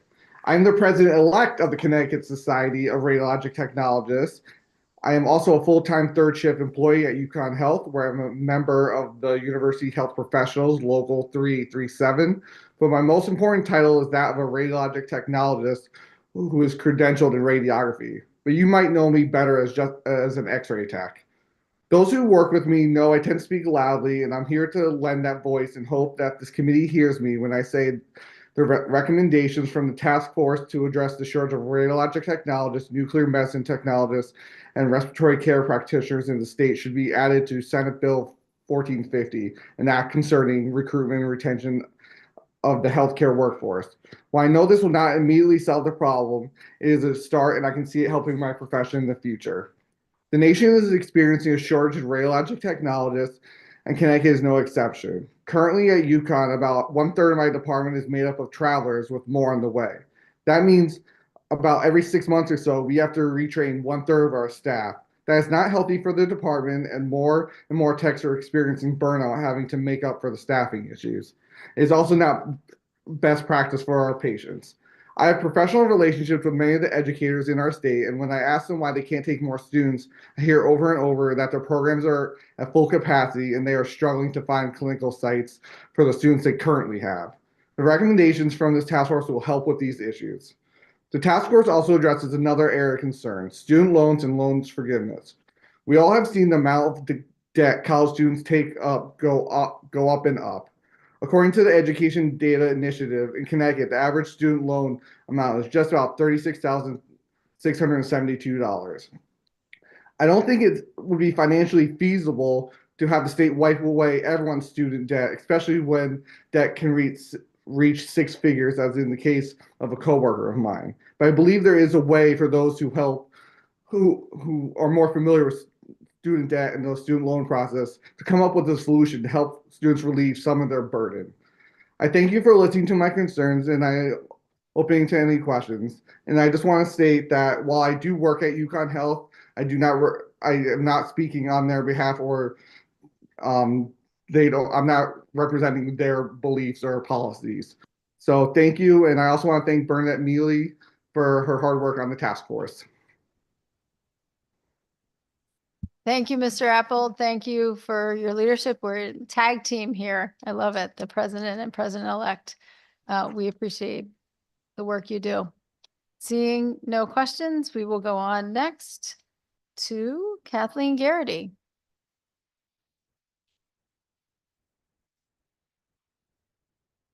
Kathleen, I believe you're with us online. There she is. I am. Thank you. Senator Anwar, Representative McCarthy-Vahey, and distinguished members of the Public Health Committee. I am Kathleen Garrity, Executive Director of the Connecticut State Dental Association, and I'm privileged to represent the oral health care providers in our state. I'm here today to share with you some suggested modifications to raise bills number 7157 and 1450 on behalf of those providers, as well as the patient communities we serve. Regarding Bill 7157, we respectfully suggest amending this bill to include the dental scope practice revision that was reported to this committee by the DPH in January. Last year, we participated in a series of scope of practice hearings to discuss a current limitation that disallows dentists from doing injections except for pain management. The other stakeholders at those meetings included those already permitted to perform these procedures under current Connecticut law, including both fellow doctors in plastic surgery and dermatology, as well as RNs, APRNs, and PAs. The DPH report includes a unanimous decision by all involved that dentists are qualified to provide injections for cosmetic reasons, which would include Botox and other neurotoxins, as well as cosmetic fillers, as well as for pain management and for cosmetic reasons. Indeed, these injections are a daily routine part of clinical practice for most of our members and a part of many treatment plans. And our colleagues across the country perform these cosmetic procedures routinely.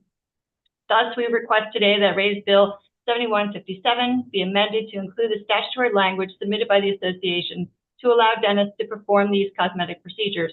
We acknowledge the volume of legislation before you this session and hope that this request for a deletion of 4 words from the existing statute is favorable.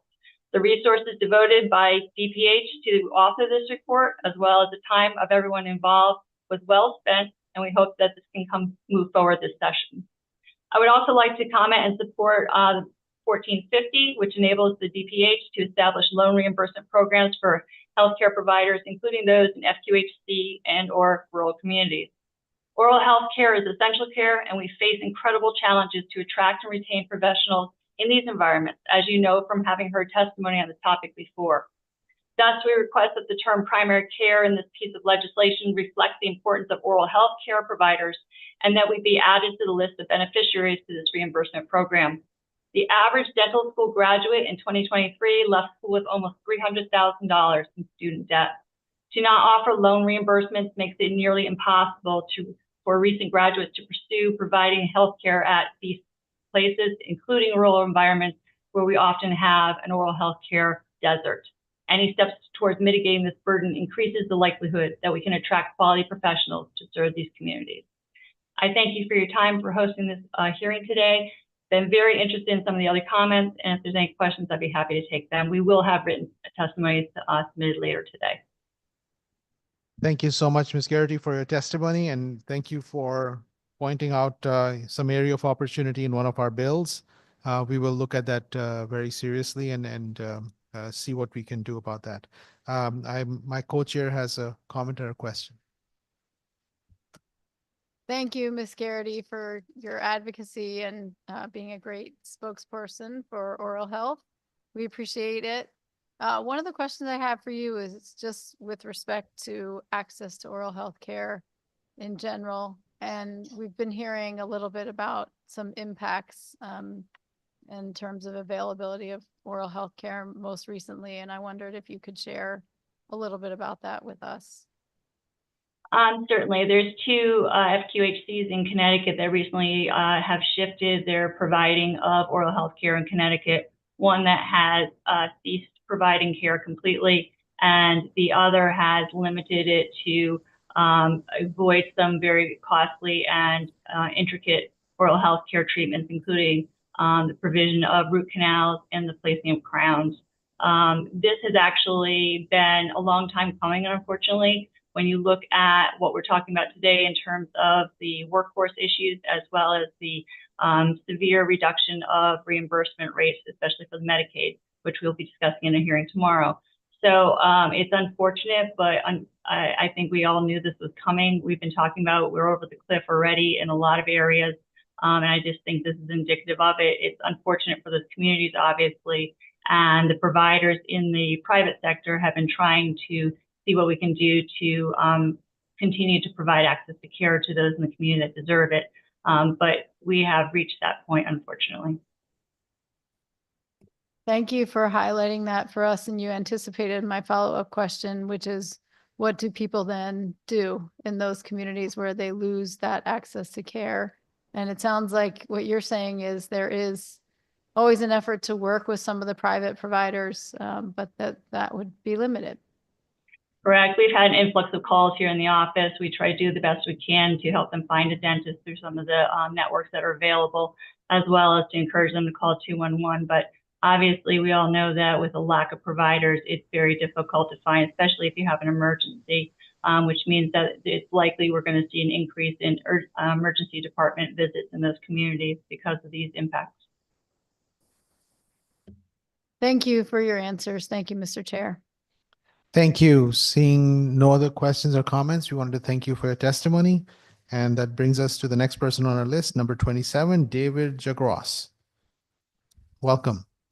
Hello. Hello, Senator Anwar and representatives and distinguished members of the Public Health Committee. Thank you for taking my testimony today on Senate Bill 1372, of which I am in support. I did submit some written testimony, so rather than sort of repeat that verbatim, I wanted to take the opportunity to kind of elaborate or talk a little bit about some of the earlier testimony regarding this medical equipment that's used in the hospital without getting too far down in the weeds, because as we all know, some of these issues can get very complex.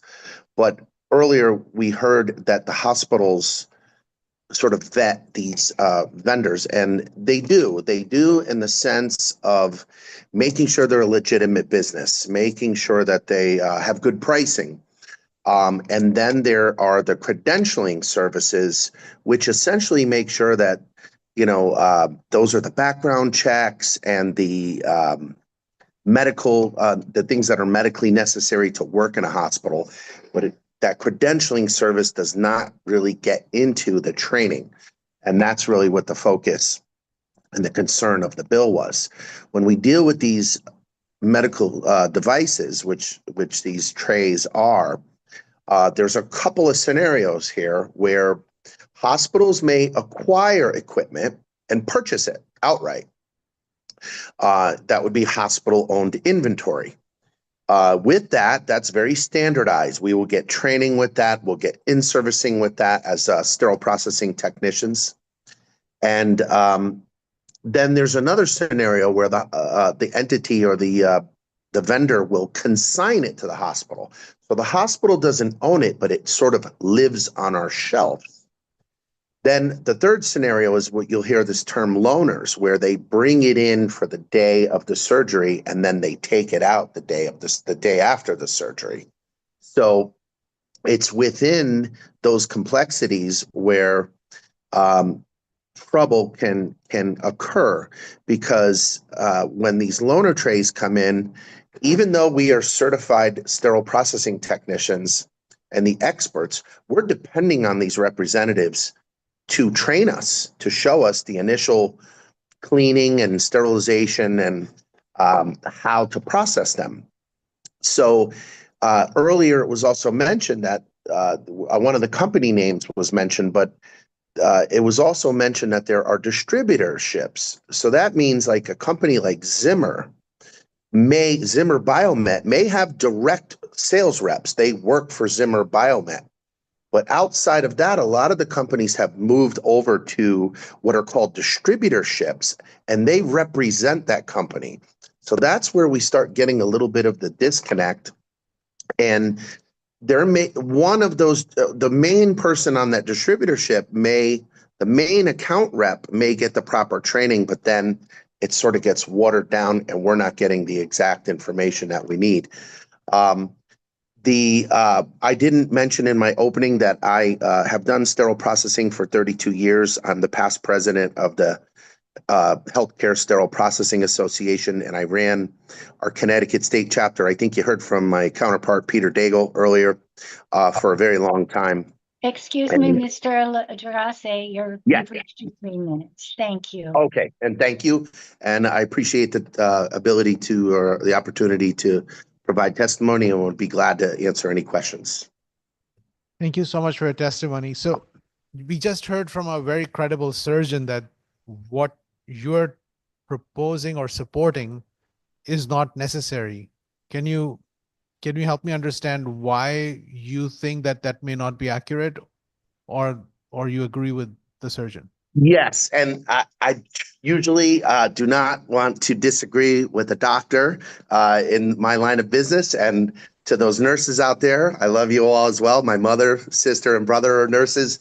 But down in sterile processing, it's a behind the scenes operation. We try to provide transparency. I cannot speak on behalf of what happens in the actual OR, but I could speak upon what happens when there are those 3 levels of instrumentation, with loaners being really the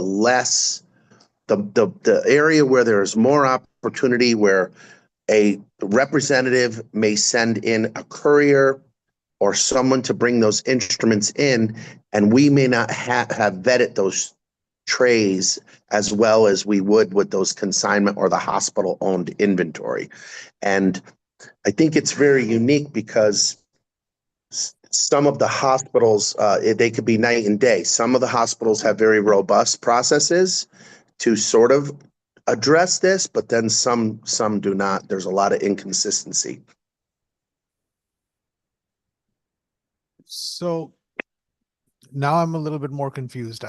I wanted to hear more about why it's needed, and I understand why it's needed, but I also do not hear any opening of or willingness to say maybe it needs to be looked at further from the healthcare systems. Healthcare systems are saying absolutely not. There's no problem at all whatsoever. But you are the one who represent the organization that are involved in the sterile processing. And it's no secret that hospital-acquired infections are there with some of the surgical interventions. Even one is far too many because it just changes the life of the patient who's affected. So I'm trying to find out where is the disconnect in the healthcare systems, and they're just expecting the sterile processing experts like yourself and your organization to do a perfect job, but you're saying that it's imperfect till we organize ourselves better. Correct. And we, as a sterile processing employee in the hospital, we have little to no power. We are receiving equipment that was scheduled by other entities outside of the department. So once it hits our door, the biggest thing that we police at the door are trying to obtain the instructions for use, which are required for medical devices. And then we're depending on that representative to tell us what this equipment is and do they have the instructions, because that equipment doesn't live at the hospital. We may have used it 3 months ago. It's not something that's a routine device that the department is familiar with. And that's where, like I said, the main representative who may have gotten the training from Zimmer Biomet, we don't know what their credentials are. We know they're cleared to come in the hospital because they go through our vendor credentialing system that's in the main lobby. But beyond that, we don't know what extent. We don't know if it's a courier. We don't know if it's just a new sales rep, or we don't know if it's the seasoned representative that works for that distributor or directly for that company. So let's say the society is not ready for this right now. Do you think it will take, God forbid, infections and increase infections for people to turn around and say there's a problem, and then they do their root cause analysis, which hospitals, usually the hospitals which are trained in doing that would do it. Then they'll be able to say that we have a problem. Is that the way to wait for it, or should, Because we're not seeing any opening here for conversation yet. Yeah, an ounce of prevention, right? Sterile processing is probably one of the departments that has the least voice in the department. We're tucked away in the basement and we're out of sight and out of mind. And to a degree, it's part of our jobs to not put any burdens on the OR that they already have. So we do try to vet this equipment as best as possible. And we do typically try to work within the structure of the hospital to say this is a problem and this is, we've never seen this equipment before, because the biggest thing we try to police, there are value analysis committees, because these vendors are not supposed to bring equipment in that isn't authorized for use. So we're also trying to police that as well. And that's very disconnected as well. We are typically, we have to stop them at the door. We have to make phone calls to the OR. We have to make sure that this equipment was approved for use at the hospital. Then we get into the processing instructions. So it's a very busy department, and we don't really have a lot of resources to be vetting these vendors. Are you speaking on behalf of your organization, or you're speaking on your own behalf? I'm speaking on my own behalf. I worked at St. Raphael's and New Britain General and Middlesex Hospital, and then I was able to move into my own independent consulting business. But through my 32-year career, that was my background in running the state chapter, and also our state chapter reports up to the national organization. But I am speaking on my behalf with that as my background. With your network of people, with your profession, do you think enough people would agree with what you're saying, or there's a disconnect there as well? Yes. I mean, we've had some discussions in our professional networks, and it's pretty unanimous that most folks struggle with this. Most sterile processing professionals struggle with just obtaining, 9 times out of 10, just obtaining the basic information that we need. I mentioned earlier instructions for use. Those are required by the FDA if it's a medical cleared device. But then we also use something called a count sheet. An account sheet is like a recipe card. It tells us what's in the tray, because if the vendor drops off 32 items, we want to make sure there's 32 items in that pan. So we also struggle to get these basic count sheets, because that's telling us how to assemble the kit and what it contains. So this is definitely a challenging area, and most of our profession agrees. I appreciate your testimony, because the people who are doing this work, they're concerned about the status quo, and the people who are recipients are saying the status quo is fine. But the ones who are doing it have a little bit more credibility, because you're the ones who are doing this work. So your testimony helps a little bit for me to at least think that the status quo has a problem, and waiting for infections to happen to individuals is not a good way to make a policy. You have to prevent it. But I appreciate your testimony. Seeing no other questions or comments, we'll move to the next person. Thank you. Thank you all. Terry Henning. You're on. Welcome. Thank you for the opportunity to offer testimony on Senate Bills 1451 and 1450. My name is Terry Henning. I'm the Vice President of Government Affairs for Aveanna Healthcare. Aveanna is a licensed home health agency and the largest continuous skilled nursing provider in the state. We employ hundreds of nurses who provide this highly specialized care, often including feeding tubes, tracheostomy, and ventilator care to medically fragile children and adults in their homes across Connecticut. We share this committee's commitment to safety for home-based caregivers and their patients. We appreciated the opportunity to participate in the working group created under Public Act 2419 to make recommendations on home care safety. Among other things, that law requires home health agencies to provide certain information to caregivers, including a client's history of violence, history of substance abuse, diagnoses, and more. Senate Bill 1451 would add the same disclosure responsibilities to healthcare providers referring or transferring a patient to home health or hospice. This was a recommendation of the working group, and we support it. Transparency and disclosure of information in the possession of referring healthcare providers will only help to advance the goal of caregiver safety. The new provision would not require a referring provider to do any additional searching for patient information and is limited to information in their possession. It also limits disclosure to information to the extent feasible and consistent with the law, the same as current law.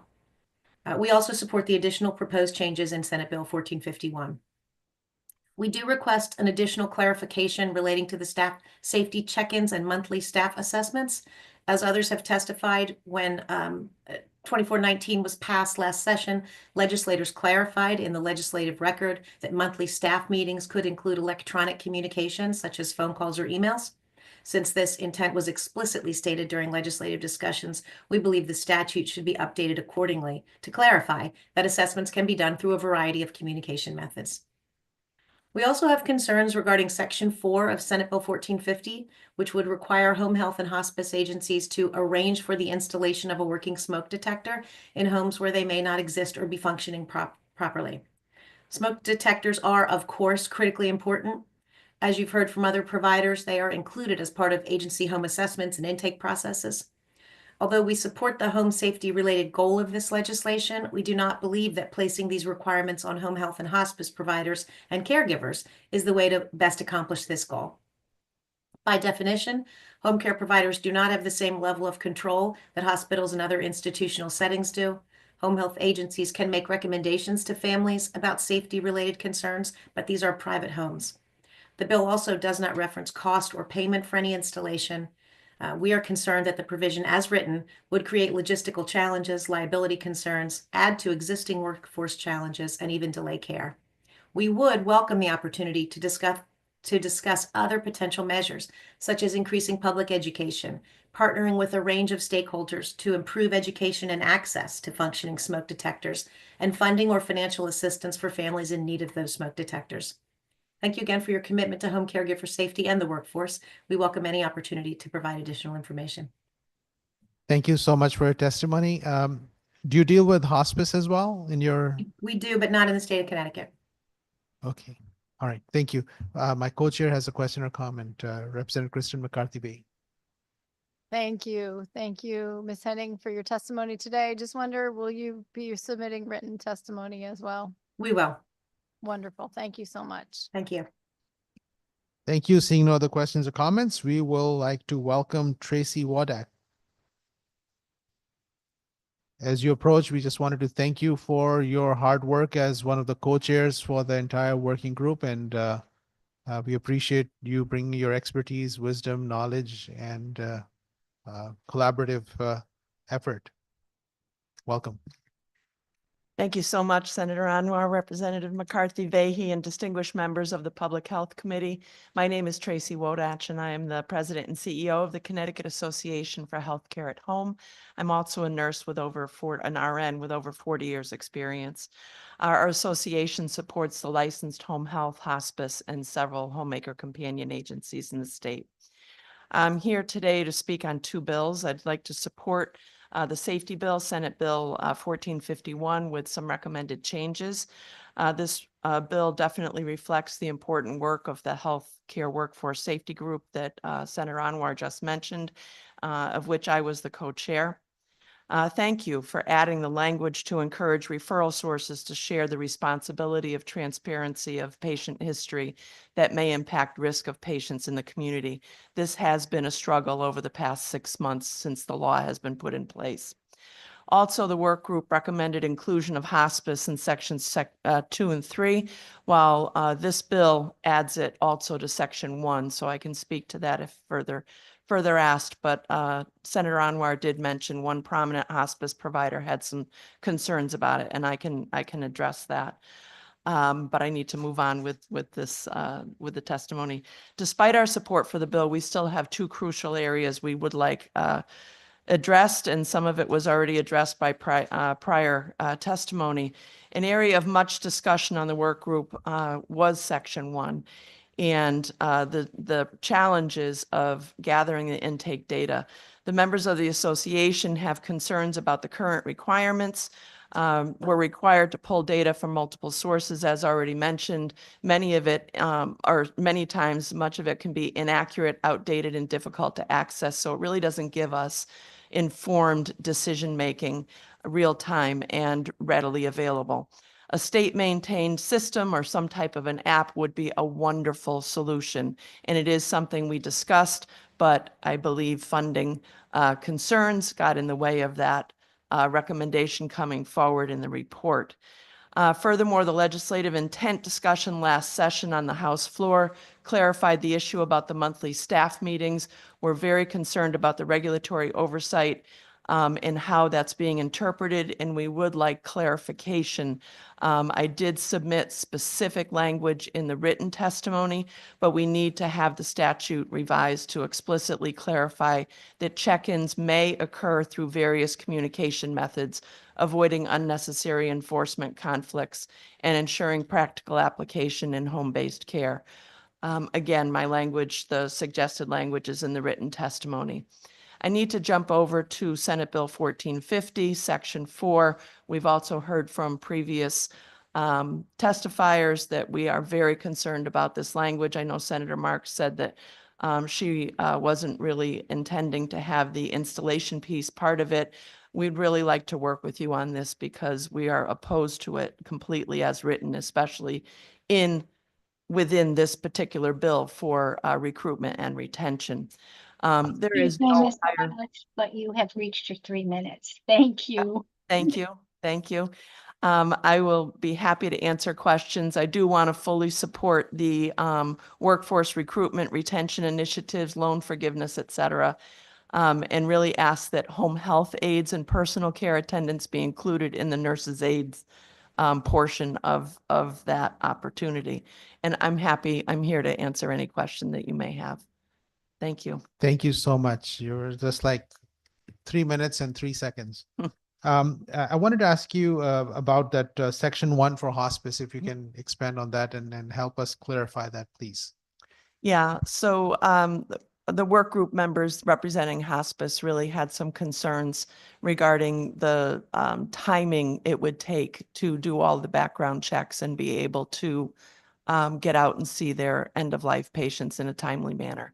And the data that was supportive of that was predominantly the short lengths of stay in hospice and last-minute referrals, which is very common in the state of Connecticut. We rank last in the country in short lengths of stay, or first in the country in short lengths of stay, last in the country in shortest length of stay, let's put it that way.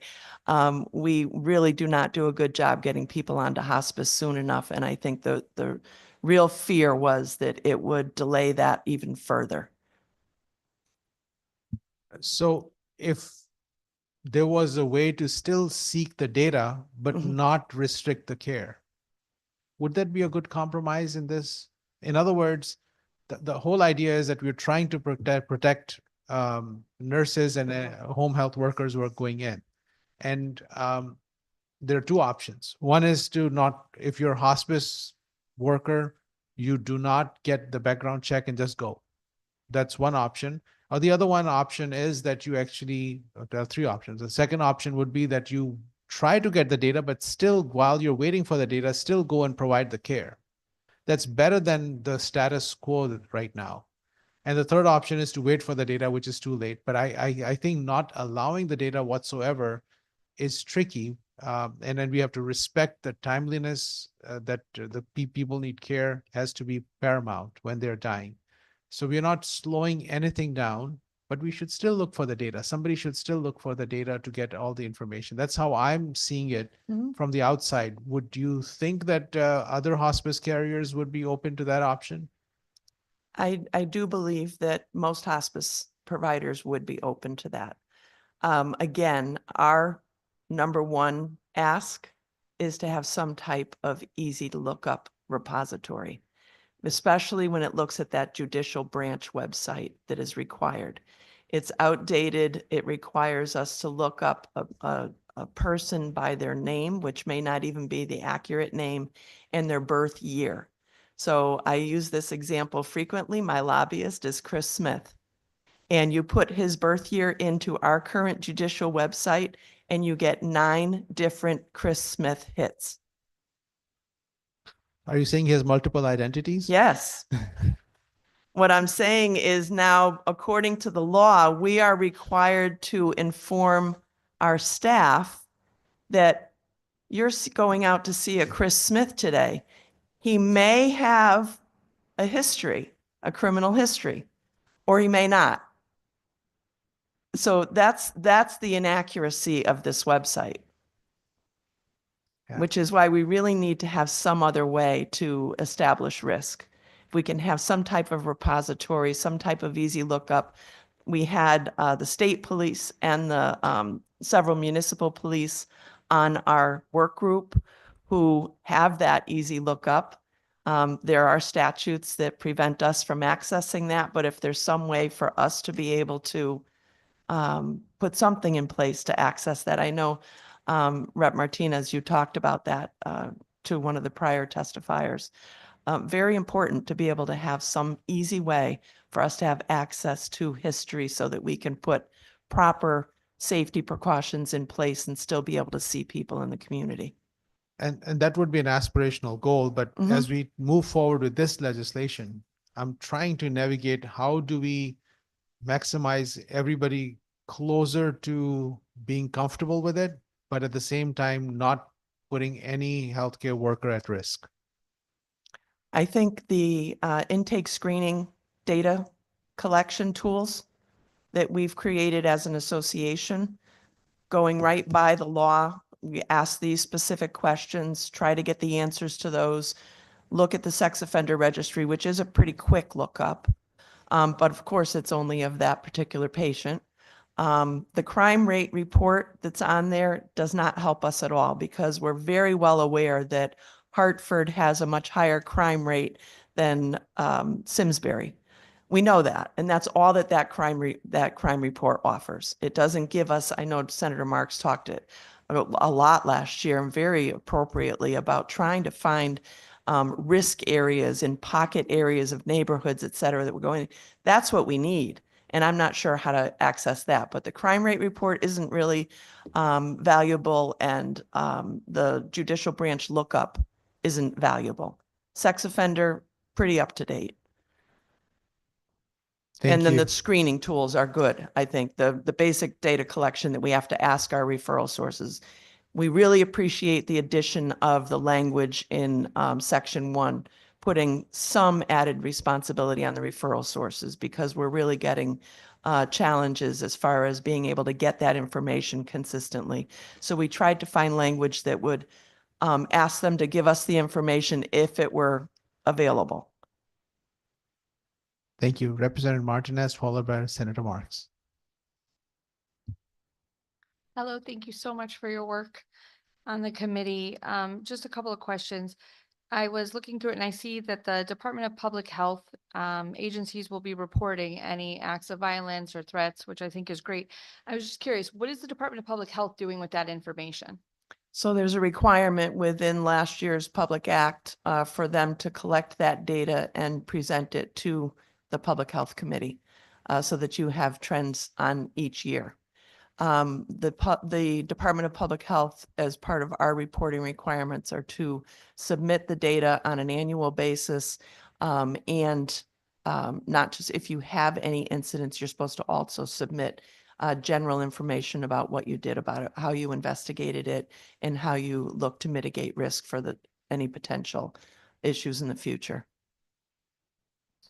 And then the other question I had is I had asked somebody else about if it was looked into about the discrepancies between Medicaid and Medicare, the reimbursement rates, but I was just curious if there was anything looked into about escorts and increasing the rate, because I see in Massachusetts, their Medicaid program, their Medicaid rates are higher. They don't have the subsequent, so if they see 2 patients in one facility, their rates aren't cut in half, and they have an additional add-on when an escort is needed.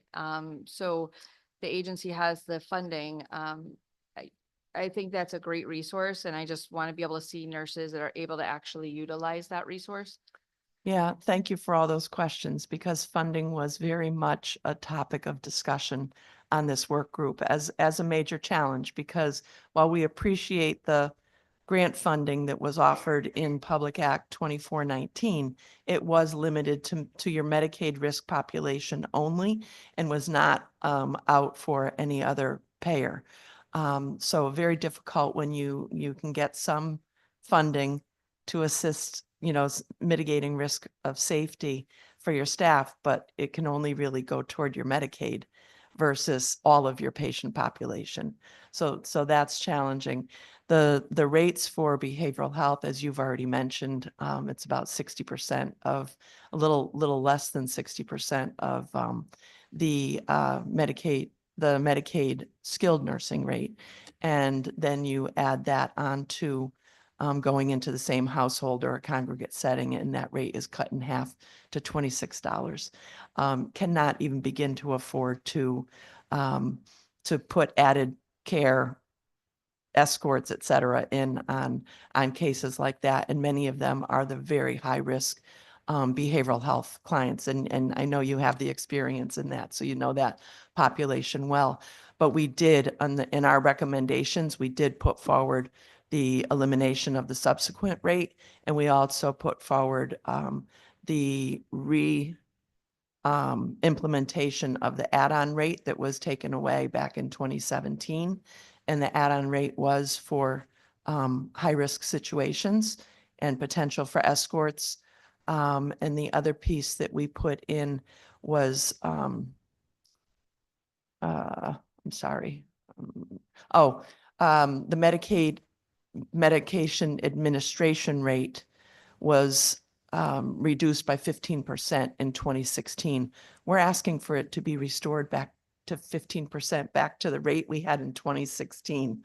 Believe it or not, we'll accept that as at least a starter. So those are all things that we're hoping, and I'm sorry to get into all the funding piece in front of public health, but the other piece, I just needed to add one thing on your prior question regarding, I'm sorry. I had all the data in my head. What was the question that you asked me prior to the rates? Oh, I believe you answered public health. That was The reporting, yes, yep. I'm sorry. So one thing that's really missing from the reporting requirements, the current law only requires the incidents to be reported from a patient to a staff member. It doesn't require us to report any incidents, and I think legislature would want to know this, require us to report any incidents of others in the community, others in the household, in the buildings that we go in. If a nurse gets attacked while they're going into a setting, if they're out in a parking lot, it doesn't require us to report any of that, and those incidents do occur. So we just feel as though that probably would beef up the language a little bit, and I did see that was included in the bill. I knew this rate was reduced. I just want to make sure I understood you correctly. Did you say that we used to have a line for a escort in 2017? We used to have a line for, it was an add-on for agencies that chose, usually was inner city agencies that applied.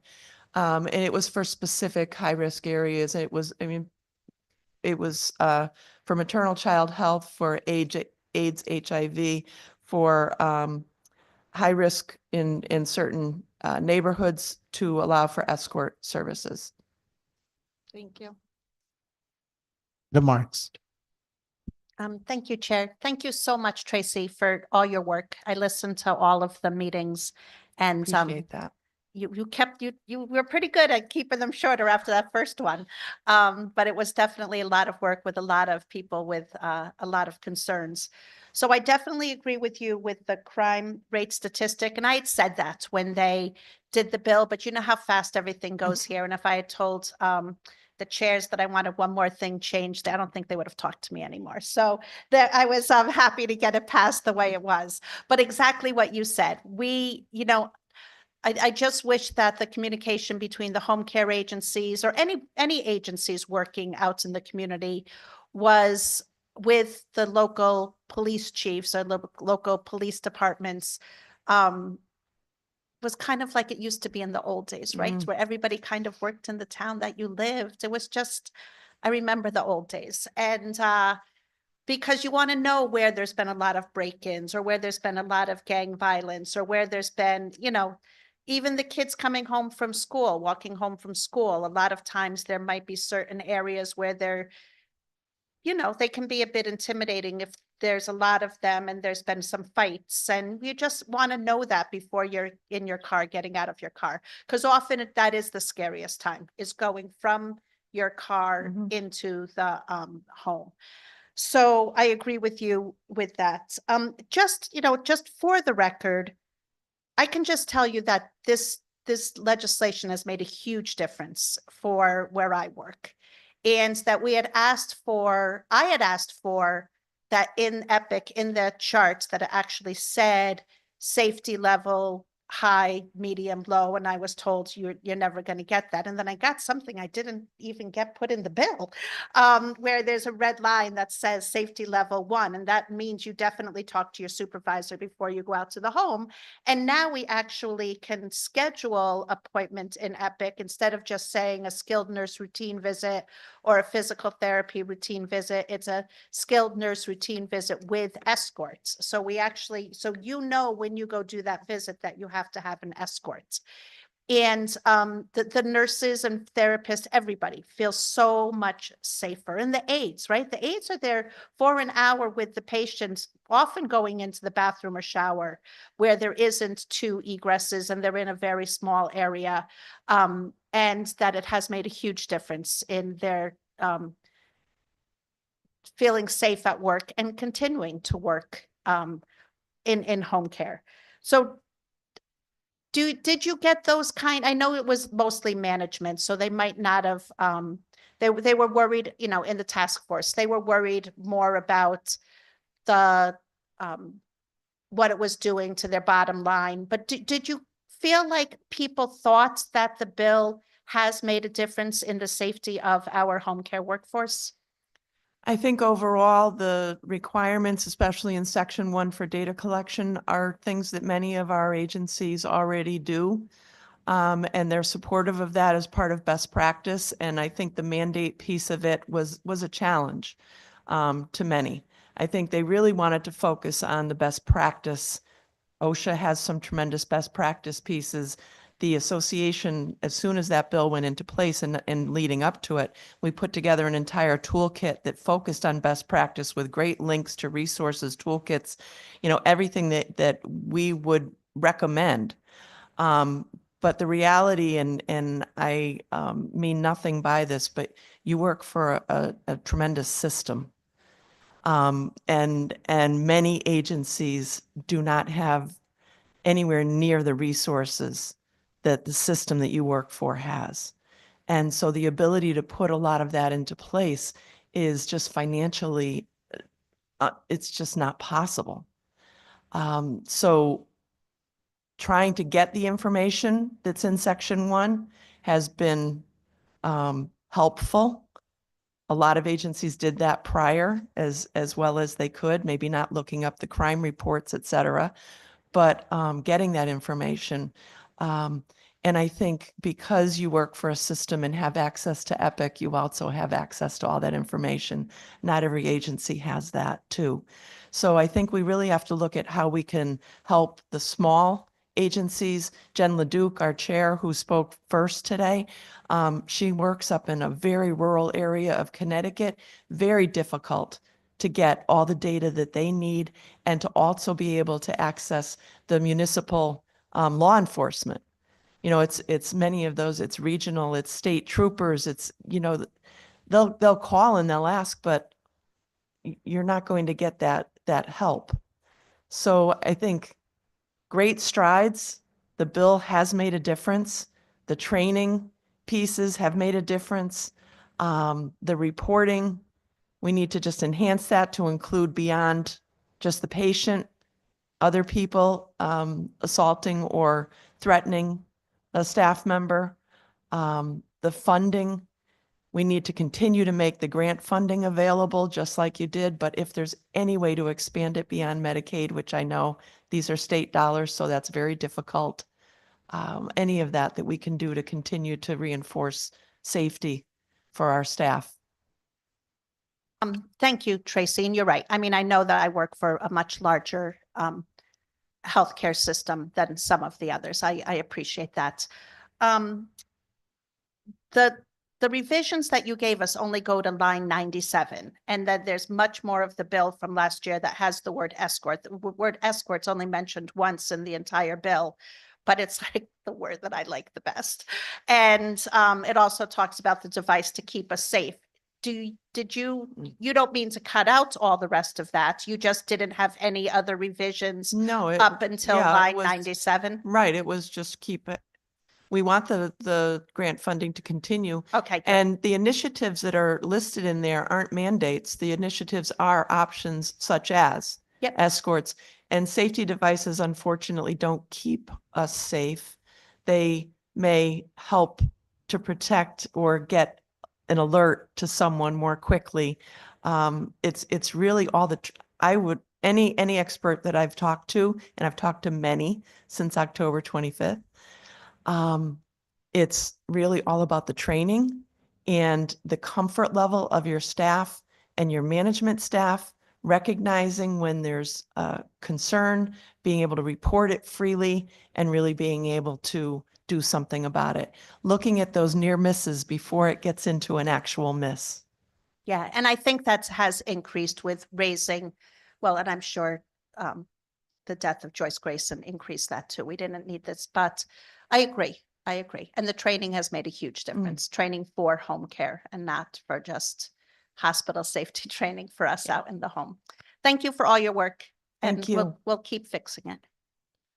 Thank you. I just want to make a quick comment. After Joyce Grayson passed away, how this our state came together, how this public health committee came together, how all the nurses and home health workers came together. And since that time, not only we passed a bill, which is moving things in the right direction, but we have also recognized that we have more work to do. And the entire committee not only put their time, one of the most important resources, but their hearts into this effort, passionately, with love, with care. It makes our state very special, and everyone who's participated, everybody who's done the work, yourself included as one of the co-chairs, we want to thank you.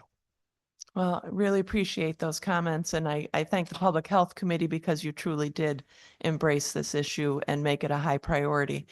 The work group, challenging in and of itself to have, I think we had 29 members from all over, and we asked for that, so thank you. But very hard to get consensus when you have that many people, and about 8 of them were actual providers of care who really understood what would practically and appropriately work. So we really appreciate that, and loved having Kim Sandor on the group too. She really brings a great bit of expertise to that. And my co-chair, my partner here. Thank you, Mr. Chair. I would echo the words of my good co-chair, Senator Anwar, about the gratitude we have for the time and care that you have put into this. And we know that we will be continuing to work on this issue with you. But I also wanted to add that I heard from someone who does not have an arrest record, by the way, that Chris Smith, by the way, thought I'd get that on the record, that today is your birthday. Oh. And we would like to wish you a very happy birthday. Well, thank you. Yes. Happy birthday, Tracy. Thank you, Chris. Yeah, Medicare, here it comes. So well, I thank just you. want to say what a testament to you and who you are that you've spent your birthday here with us doing this on top of the work that you do for all of those you serve in your day job. So thank you. Thank you, Mr. Chair. Thank you so much. Yeah. And there are many lobbyists who would bring a cake, but Chris. I gave up sweet for Lent, so. Thank you so much. And with that, we come to Jason Privilege. Jason, thank you so much. Thank you for your patience with us. Looking forward to your testimony. Thank you. You are on. Thank you. Thank you for having me. Good afternoon, Senator Anwar, Representative McCarthy-Vahey, and the esteemed members of the Public Health Committee. I am Jason Privilege, and I thank you for the opportunity to speak before you today. It's always a privilege. I really enjoy engaging in the workings of our government in this way. I live in Fairfield. I practice emergency medicine at one of the hospitals in Waterbury. And today I'm representing the Connecticut Academy of Physician Associates as the current chair of the Legislative Committee. Today, I want to take this opportunity to speak before you and comment on 3 bills, Senate Bill 1450, 1452, and 7157. In Senate Bill 1450, there's an effort to improve the healthcare workforce by providing for loan reimbursement. This concept is strongly supported by ConAPA. However, there's one area that we'd like to see amended. Just to first provide some context, PA education is 3 academic years in a master's level program, though the course credits, which average about 120, far exceed nearly every doctoral level healthcare profession, with the exception of physicians. The average cost of PA education at a private university is $104,000, and that follows a standard undergrad education, which averages about $153,000 at a private nonprofit institution. Neither of those amounts include the additional tens of thousands of dollars often borrowed for living expenses. As well, just like applicants to medical school, many PA school applicants seek additional master's degrees prior to make themselves more competitive. So easily, education for a PA will be in excess of $250,000. This bill fully incorporates PAs as an included profession, as we're a licensed profession within the Department of Public Health. But unfortunately, Section 2 at line 39 excludes PAs from a carve-out that prohibits any requirement for physicians and APRNs to work for a not-for-profit employer to be eligible for a state program. Physicians, PAs, APRNs are typically employed together by the same medical groups. In the increasingly evolving landscape of healthcare business, it's not unusual for hospital systems, especially, to outsource employment of physicians, PAs, and APRNs to a third-party group, who are typically not of a nonprofit nature. This is especially common in emergency medicine and hospital medicine. And such a carve-out that does not include PAs creates a disparity for the colleagues that work in the same practice. And in the case of PAs and APRNs, are typically hired for the same roles. In 1452, there's efforts to protect physicians from some of the business dealings in healthcare. Unfortunately, this language completely omits PAs and APRNs, who are equally subject to the transactions that are addressed in this bill. I don't normally make my testimonies too very personal, but I will note that I have been and am currently subject to such transactions, as I work for one of the institutions whose dealings raised this awareness and subsequently the introduction of this bill.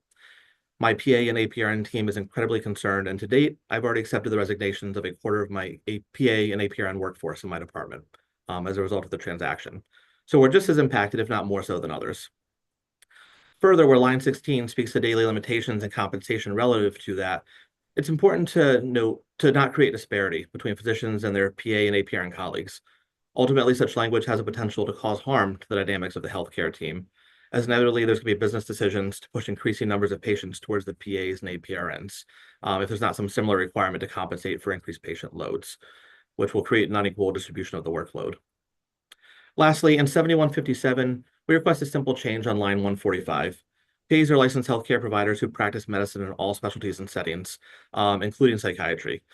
And so, one of these areas that is often left out of in the Connecticut general statutes is an acknowledgement of that.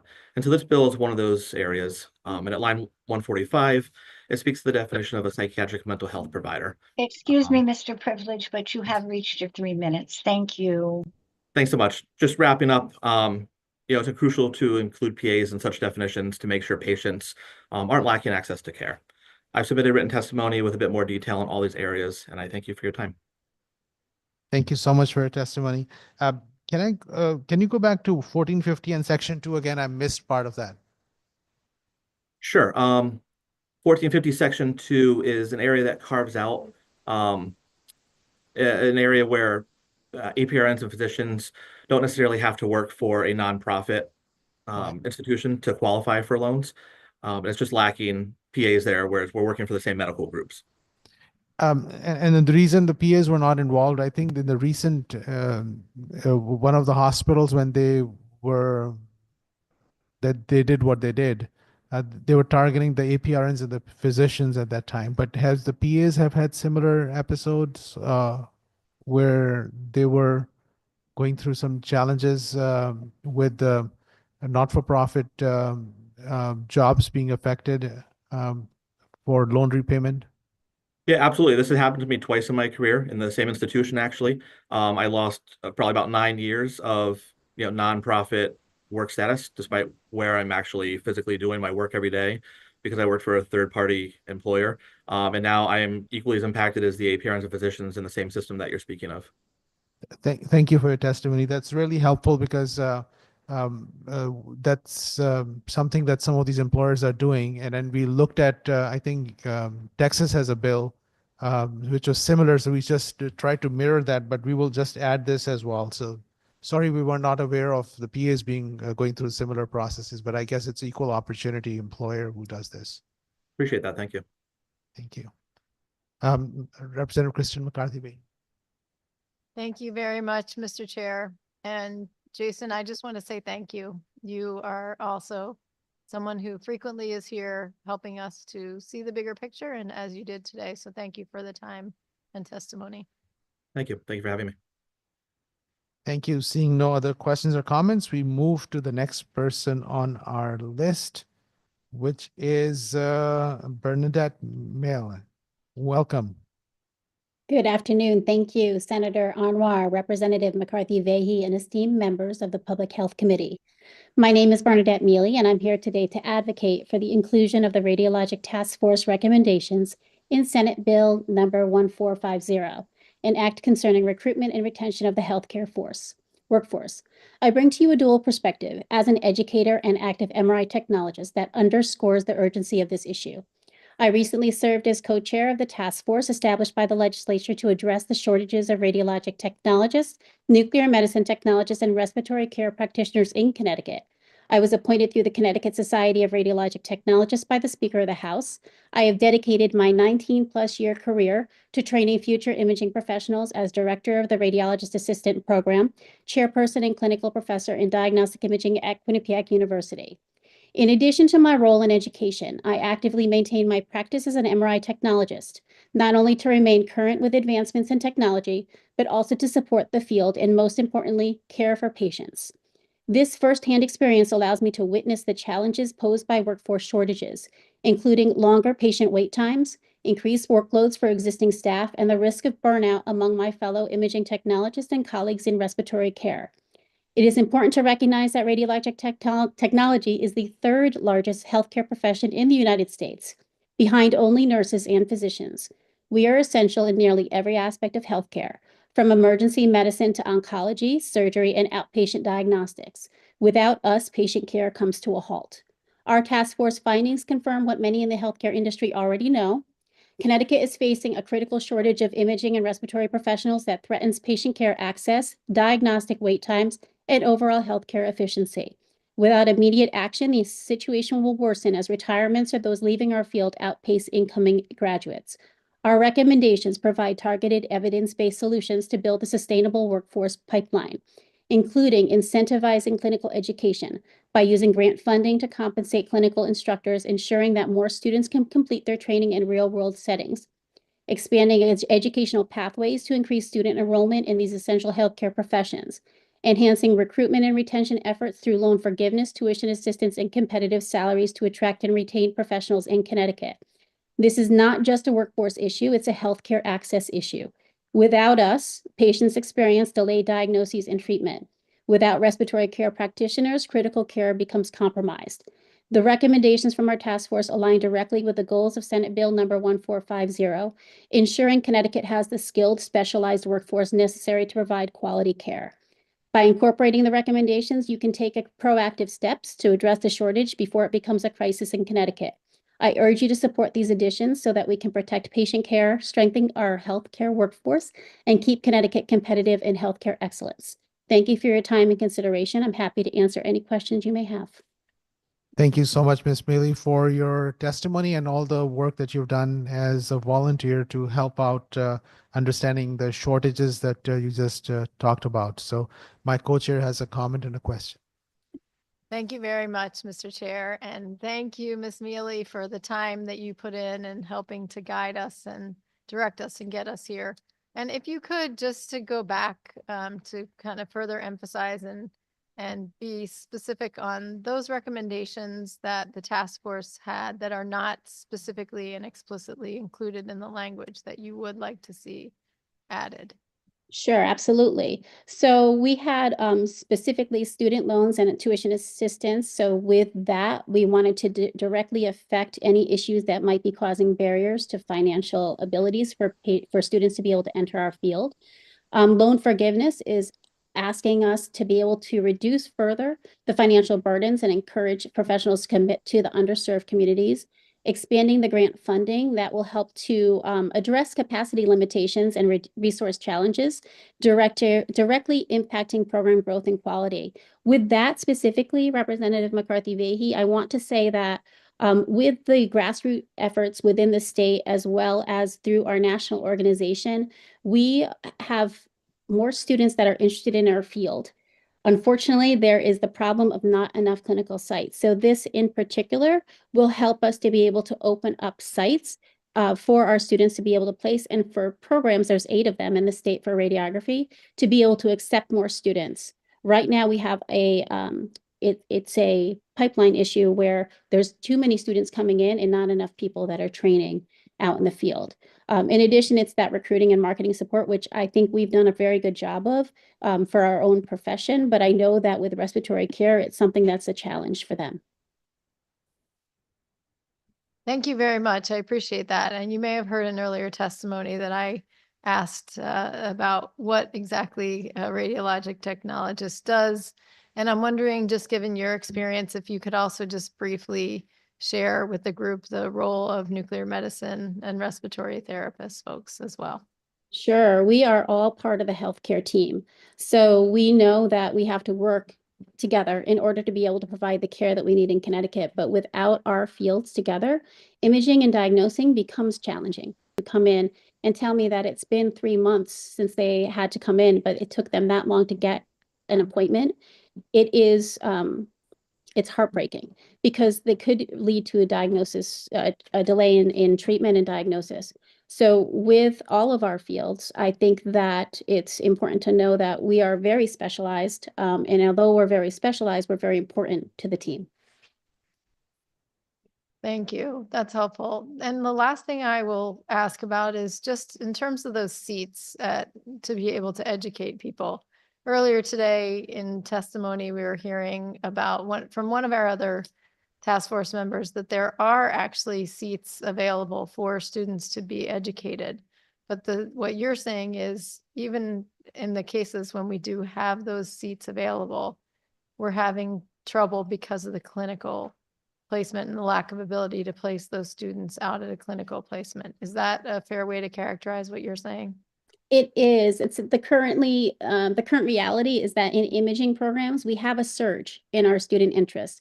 And that's, again, due to that awareness campaign. But there is this increased interest has created challenges in the fact that we can take them in, but we can't place them clinically.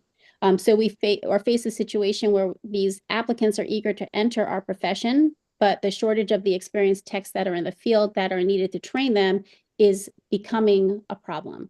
So we need to be able to identify and implement strategies to retain technologists in Connecticut and develop those effective incentives so that we can ensure a robust workforce capable that can train them and prepare the next generation. Thank you. And does that same situation exist with the nuclear medicine and respiratory therapists folks, or is it a little bit different for them? It's a little bit different for nuclear medicine. There is only one program in Connecticut that trains them. So for them, it's more of the qualified instructors, and the availability of their ability to be able to teach and train is challenging. There's not as many. We have many technologists who are cross-training in order to do something referred to as fusion. I don't know if we talked about that, but fusion imaging, where you combine nuclear medicine with either computed tomography or MRI. So you still need that specialization. So it's starting to get more and more complicated with the technology that we have. I will allow my colleague Karen Griffiths to speak to respiratory care. I know that they have different challenges. That's wonderful. And we appreciate all of you from the group who have come and spent time with us today.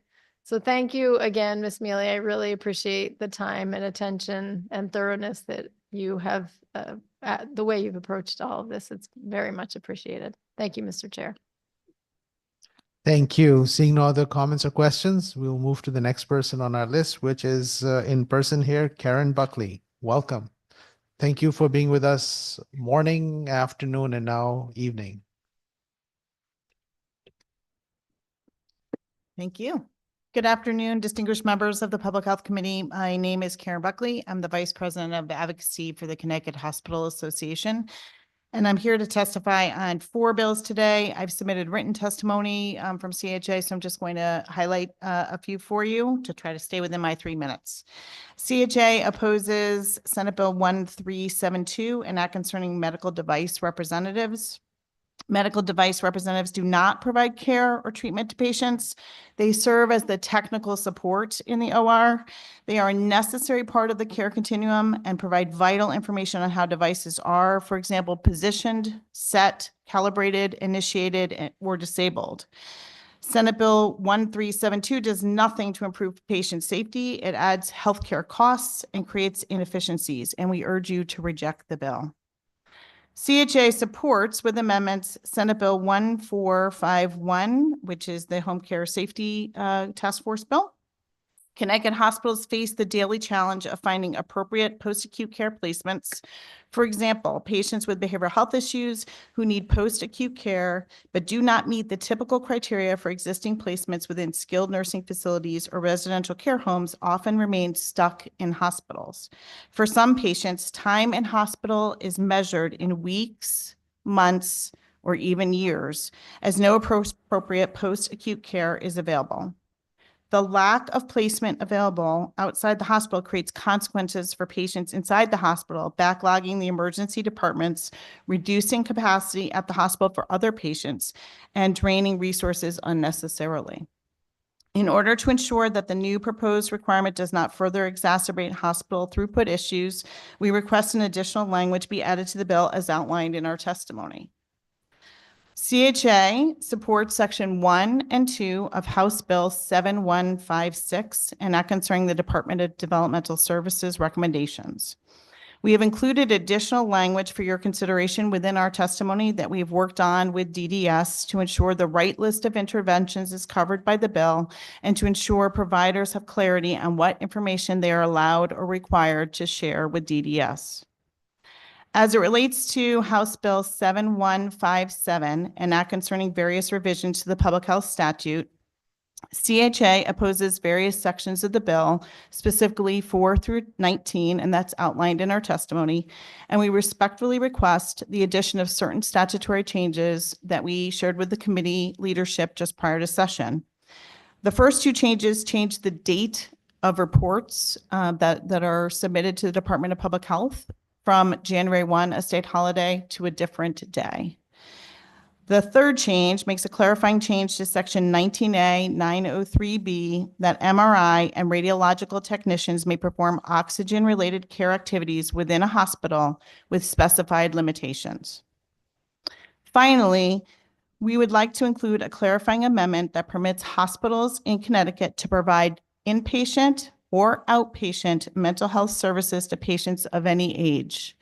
The reason we're asking for that is a few years ago, the committee, the General Assembly made some changes which have led to some confusion in the field from an interpretation perspective. CHA requests that the committee consider Excuse me, Ms. Buckley, but you've reached your 3 minutes. Thank you. Just wrapping up. CHA requests that the committee consider making these changes requested in our testimony. We look forward to working with you on all of these important issues. And thanks for your time. Thank you. If you cut yourself short, if you want to add more, you're welcome to do so. So I think we shared with the leadership of the committee on the technical changes. The first 2 reports actually are due on January 1. One of those reports requires data up until the last day of the previous year, which makes it kind of difficult to submit all the data on January 1, a state holiday. So our hope is that the committee will entertain moving the report date to later in January for that one. And then the second report just a little bit later into February, just because there's confusion in the field between the 2 reports. And we think by separating them sometime that there'll be some clarity for those who report. On the oxygen change, we do not think it changes the actual substantive nature of the statute, but it does provide clarity for the interpretation in the field. And on the third and final change, we want to ensure that whenever possible, hospitals can provide inpatient and outpatient services for mental health and behavioral health services to all residents and of age, any age in Connecticut. And so we're hoping that we can get that clarity back into the statute. Happy to answer any questions. Thank you. Thank you. I think for the January 1st change is because you can send the report to anybody, but the state is closed. And that's Correct. why. The state is closed, and for the last 2 years, there have been slight changes in the way in which the report has had to be filed. And typically the time between the holidays is high vacation time. So it's very difficult to get the technical support necessary. So we thought by just moving it out a week or so, it would help to allow for timely and appropriate submission. Yeah. And when we heard you guys speak about that, it makes perfect sense to us. Thank you. The other part that you've mentioned is the oxygen treatment. And if I remember our conversation, you had suggested that the Respiratory Therapists Association, they were okay with that. Correct. We met with both the Respiratory Therapy Association in Connecticut as well as the Respiratory Therapy Group at CHA. And both were comfortable that this was just a clarifying change and not a significant change. And practically in the inpatient setting, something like this at times is happening. It's just because you have critical time related needs and then it's already happening. If you write it down in statutes, it makes it much more appropriate. Correct. It usually happens at transition times when someone is going for an image and back. Yeah. So it helps facilitate and not delay that. Good. Those are the questions I have. Madam Co-Chair, you have comments? Thank you, Mr. Chair. And Karen, thank you for staying here with us through the day, along with your colleagues from CHA. And I would just like to say, yes, I think these changes that you're proposing make a lot of sense. And we certainly had talked about them before. So just happy that we're talking about them here today. Thank you, Mr. Chair. Just 3 people are going to testify today, or? Just 3. We're not putting enough bills that are relevant. I know we covered every one today, so I felt like we did well. Well, we appreciate you all. Thank you so much. Thank you. Thank you for your testimony. We move to the next person on our list, which is Jim Leahy. Mr. Leahy, you're on. Welcome. Thank you, Chairperson Anwar, Chairperson McCarthy-Vahey, Ranking Member Summers, Claritas Ditria, and distinguished members of the Public Health Committee. My name is Jim Leahy. I'm the Executive Director of the APTA of Connecticut and have a much simpler task than Karen because I am only testifying on one section of one bill.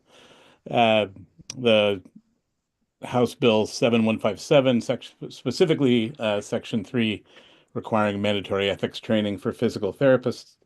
The proposal stems from our goal of continuing to elevate the quality of care delivered by PTs to improve health outcomes for both individuals and communities, with a desire to improve the long-term sustainability of the profession by focusing on provider health and well-being. I'm lucky enough to do work in 7 states with APTA and network with other folks nationally, and so we're able to bring some of the best stuff back from other places, and I've experienced this in several of the other states we work in. Licensed physical therapists in Connecticut are currently required to do 20 hours of CE a year. Courses don't have to be approved by the department, but must be related to practice. There are several existing ethics and jurisprudence offerings that are available to PTs that would fit this bill. We've found at least 17 other states that require it currently. We do urge the committee to adjust the language to require the 2-hour training only every other year. As it stands now, it would actually be 10% of the overall CE required.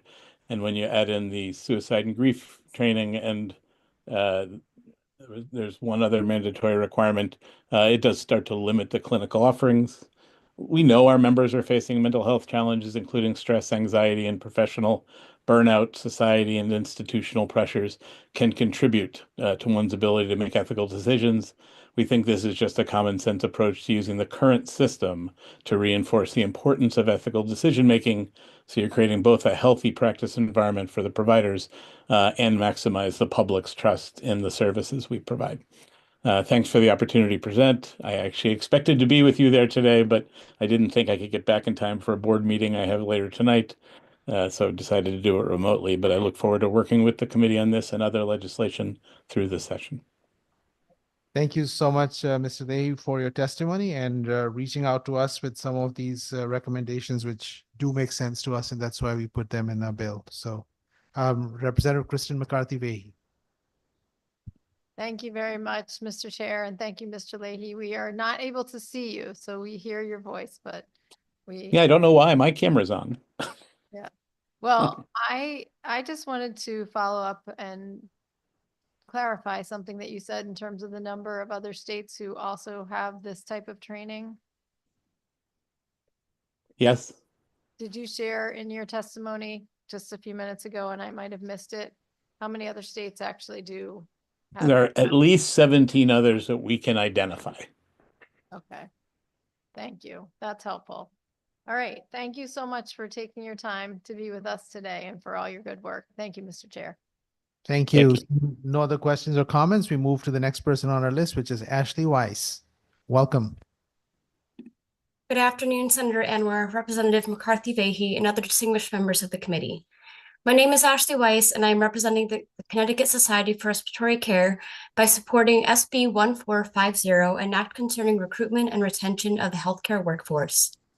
For 9 years, I've had the great privilege of helping heal my community by working as a respiratory therapist. I'm currently employed at Harvard Hospital, where I serve a diverse population of patients across the spectrum of acuity, from treating mild cases of the flu to severe respiratory failure. Section 1 of the bill would establish a new student loan forgiveness program open to all licensed healthcare professionals who are employed full-time here in Connecticut. Every member of the healthcare team plays a vitally important role in taking care of our neighbors, both in preventing and healing illness, but the degrees and programs that provide the training necessary for these roles are often prohibitively expensive. The CTSRC strongly endorses this concept.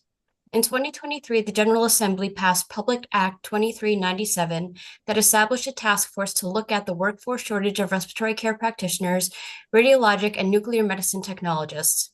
The task force met many times to discuss these shortages last year and was both facilitated and empowered by the bipartisan support of this committee's leadership. We are seeing ever-growing numbers of increasingly sick patients come through hospital doors. It has been an uphill battle, both recruiting and retaining the team members we need to treat these patients safely and efficiently. A large contributing factor is the fear of the looming student loans that so many of our community members need to complete their degrees. Especially with the uncertainty surrounding the new qualifications required for federal public student loan forgiveness, our most vulnerable and underserved communities will be at risk as fewer potential healthcare providers elect to pursue cost-prohibitive education or seek employment in rural areas where lower wages frequently mean having to choose between basic necessities and loan repayment. The task force's final report to your committee highlighted student loan forgiveness as a primary solution to this issue. It would encourage otherwise financially disadvantaged students to pursue careers that would fill the gaps mentioned previously. Other measures focus on recruitment to these programs from Connecticut's diverse pool of bright and capable high school students by creating public outreach campaigns and funding early skills training. Our future workforce should be able to explore and access the diverse roles in healthcare that would both satisfy their curiosity and desire to help their neighbors while earning a living wage. Section 1 thoroughly outlines this innovative initiative's criteria for eligibility. If funded adequately and appropriately, I'm confident that the Department of Public Health could implement SB 1450 effectively and efficiently to support our workforce. Thank you kindly for your consideration of the Connecticut Society of Respiratory Care's desire to promote the wellness of our communities and the livelihoods of our future generations. Thank you so much, Ashley, for your testimony, and thank you for volunteering and working on the important issue. I'm just going to make a quick little statement, which is that in the inpatient setting in the hospitals, after nurses, the most important people are respiratory therapists. And especially in the last few years, what we have seen is the hospitals are filled with all respiratory infections and people with severely compromised status. That's one of the main reasons why people are getting admitted. And if it was not for the respiratory therapist, the outcomes would be so much different. It's a tough field, and there's a significant burnout in it as well because of the high epinephrine, endorphins, and other chemicals that you have to deal with in the situations. But so I wanted to thank you for the work. And could you tell me what is the burnout rate, or do you know in your field what's going on? I can't give you an exact number, but just for an example, in my department, we see turnover rates of probably between 5 and 6 therapists a year. That doesn't seem like a lot, but we're training about 5 or 6 therapists a year. So for every therapist that we train, we lose almost all of them. It's thankfully improved over the last year or two since COVID has kind of tapered down, but we definitely lose a fair amount of our numbers on a yearly basis. Thank you. And then that's even more of a reason to have enough so that we don't cause a burnout, and then also improve the quality of life of all of our respiratory therapists who are in the picture. Madam Co-Chair, you have a comment? Thank you. Ashley, I would just add my thanks as well. And I know Senator Elmore, this is part of his day-to-day life, but we're grateful for the time that you've taken to come testify. I'll probably have some of my questions more for Ms. Griffiths, so I'll let you off the hook, but I just want to thank you. Thank you. Thank you. Seeing no other questions, we'll move to the next person on our list, which is Bree Sanka. Is Bree Sanka here? Not seeing Bree Sanka. We move on to Sasa Harriet in person. Welcome, Sasa. And as you walk up here, I just wanted to thank you for volunteering and working hard as the co-chair of this important committee for healthcare workforce safety. So wanted to thank you for all that you've done. Thank you. Thank you. You're Thank on. you, Senator Anwar.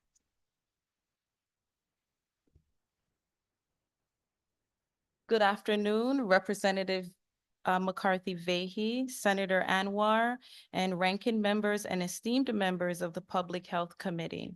My name is Sasa Harriet, and I am the President and CEO of Harriet Home Health Services. I am also a board-certified nurse practitioner. I'm here today to testify in support of Senate Bill 1451 and Senate Bill 1450. Senate Bill 1451 continues this committee's work to improve safety for home health care workers, hospice workers, and home health aides. It ensures that healthcare providers transferring or referring patients share any known risk associated with the patient or their home and community environment. This is a critical expansion because while the database outlined in Public Act 2419 offers some insight into the patient's risk, we as medical providers are trained to assess and identify other risks that might not show up in the database. However, improving safety conditions also requires ensuring adequate staffing levels. As the owner of a home healthcare agency, I know that the training outlined in Senate Bill 1450 is essential to helping agencies statewide address this concern. The state of Connecticut is facing a critical nursing shortfall, with the Governor's Workforce Council reporting that the state is graduating fewer than 2,000 nurses each year, which is 1,000 short of what it was prior to the pandemic. This shortage disproportionately affects patients and agencies in rural and urban communities where access to care and staffing resources are already strained. The shortage isn't due to a lack of interest in the nursing profession, but rather because many aspiring nurses already are overburdened in their current commitments. Many face barriers including finances, transportation, accessibility that prevent them from pursuing the necessary training and certification to enter into the healthcare workforce. Some are already working as non-medical personal care assistants, but do not have the time with their current caseload to attend traditional vocational training. Although a CNA is an entry-level position, it is vital to the delivery of home health and hospice care in this state. Mr. Morlane from Botswana, who died delivering care in a home, exemplifies the need for working smoke detectors during the emergency preparedness management of visiting nurses when they enter a home. Senate Bill 1450 honors this legacy by addressing the safety conditions that contributed to his death while removing the barriers to help more CNAs like him. By expanding the nursing workforce, especially in underserved areas, Senate Bill 1450 ensures agencies can meet patients' demand in a safe, sustainable manner. I urge the committee to vote in favor of Senate Bill 1450 and Senate Bill 1451. Thank you. Thank you so much for your testimony. I think Senator Marks has a question or comment. Sure. Thank you so much for all your work. I listened to the meetings and you were so thoughtful and took so much time really listening to what everybody said and making sure it all went correctly. I met Mr. Morlane a few times at the house, and I can't express what a kind man he was, sending, he was there to take care of his family back in Botswana and sending all of the his earnings back home. And you know, it's just amazing when OSHA called me about Joyce Grayson, not really sure. They just had questions, OSHA, about home care. And I told them about his death at work, right? It was at work. And they hadn't been notified by the agency, which the complete disrespect. And I just wonder if it ever has happened before, or how many other people have had real injuries that OSHA does not know about, especially our 24/7 caregivers that we have in the home. So I wasn't going to ask any more questions, but since you do support what I support, you own and a CEO of a home care agency. So if a nurse was to, you know, do the initial assessment where you always ask about smoke detectors, or you're supposed to ask about smoke detectors and egresses out of the house and all of that. If one was to say that they did not have working smoke detectors, what would you think would be the best moving forward to make then that workplace safe for your employees? Senator Marks, thank you for that question, and thanks for putting safety first and thinking outside of the box and beyond just clinical care. You know, during the emergency preparedness planning, which we have to do, whether or not there's a power outage, issues with technology and such, we have to look at these things, right? We have to look at the social determinants of health and how it impacts the patient safety and those on the front line that's delivering care in the home. If a nurse went into a home, or an aide, or anyone, even if a family member called and said, we need help, whether or not it's help with food, housing insecurities, finding a pharmacy or smoke detectors, we would do what we would have to do to connect with community partners. In Connecticut, you know, you can call the local fire department. You can also reach out to the American Red Cross. There's been various campaigns in Connecticut with the American Red Cross to make sure that those who need a smoke detector in the home can get it, and also education on how to be safe in the home. We know that 1 in 320 homes will experience a fire. That's a high number. And we know that a lack of a smoke detector or a non-working smoke detector is responsible for 60% of fire-related deaths. It's preventable. And nurses and home care nurses, or home care personnel, we're in the perfect position to see some of these things. And if the home is where we're delivering care, we owe it to everyone in that home, including who we're servicing, to make sure that we're evaluating ways for us to continue to go in and deliver their care, and to make sure they're not safe, that they are safe when we're not there. What happens, you know, when we leave the home and it's someone elderly and they just might not have the ability to know, you know what, or the insight to look into fire safety or smoke detectors. So we have to make sure that all the things that might impact the best health outcomes, and leaving the home as a home care agency, that we have to really try and exhaust all possibilities before we say, you know what, this isn't safe and we're out. Thank you. You say it so eloquently. And then in your your agency, have you started using escorts now that the legislation has changed? Do you see a difference in how you try to prevent something bad from happening, or how you look at the homes that we're going to since this legislation has been changed? Is there a difference in your approach and how you're treating it? Absolutely. Thank you for that question. So prior to this legislation, we had to have escorts. We're located in Hartford, around 10 Love Lane. You know, we service other areas of the state, but we are in a community, and we choose to be in a community where there's less access due to community violence. So we utilize escorts, we utilize community health workers, and we utilize multiple layers to ensure that there is a team approach instead of a lone worker model when necessary. So, and we find that with the current legislation, nurses feel as if, and all other employees going in home, they feel as if their voice is being heard. And it just didn't end where something happened to Joyce Grayson in home, and then after a few weeks, we all forget about it. And I must say that while many agencies who testified today might have it in their mission to keep nurses and their healthcare workforce safe, we need it across the board. We need those who might not be watching this, might not be as involved in legislation, to also have a prototype. This is the minimum.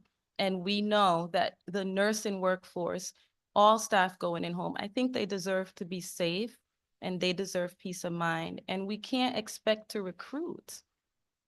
We can't expect to recruit if you don't give the very people on the front line a voice to express their concerns and to meet them halfway to show we're going to make sure we do our best.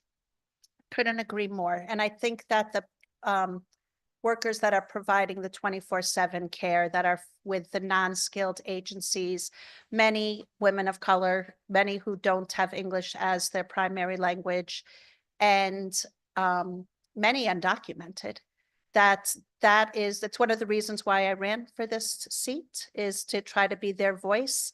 I'm learning how to do it, and the right ways to do it, and I hope I get to continue to do it. When you do the escorts, how do you fund it? Because that's all we hear often, that there's just no funding in the agencies to supply the escorts. And, I can be, well, that's the cost of doing business. And there's really nothing else you do for those nurses in the home to keep them safe, right? We had a few unhoused people sleeping on the lawn outside our actual building. And within 2 weeks, we then the doors were all locked, and you had to use the badge to get in. And like I said, just because they're unhoused doesn't mean like they're going to come in and hurt you. We have really good grass here. But boy, when it comes to having, and I said, where in the budget is your line item for keeping the nurses or any home care workers safe outside of the actual building? And there isn't a line item to keep us safe. This is the only thing we're asking for. So, how are you able to fund the escorts for your clients? Great answer. So right now, we had to learn this during the pandemic, while we were out doing vaccines in many neighborhoods that needed it. And even prior, we just have to come up with savvy ways. So there's certain things that we would be able to stockpile, right? We may be able to keep supplies for a year or 6 months. Well, now we can only buy supplies for maybe 60 days at a time. We don't have, sometimes we go to other events or other office spaces. We're lean with how we function. For anyone who visit our space, they look around and we're like, yeah, we do a whole bunch out of this space, but we're lean. We function in a lean way, and we make sure we deliver high quality care. So it works right now for us. We use our community health workers. We cross-train. So if we have escorts, we also have, I must mention, a CNA school and a sim lab. So we're recruiting from the community, and we make sure we do escorts from communities and various people that's community liaison. So we reach out to the community, provide work, and also provide them training. And so we have folks that can go out with a nurse that's now a CNA, that started out as an escort. So we're just constantly going across the board and cross-training. Thank you. Thank you for keeping safety number one and also the care that you provide. I'd love to come visit you one day. Thank Any you so day. much. Thank you. Representative Kristen McCarthy-Vahey, followed by Representative Martinez. Thank you very much, Mr. Chair and Miss Harriet. I just wanted to also say thank you for the work that you've done. And as Tracy said when she was here earlier, you had a lot to manage on the task force, let alone with the work that you do every day. So we're grateful that you stuck with it and worked through so many things and that you're here with us today. Thank you for everything. Thank you. Representative Martinez. Hi, thank you so much for all of your work on the committee. Really appreciate it. I wanted to ask, at Harriet Home Health, do you guys see medical patients or behavioral? Or mix? Both. Both. Both. And do you utilize the medication administration pay line? Yes. Perfect. Do you know about how many patients you have on that?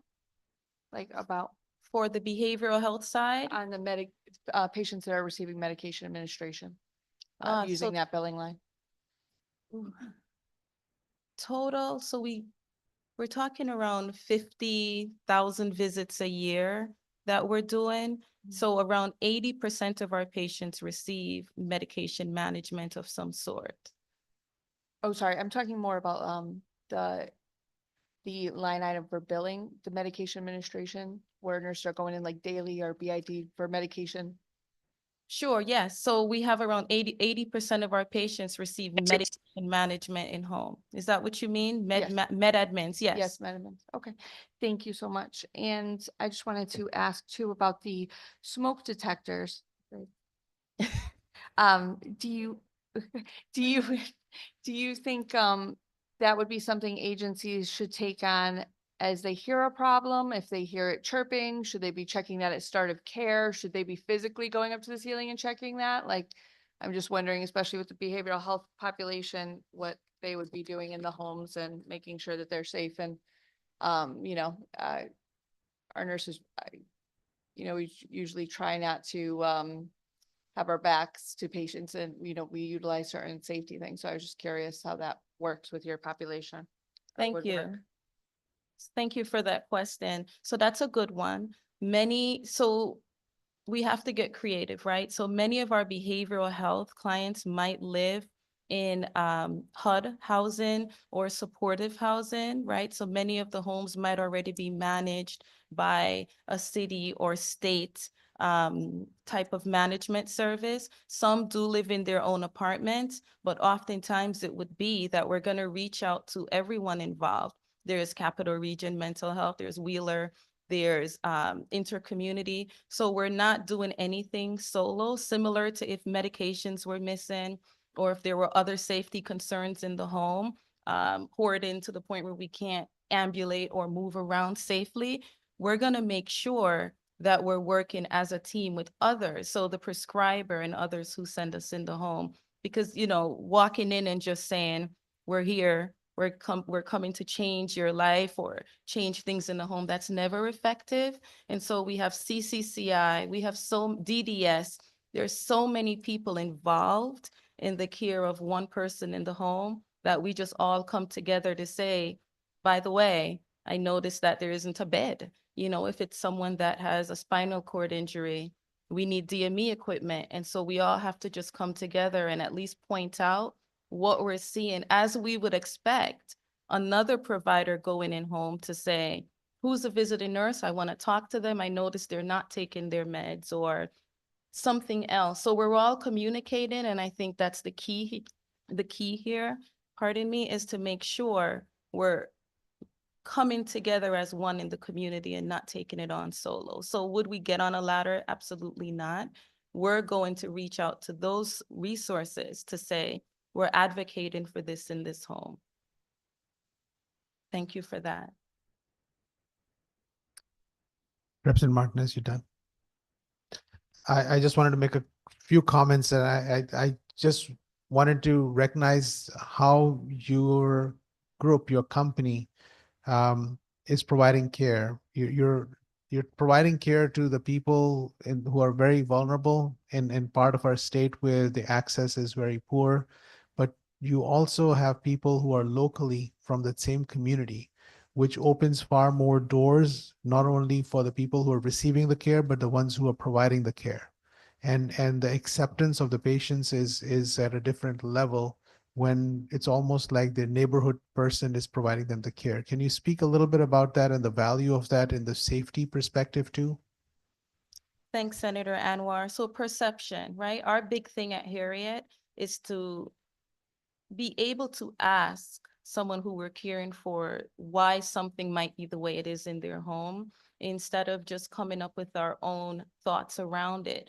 And so we're big on, to understand the community, we must recruit from the community. We must be able to have individuals with less barriers around transportation, the cultural competence and relevance, know the community. And it is easier when you can go up to a door in a community that you grew up in, and you're like, oh, no, that's, we're going to go down Garden Street, or we're going to go down by the Shack in New Haven, we're going to go up to Ellington, we're in New Hartford, wherever it is that we have patients, we make sure that we hire from the community. It makes it easier. And you know what? The work-life balance for the nurse and the staff, it's better. It's much better when they're not commuting for hours and trying to still deliver patient care. So it's important that we understand how things are in the environment from the perception of the patient and meet them there halfway. So thank you for that. And as you're working on Senate Bill 1 in the previous years, you brought a group of people together, and there's a police officer in the gathering. It's a very profound moment when he said that we as police officers do not go in neighborhoods alone. And we as a state were sending nurses late at night in those very communities. And it was just like, wow. And that was a moment where all of us were looking at each other and saying that, how do we allow that to happen when the local law enforcement agent says that I cannot go here alone? And so the escorts and the funding for that is a lifeline, as many of you have mentioned. It's a critical thing, and so you've been highlighting that and the work that you have done, and also the collective way everybody has come together and have respectfully agreed and respectfully disagreed, but with the same purpose of making sure that we are going to keep every single home health worker in the state of Connecticut safe. At least from the current bill, but we want to keep everybody safe and every healthcare worker safe. But with the bill that's in front of us, every home healthcare worker is safe. So thank you for everything that you do, and your team, everybody who does this. Thank you, Senator Anwar. And, I'll just close with this. You're right.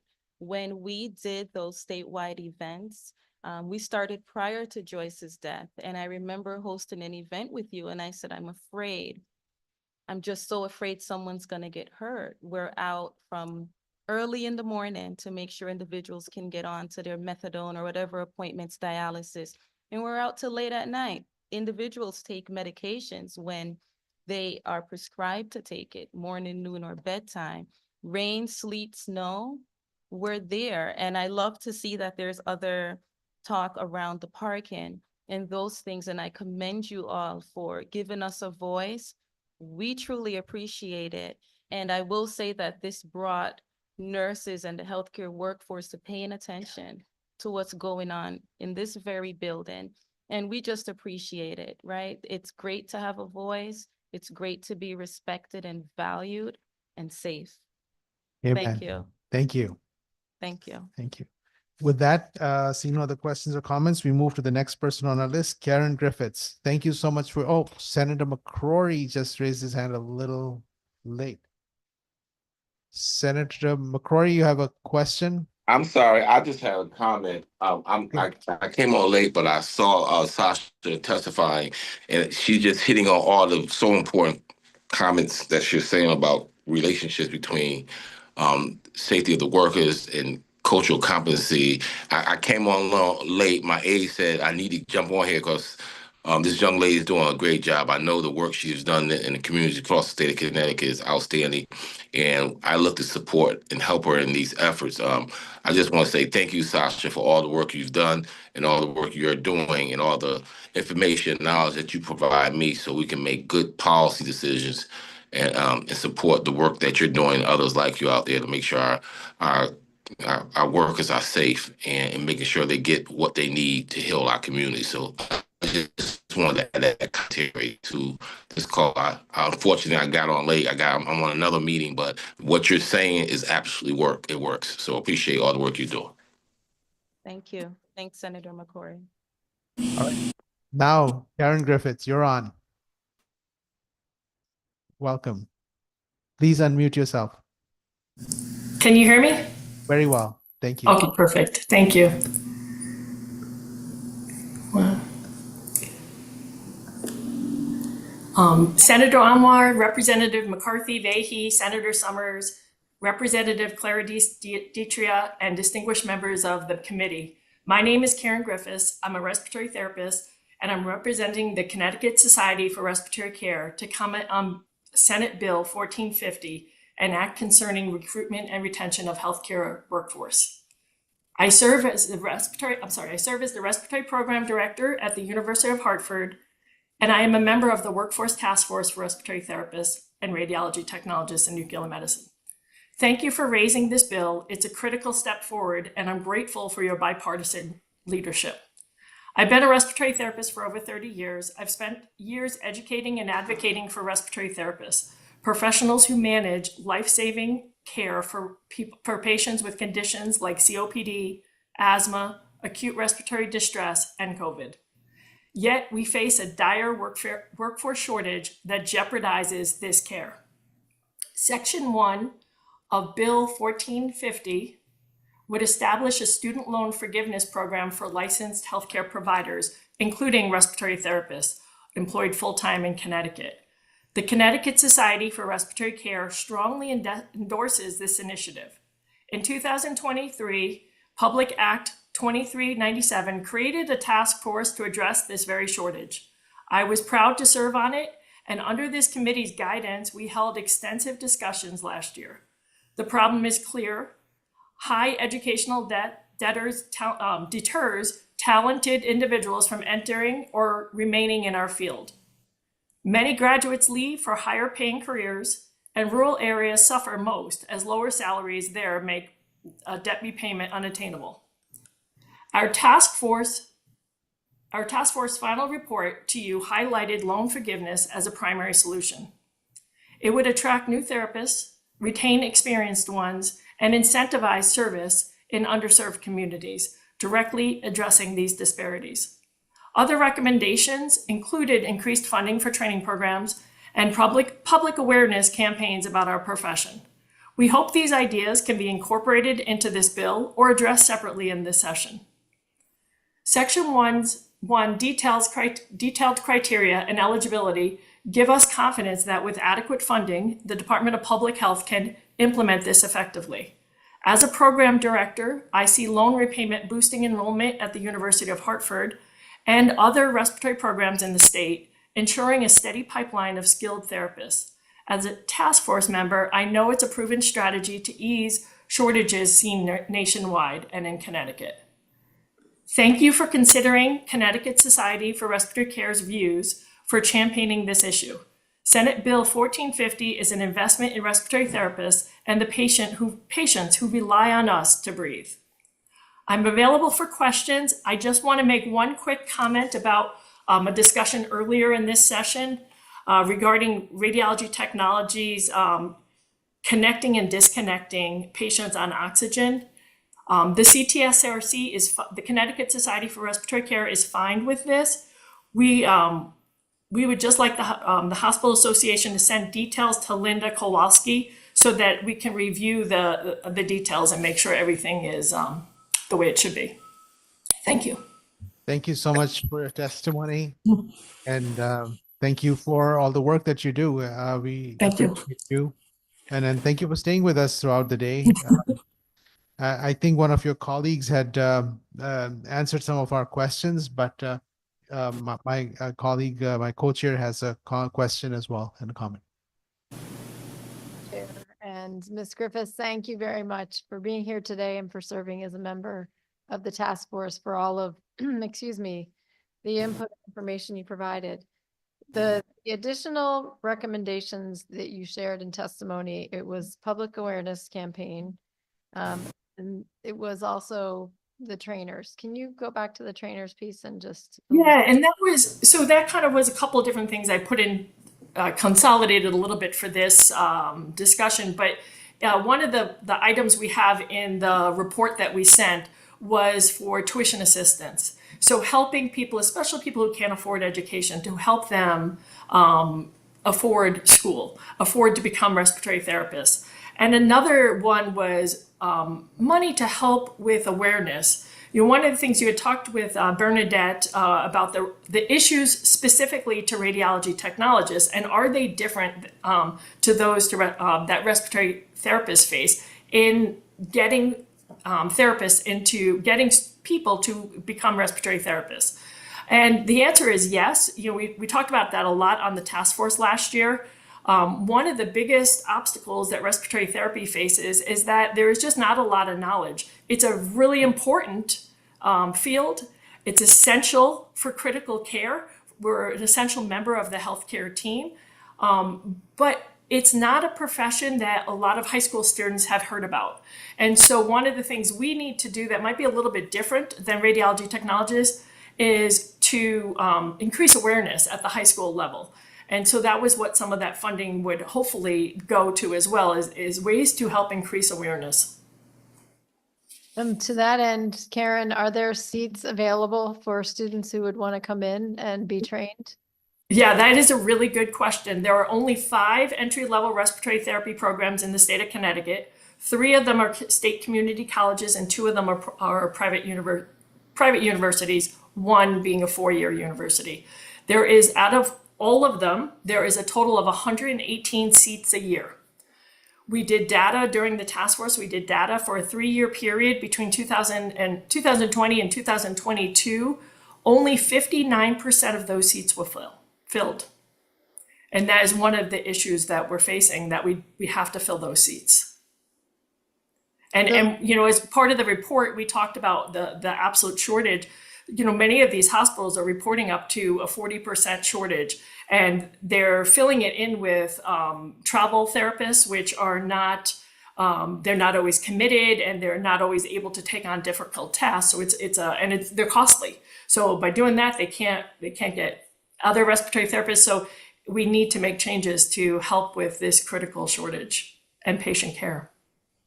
Thank you for being explicit about the difference between the radiologic technologist seats and the respiratory care therapists. I think that's really helpful.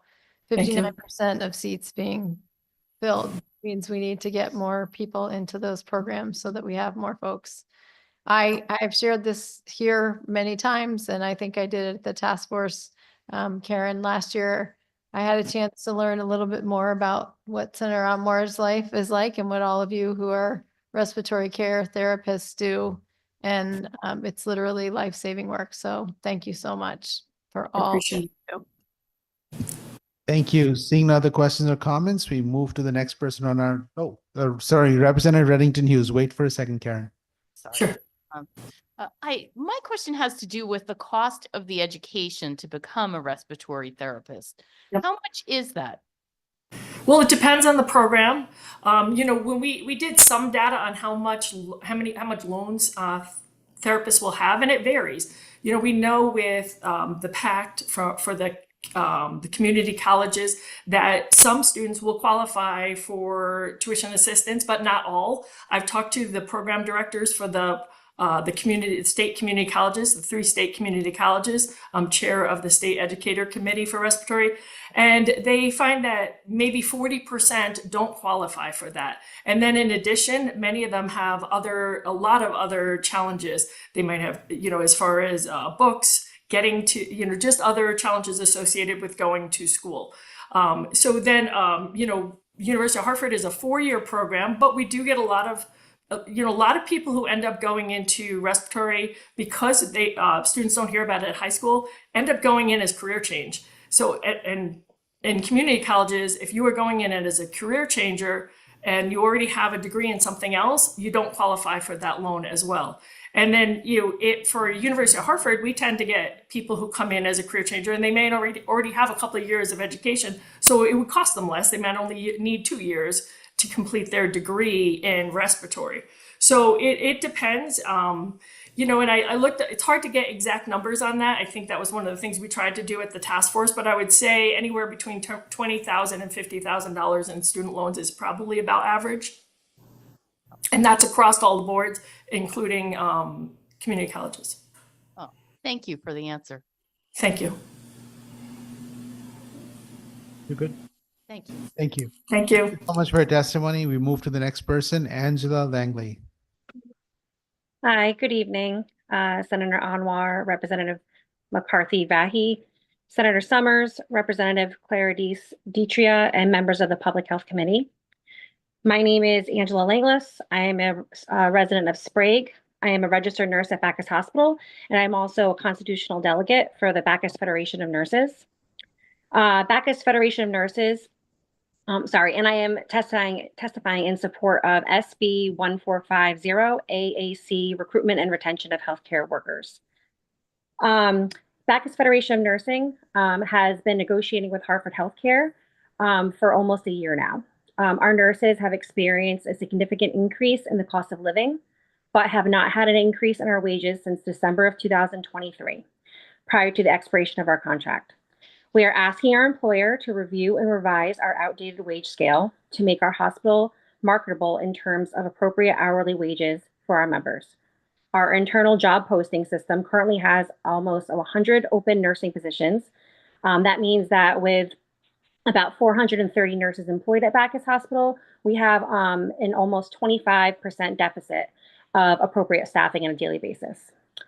Despite the deficit in staffing, our hospital is building, expanding, and planning to increase the services of our hospital that we can provide to our community. With this plan for development expansion, it becomes imperative to have experienced nurses retained to train and develop new nurses and to be a resource for them once their training is completed. Many of our nurses must work overtime in order to make ends meet. This is where the hospital benefits by underpaying our nurses. They get 125% work out of each employee and therefore are in no rush to fill those empty positions, which results in unstaffed nurse-patient ratios as well as staff burnout. I have been a nurse at Bacchus Hospital for 11 years, and like other fellow nurses, continued my education to receive a higher degree and have accumulated student loan debt in the process. Since working at Bacchus, I have not seen any attempt to increase our pay to comparable rates, as well as make any attempt to help pay down student loan debts.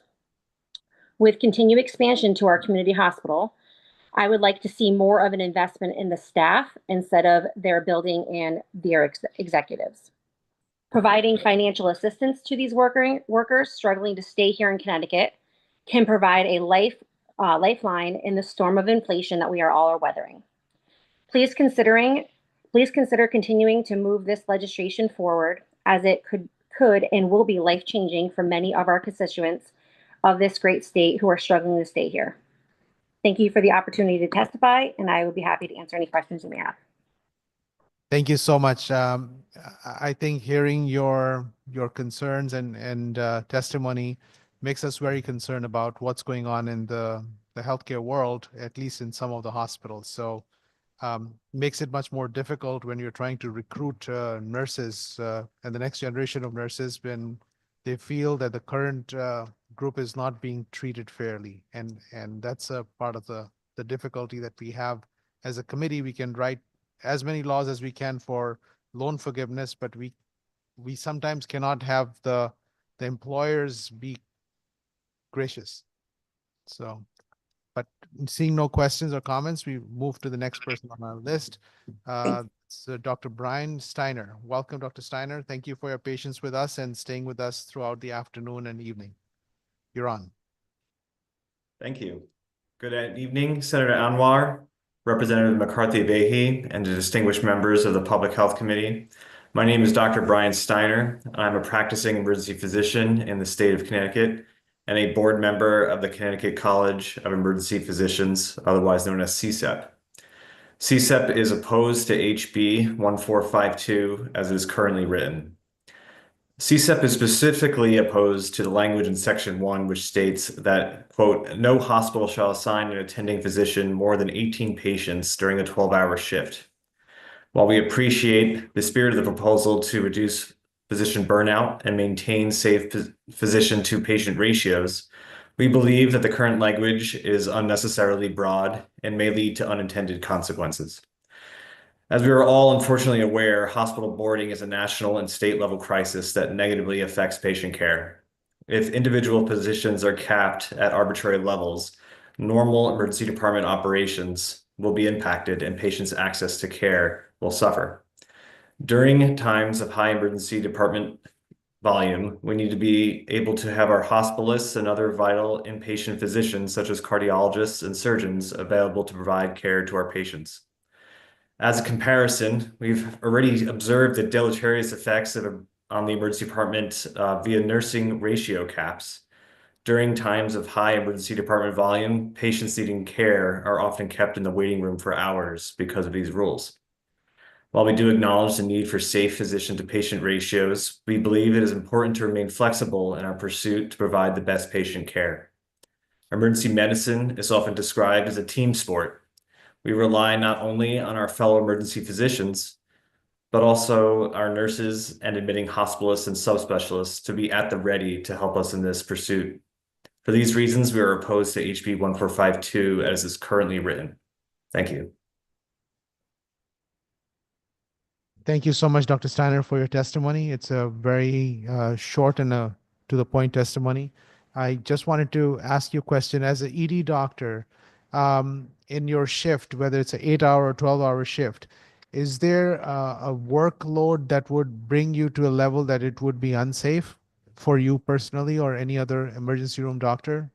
That's a great question. I think that's one of the things that we'd like to see fleshed out in the language of the proposal to make the, as it's defined right now, it's just quote attending physician. And I think there's different types of physicians. In the emergency department, our national group, ASEP, defines a safe level, anywhere between 1.8 to 2 patients an hour. I routinely see on my own about 2 patients per hour, which, we don't usually work 12s, but over a 8-hour shift, that's about 16 patients solo. So as it's defined right now, I believe it is 18 patients in a 12-hour shift, so I'll be at 1.5, which is pretty low for emergency physician. But what we're pretty concerned about is the capping of hospitalists.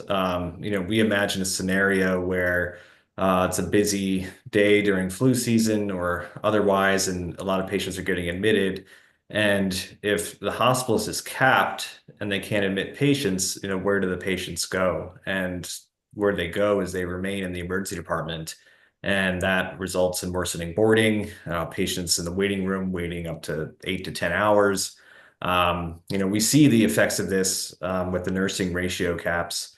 I believe it's about 5 to 1 in most hospitals in Connecticut. And, those caps seem to be pretty rigid. And sometimes these waiting rooms get up to 20 to 30 people and they're waiting 6 hours, people with abnormal vital signs in the waiting room, not being seen.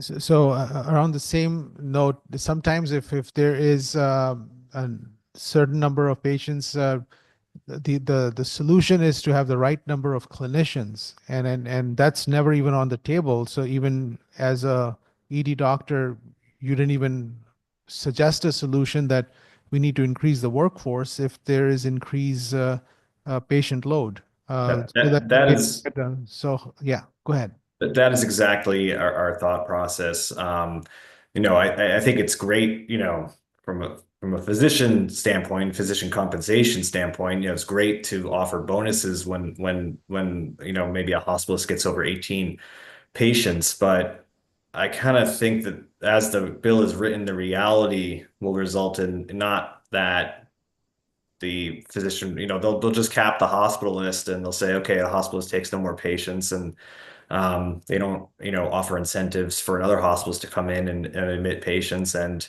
the patients just linger in the waiting room, not being seen.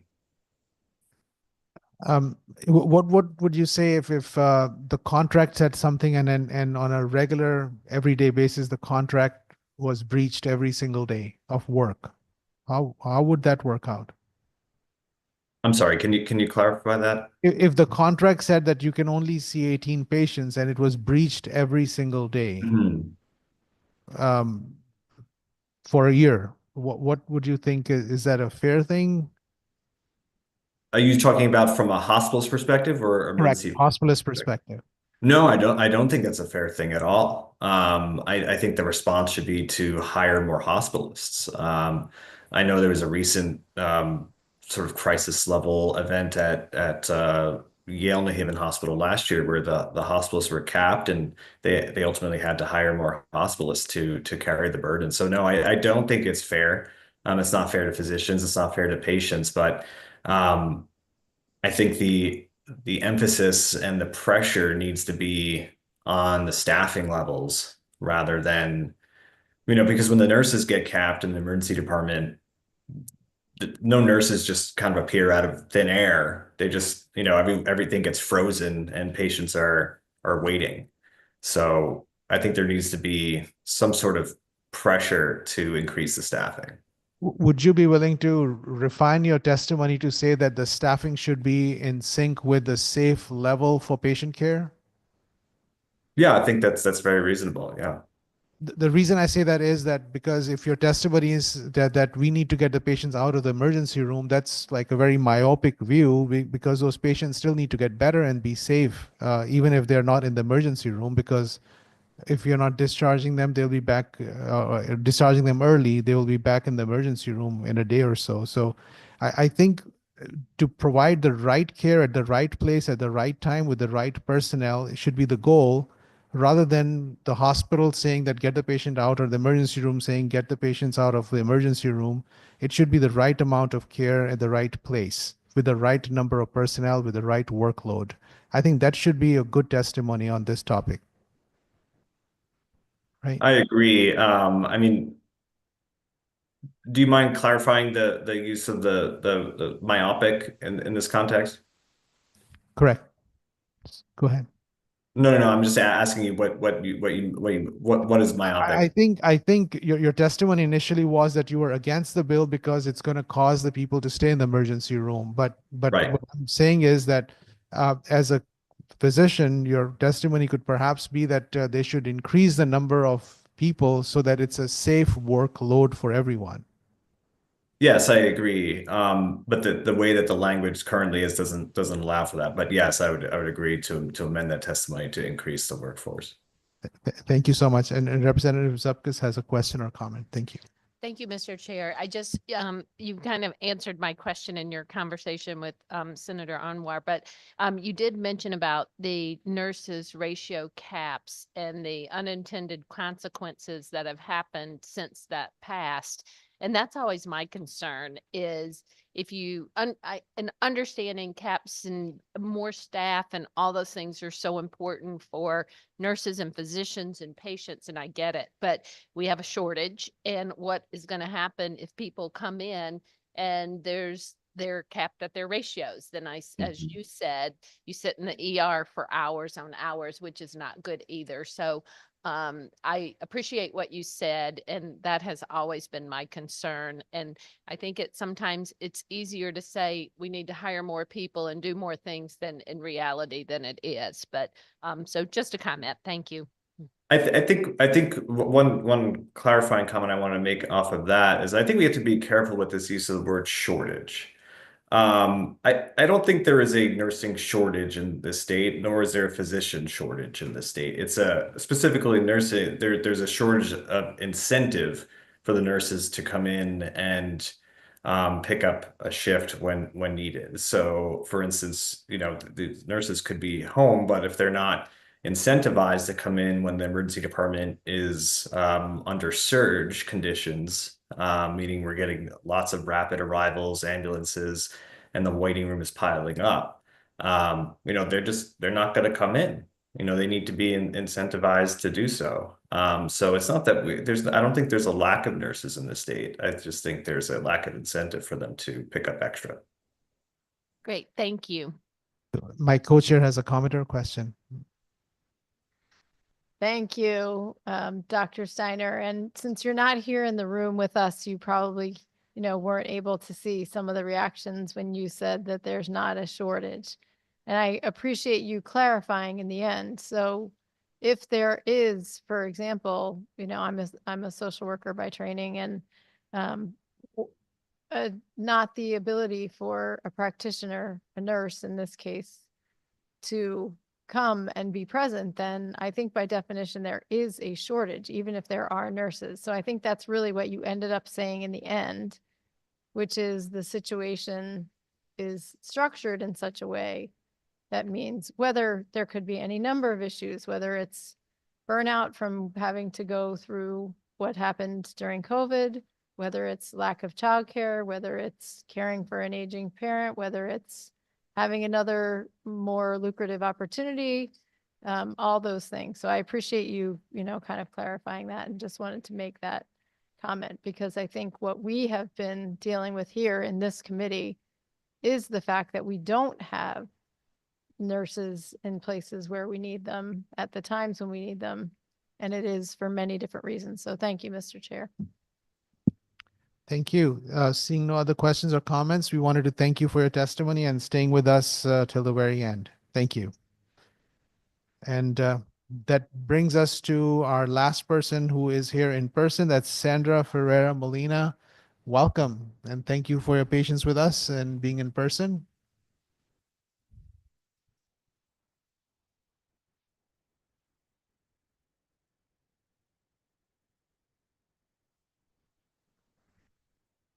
Good afternoon, Senator Anwar, Representative McCarthy-Vahey, and members of the Public Health Committee.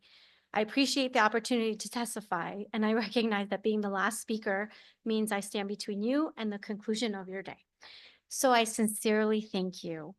My name is Sandra Ferreira Molina, and I serve as the Policy and Advocacy Director at the Connecticut Oral Health Initiative, the only statewide nonprofit solely dedicated to advocating for access, quality, and equity in oral health care for all of Connecticut residents. I'm here to express our strong support for Senate Bill 1450, an act concerning recruitment and retention of the healthcare workforce. A robust healthcare workforce is the backbone of an effective healthcare system. In oral health, this workforce is essential to delivering preventive care and early interventions that significantly reduce dental disease and its associated with health complications. The Connecticut Department of Public Health has identified persistent shortages in the dental workforce, particularly in rural and undeserved communities. As of 2023, 43% of Connecticut's 169 towns are designated as dental health professional shortage areas, disproportionately affecting low-income residents, children, seniors, and individuals with disabilities. Senate Bill 1450 is a critical step in addressing Connecticut's dental workforce shortage by investing in recruiting and retention strategies, including loan forgiveness programs, competitive salaries, and a pipeline for developmental initiatives. This bill will expand access to essential oral health services. Strengthening the workforce will increase the number of dental professionals serving high-need areas, ensuring all Connecticut residents have access to timely, preventive, and restorative oral health care. It will also reduce health disparities by addressing workforce shortages and providing undeserved communities with the professionals necessary to meet their unique oral health needs. It will improve overall public health outcomes by enhancing integration between oral and general health services, ultimately reducing the burden on emergency care and lowering long-term healthcare costs. The need for action is urgent. In 2022, nearly 45% of Connecticut adults reported not visiting a dentist due to cost, workforce shortages, or lack of insurance. Strengthening the healthcare workforce will directly impact these residents, ensuring they receive the care they need to maintain their oral health overall. COHI Connecticut Oral Health Initiative strongly supports Senate Bill 1450, recognizing it as a vital measure to address the systemic barriers preventing access to quality oral health care in Connecticut. We urge the committee to advance this legislation to secure a strong, more equitable healthcare system for all. Thank you. Thank you so much for your testimony. And my co-chair has a question or comment.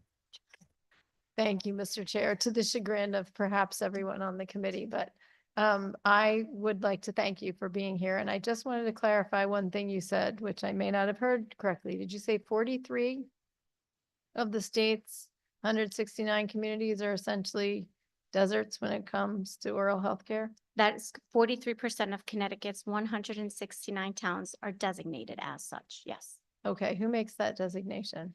It's the HPSA, and in my written testimony, I have provided the resource for that particular number. That's wonderful. I appreciate, well, it's not wonderful that we have 43 communities that are experiencing that, but that it's in your written testimony. We appreciate that. I want just one other thing. Earlier when Ms. Garrity was talking, she was talking about people's needing to go to the emergency department. And I think I've shared this with you all. I've spent way too much time at the dentists and endodontists and oral surgeon the past year. And I'm very fortunate, clearly. I'm wondering, when someone is in need of a root canal and they can't get it and they go to the emergency department, are they having a root canal at the emergency department? No, the likeliness is they're having their either tooth extracted, and then by the time they actually get to the dentist or the periodontist, they're also going to be extracting the tooth. I'm not a subject matter expert, but I'm sure Dr. Barnett, who is a periodontist and works on root canals, will tell you that that's the case. Yes, I thank you for sharing that. That's really what I wanted to kind of get out there, is that people are losing teeth, and in many cases, there isn't an insurance coverage that would actually allow them to get those teeth back. Correct. So I appreciate you staying you. with us and I the work appreciate that you you all. do at Cohi. Thank you, Mr. Chair. Thank you. To your point, the issue is the number one situation in Connecticut for the healthcare deserts is dental, followed by behavioral, followed by primary care. So. Absolutely. Yeah, it's unfortunate. All right. Seeing no other questions, thank you so much. Thank you. Thank you. And that would conclude our public hearing. Thank you for everybody who stayed online with us and who are physically in person, and everybody who listened and everybody who came and spoke. Thank you so much. Thank you.